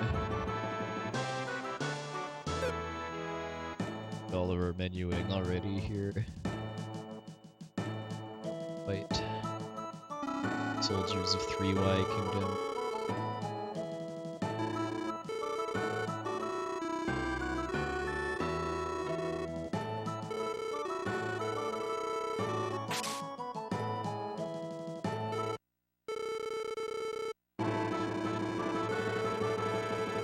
I know I have a lot of time to save on this boss, because not having the silver sword in my PB cost me a fair bit of time.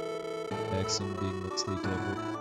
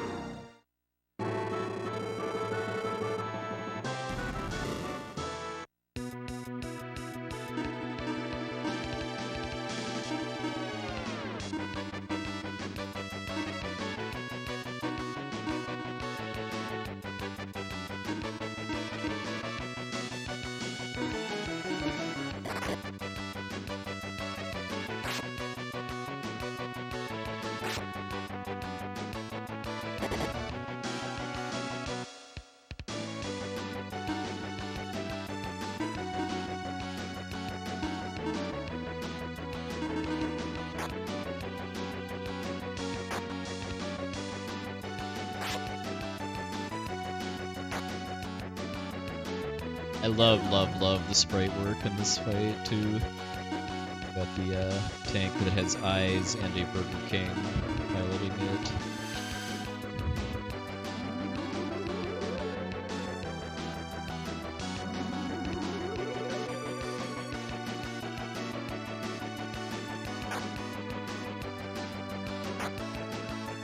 I think one of the attacks it uses I want to defend for because it's going to be bad. It's Missile Blast.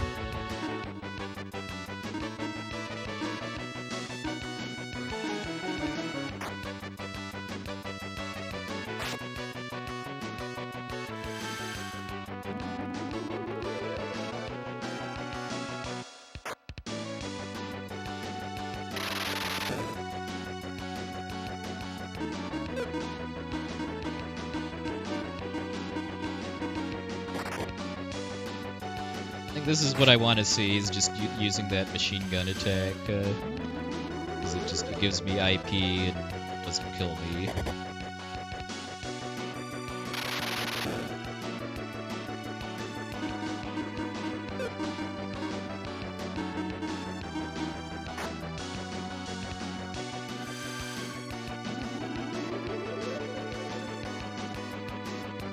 Oh, is that one of the capsule monster caves or something? That's a nice time save. Yeah, I don't ask for a lot, just to give me IP and don't kill me. This cutscene always makes me think that the switch for the self-destruct mechanism for 3Y Kingdom is like where you'd have a garage door opener in a normal house.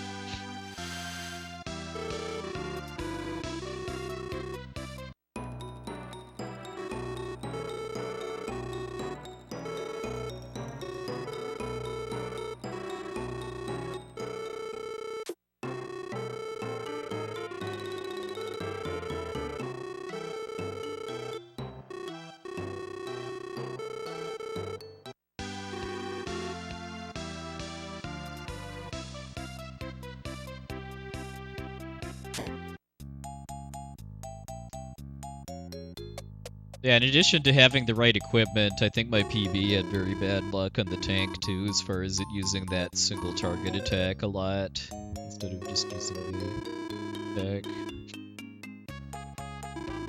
turns in a row.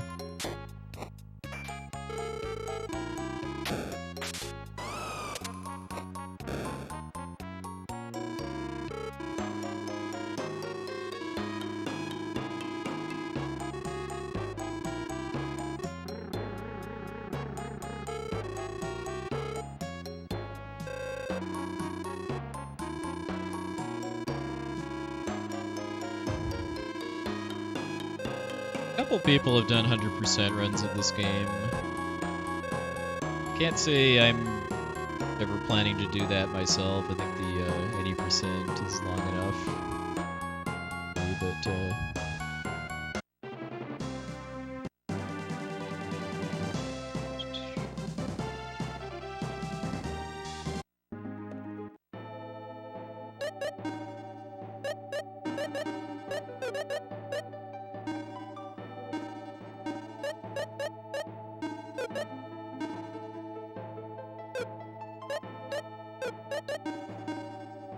I always find the routing really interesting for runs like that, even if I don't myself.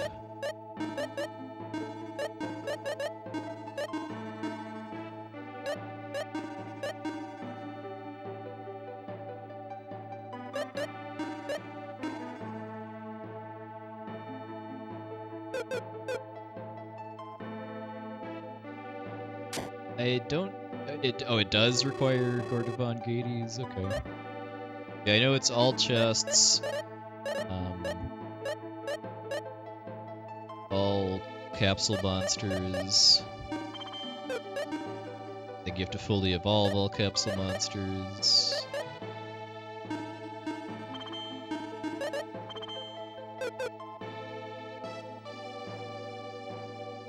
And getting all chests also requires having to beat the ancient cave, because there's 3 chests that you need to have killed the jelly in order to get access to.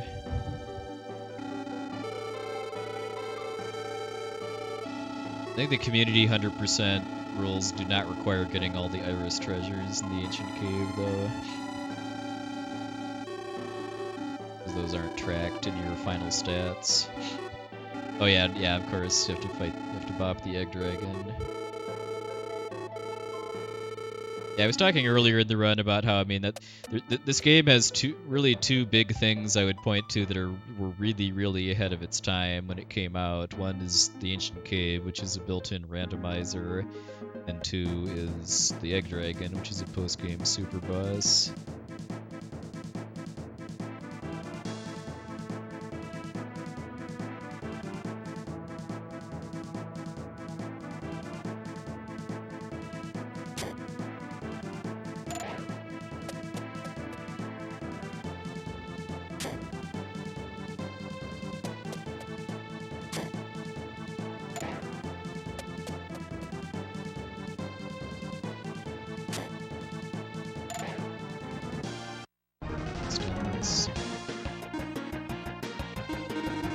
This came out in '96.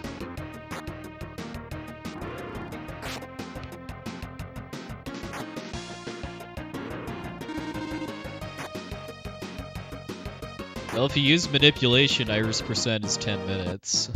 If you don't use manipulation, it's, well, the record, I think, is about 9 hours. I think a typical time is like 20 or so.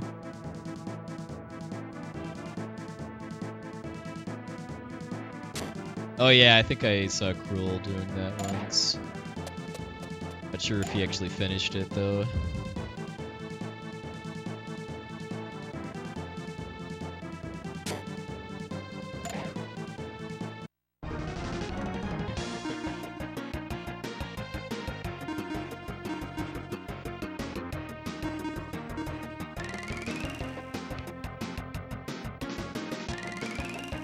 Yeah, the sprite work is so good, especially the Sinistrals too.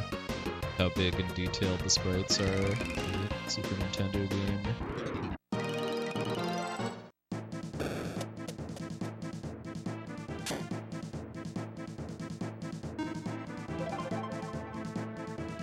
Okay. Fight the gaties.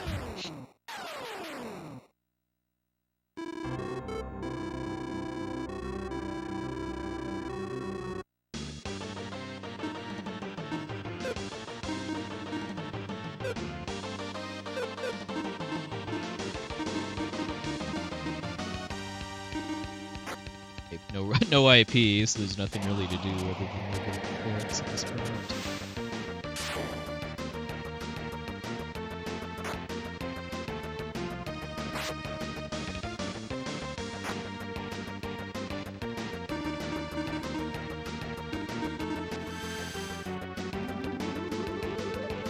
Yeah, really yuck. It's really called 3Y Kingdom in this version, even if you save your game there, it still calls it that in the save file.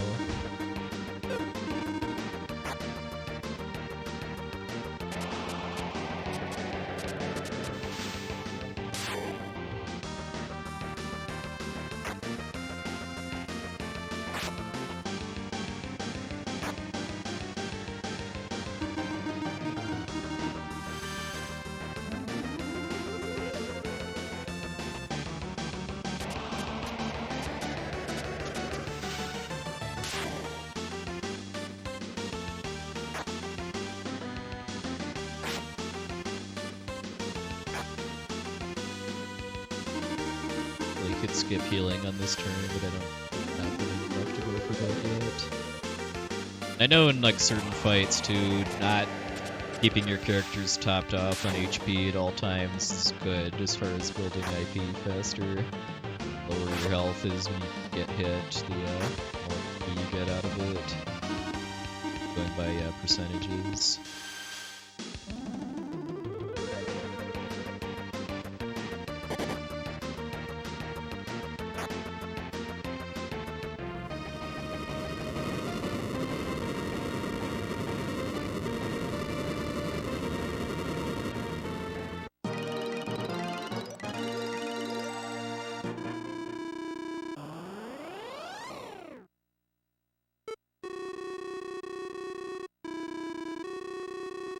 Isn't some of that due to a glitch in the US version too, that either Gades 3 or 4 has incorrect stats?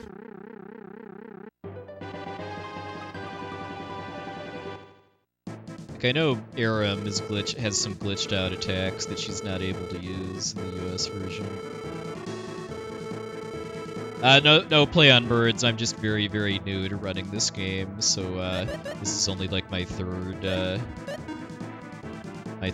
full game run attempt so far. So I'm still just at the point where just making less major mistakes results in getting golds.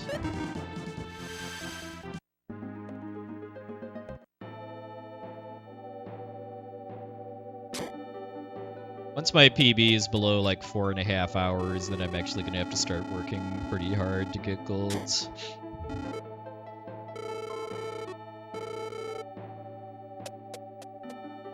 well, maybe not pretty hard, but we're actually working for the golds.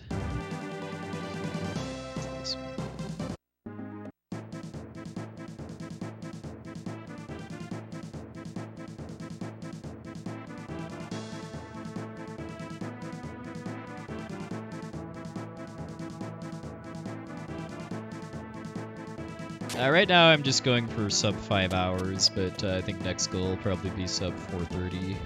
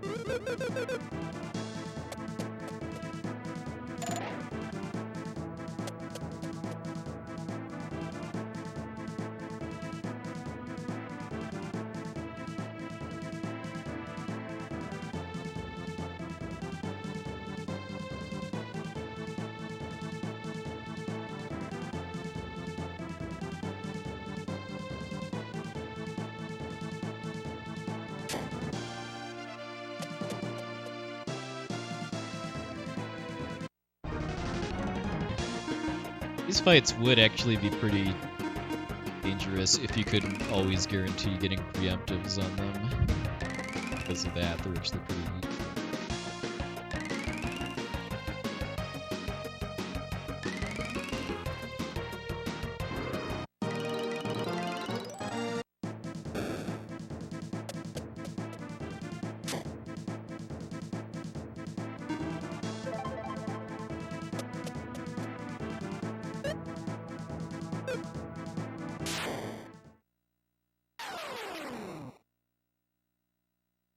A lot of good sprite work in this game. Now that I actually have IP, I can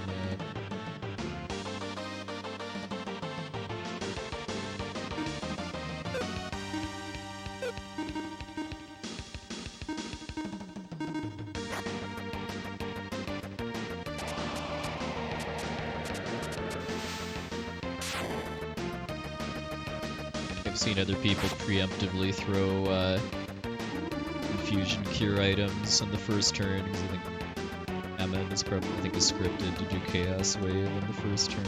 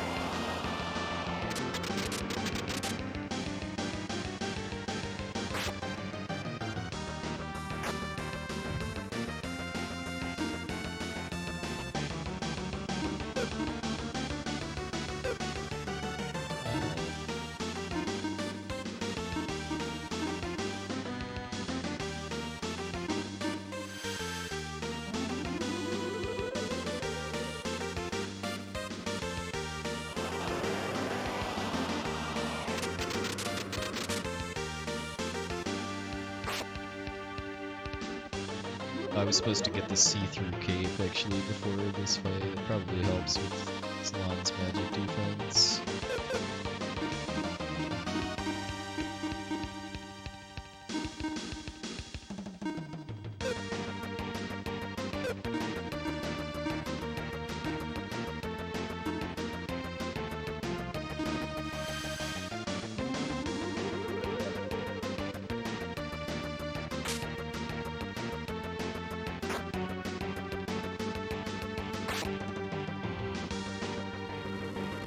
I'm going to skip the split here because I missed a detour I was supposed to make. So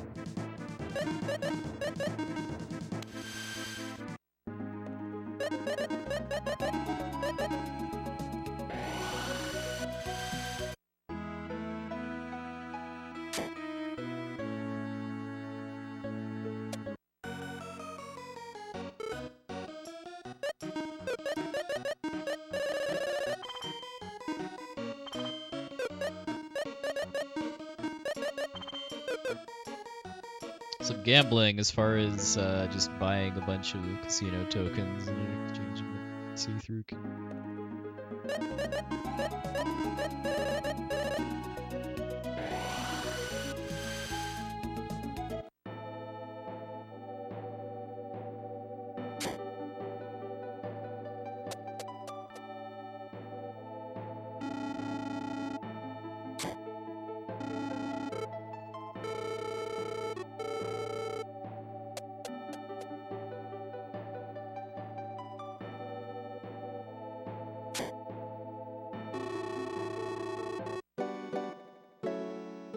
Get a quiet heal after where you go to Doom Island or not. So it'll just be safe.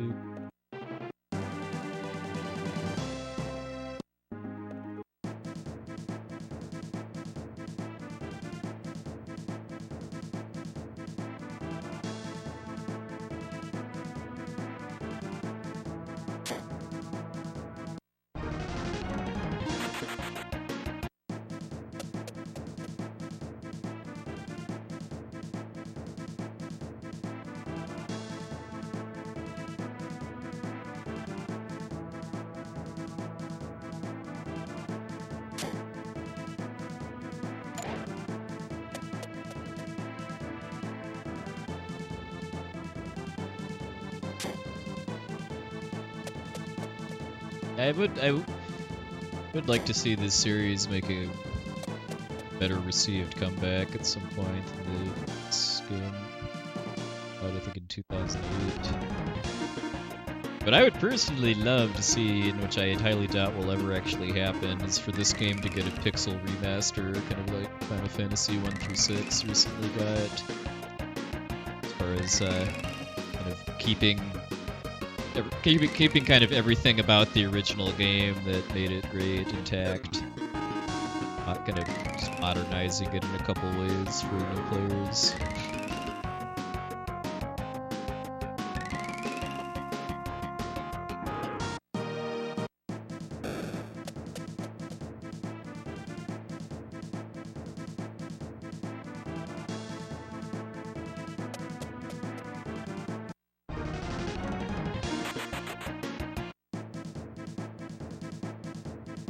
Well, I know that the intellectual property for the Lufia brand is owned by Square Enix. Though the only Lufia game actually published by Square Enix was the GS game.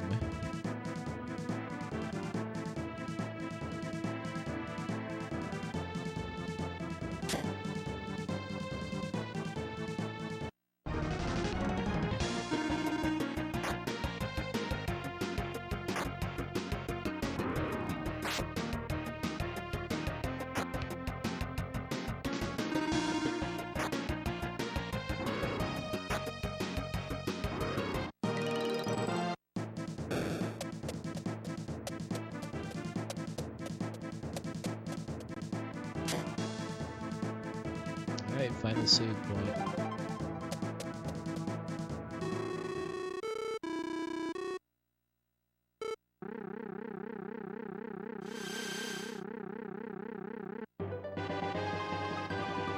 Hey, Eldrick. Hey, welcome in. Thanks for the raid.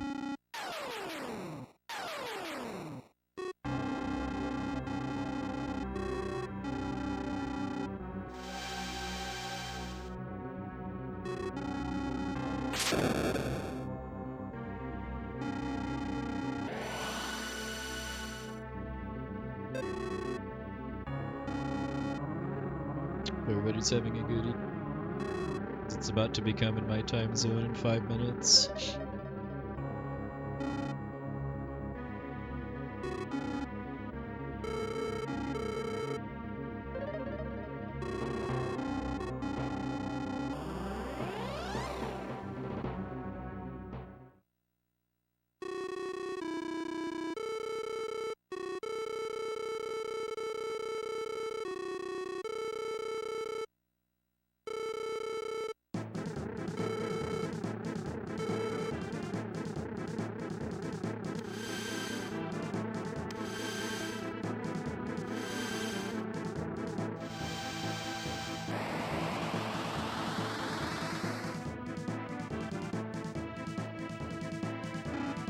Yeah, good thing that Deus and Ammon didn't, like, try to move the island or anything, get out of this trap. I don't really understand kind of why Doom Island is parked where it is at this point, too.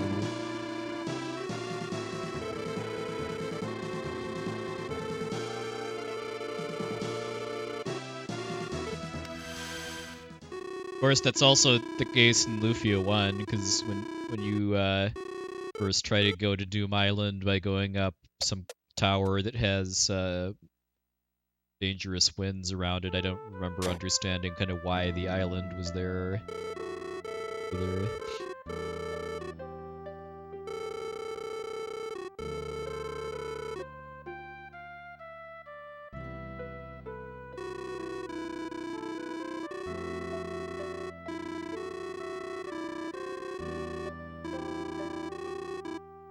So if I don't, assuming I don't die to the Sinistrals, this should definitely be sub 5.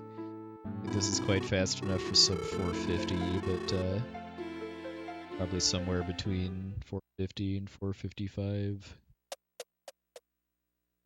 Let's go.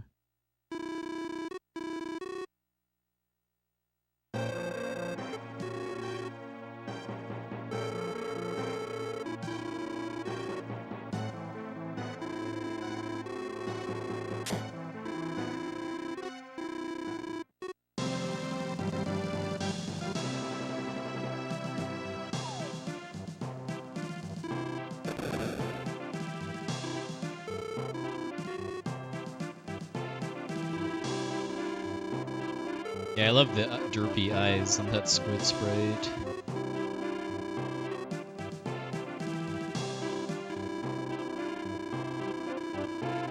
I don't think you see that squid sprite anywhere in the other than here, at least in the base game. Maybe they're in the ancient cave.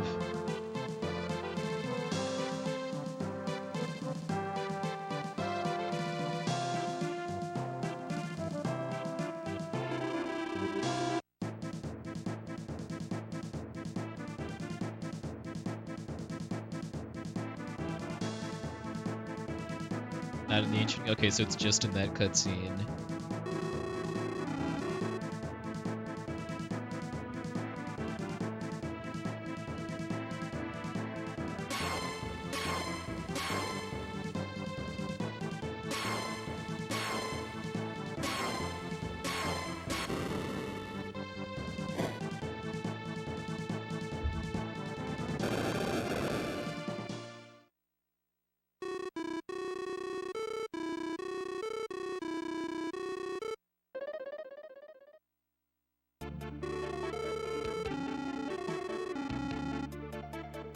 This is where the good music just starts and just doesn't stop until...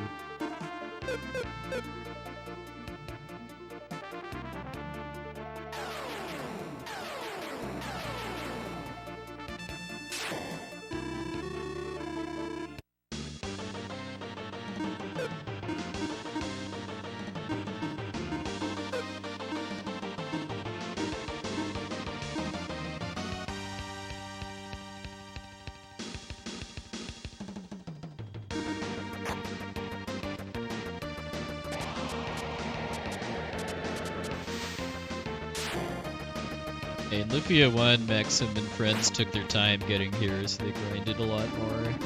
But to level 80 or whatever they're at in the prologue of Lufia 1.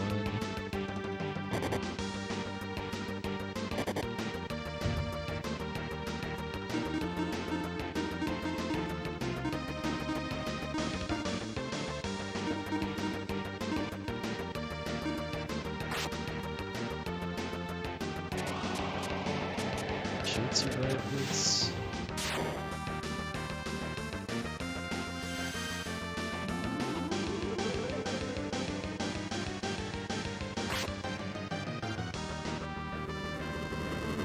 Yeah, like Volta said earlier, every fight with Gades gets progressively easier.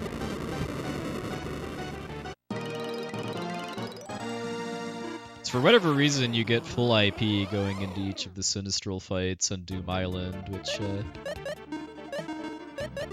certainly makes them easier.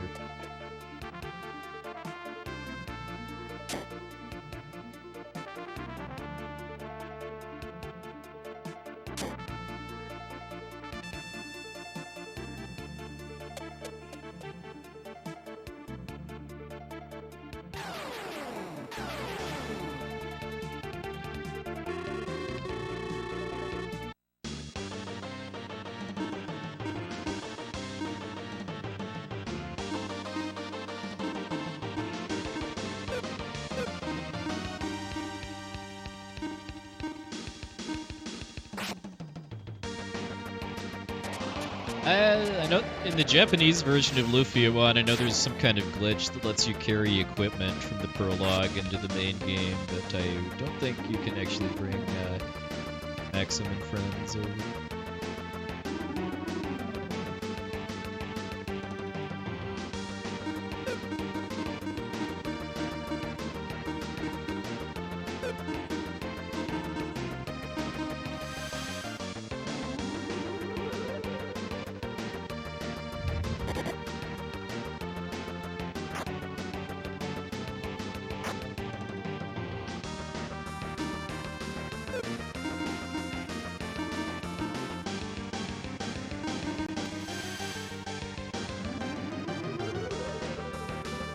Don't do that again.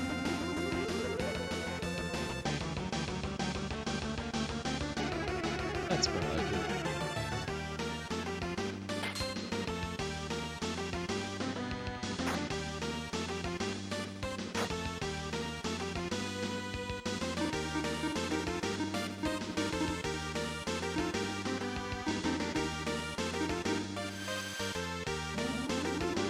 I like how the progression of healing spells to strong, stronger, and then instead of strongest, it's champion.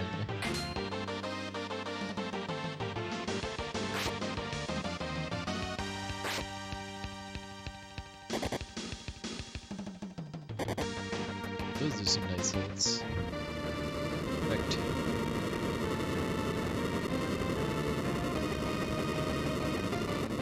Time gizmo. Phoenix, I think, is an IP ability, but yeah, Valor is the level 2 revival spell.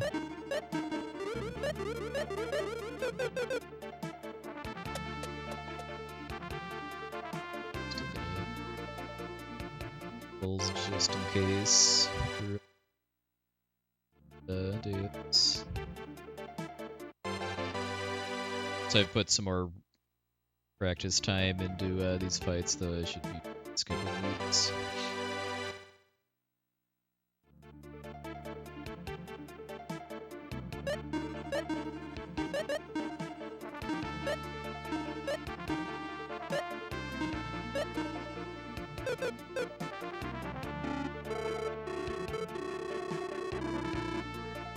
Yeah, Valor is a heal spell too, like in Ancient Cave runs. It's a really nice find. It's because you can make it a full party heal in addition to a revive spell, but it costs a lot of MP.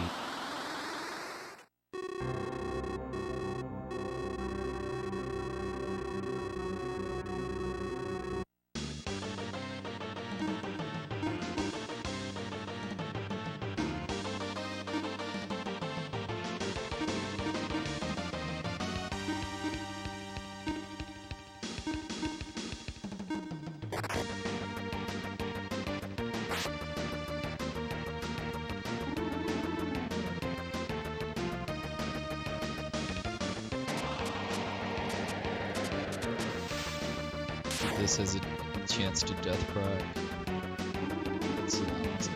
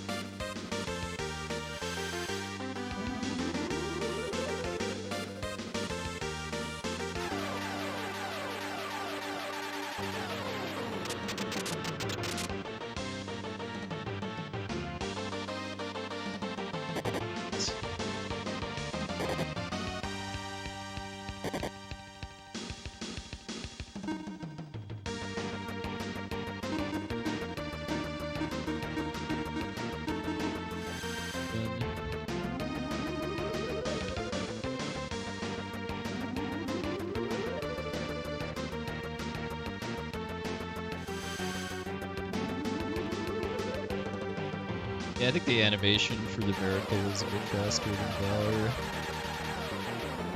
Right now, I want to save the Miracles for if I actually need them. Deja vu.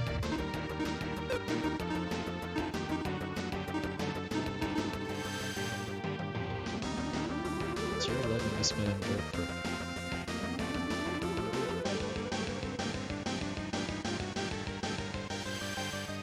Put guy where Maxim is. Yeah, I'm noticing that. It's doing way more damage to Maxim for some reason.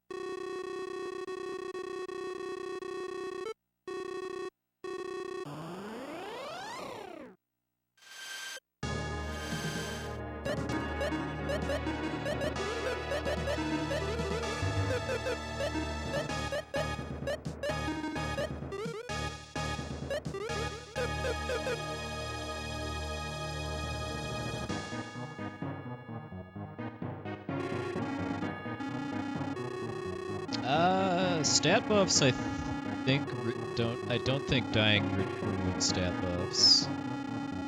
Like Berserker or Rick. Could be wrong though.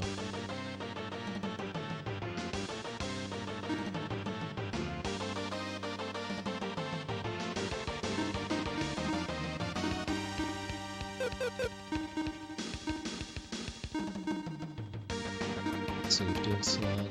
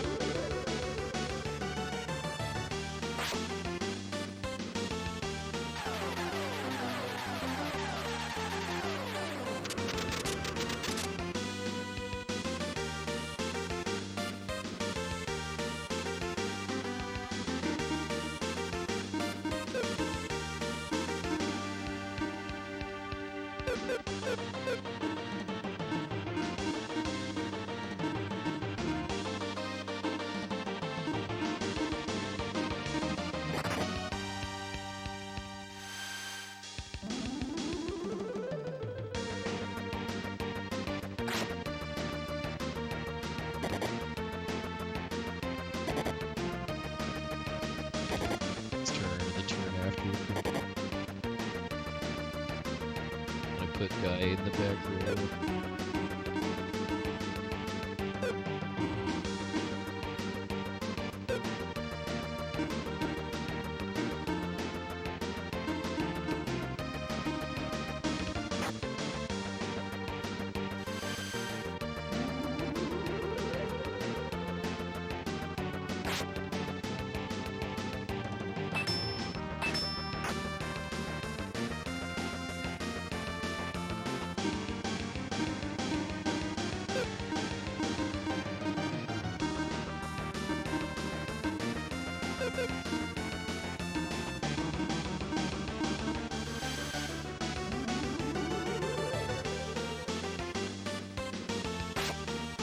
That poisoning is wasting bits of time from the dialogue.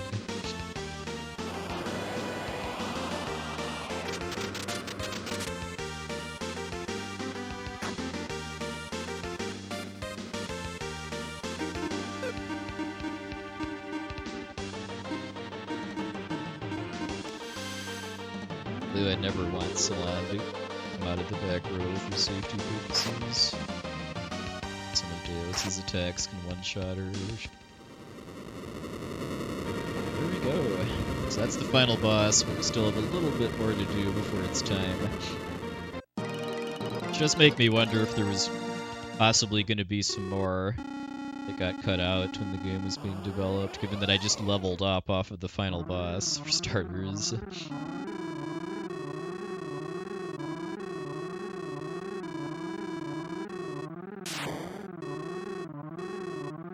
After this set of cutscenes here, we get to hear some of the most epicness in the soundtrack to that called For the Savior.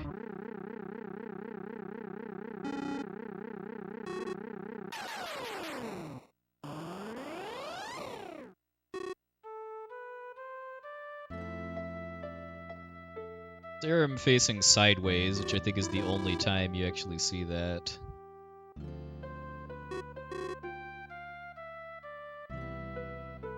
That's probably why she looks different.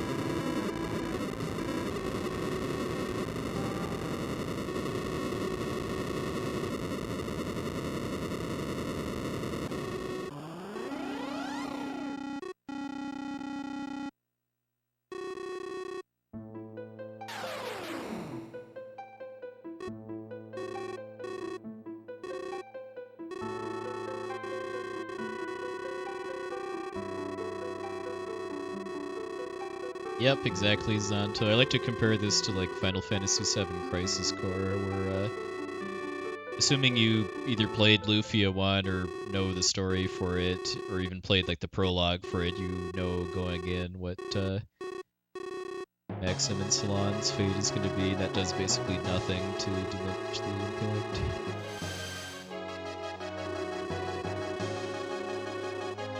Good guys.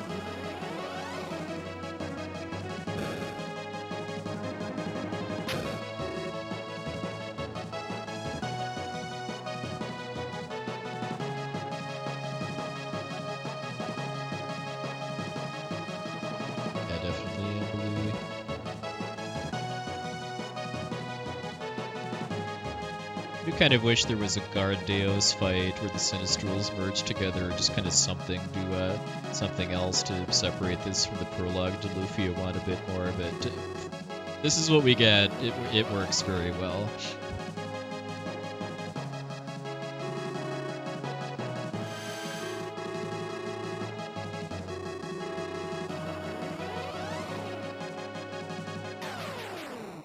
All right, 456. Sub 5. No thanks to the gargoyles, although that's something I can improve on next time by redoing my equipment routing a bit so that Maxim can throw a terror ball before the gargoyles attack, along with Lexus.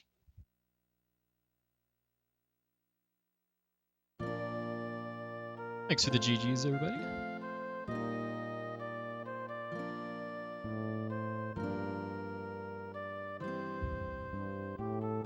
And a little detail that I feel adds a little impact too is that you see it because before you break the first 2 Mystic Stones, there's frames for where the doors appear to go to the next section, and there's a closed door frame on the 3rd section before the last stone too, which kind of gives you a little hope that you might escape if you know the story of Lufia 1. But who knows? Maybe that was something that was going to be added to the game and then didn't because of issues or something. I do know that that's something that the DS remake does differently, though. I think if you finish a New Game Plus playthrough, you can get a happier ending.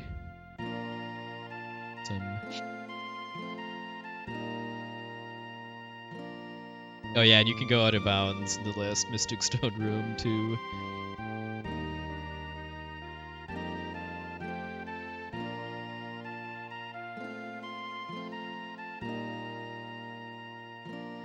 Alright, thanks for stopping by, Emily. Have yourself a good night and a good week to come.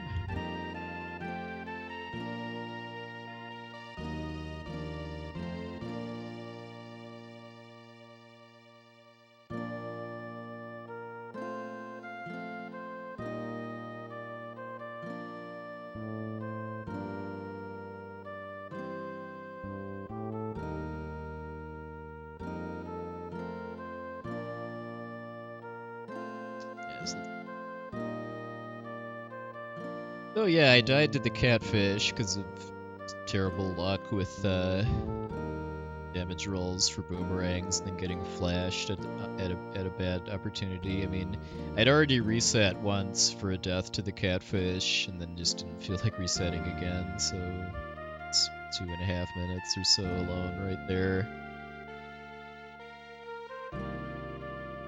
I had kind of a weird Regal Goblin was... It started out pretty well. I got about a 4-turn sleep lock or so before started summoning companions a lot.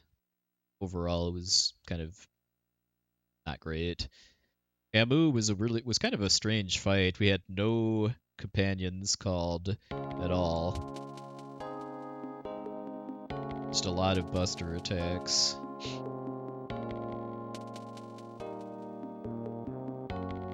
Yeah, and because of that, I got to go into the Tarantula fight with Guy having full IP, so that was pretty good. I mean, it could have gone better if the Tarantula had punched Guy once instead of somebody else, so he could have done his IP attack a second time. Saved some... The next half hour or so of the run, it's all time saves, just from slightly better... and avoiding encounters and stuff. Nothing really super huge. Some just more optimized menuing that I'd worked on earlier today too, like especially for the shopping sequence before Cave Bridge.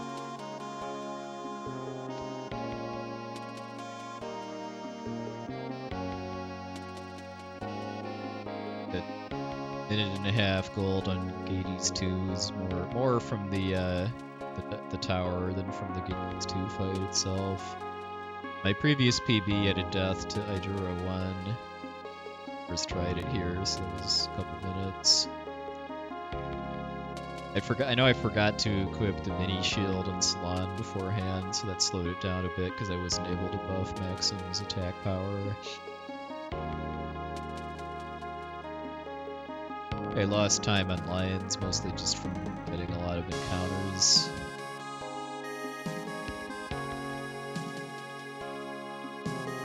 Sounds like there's some other strats I need to look into as far as using sleep balls on Idura 2 and 3 and Flower.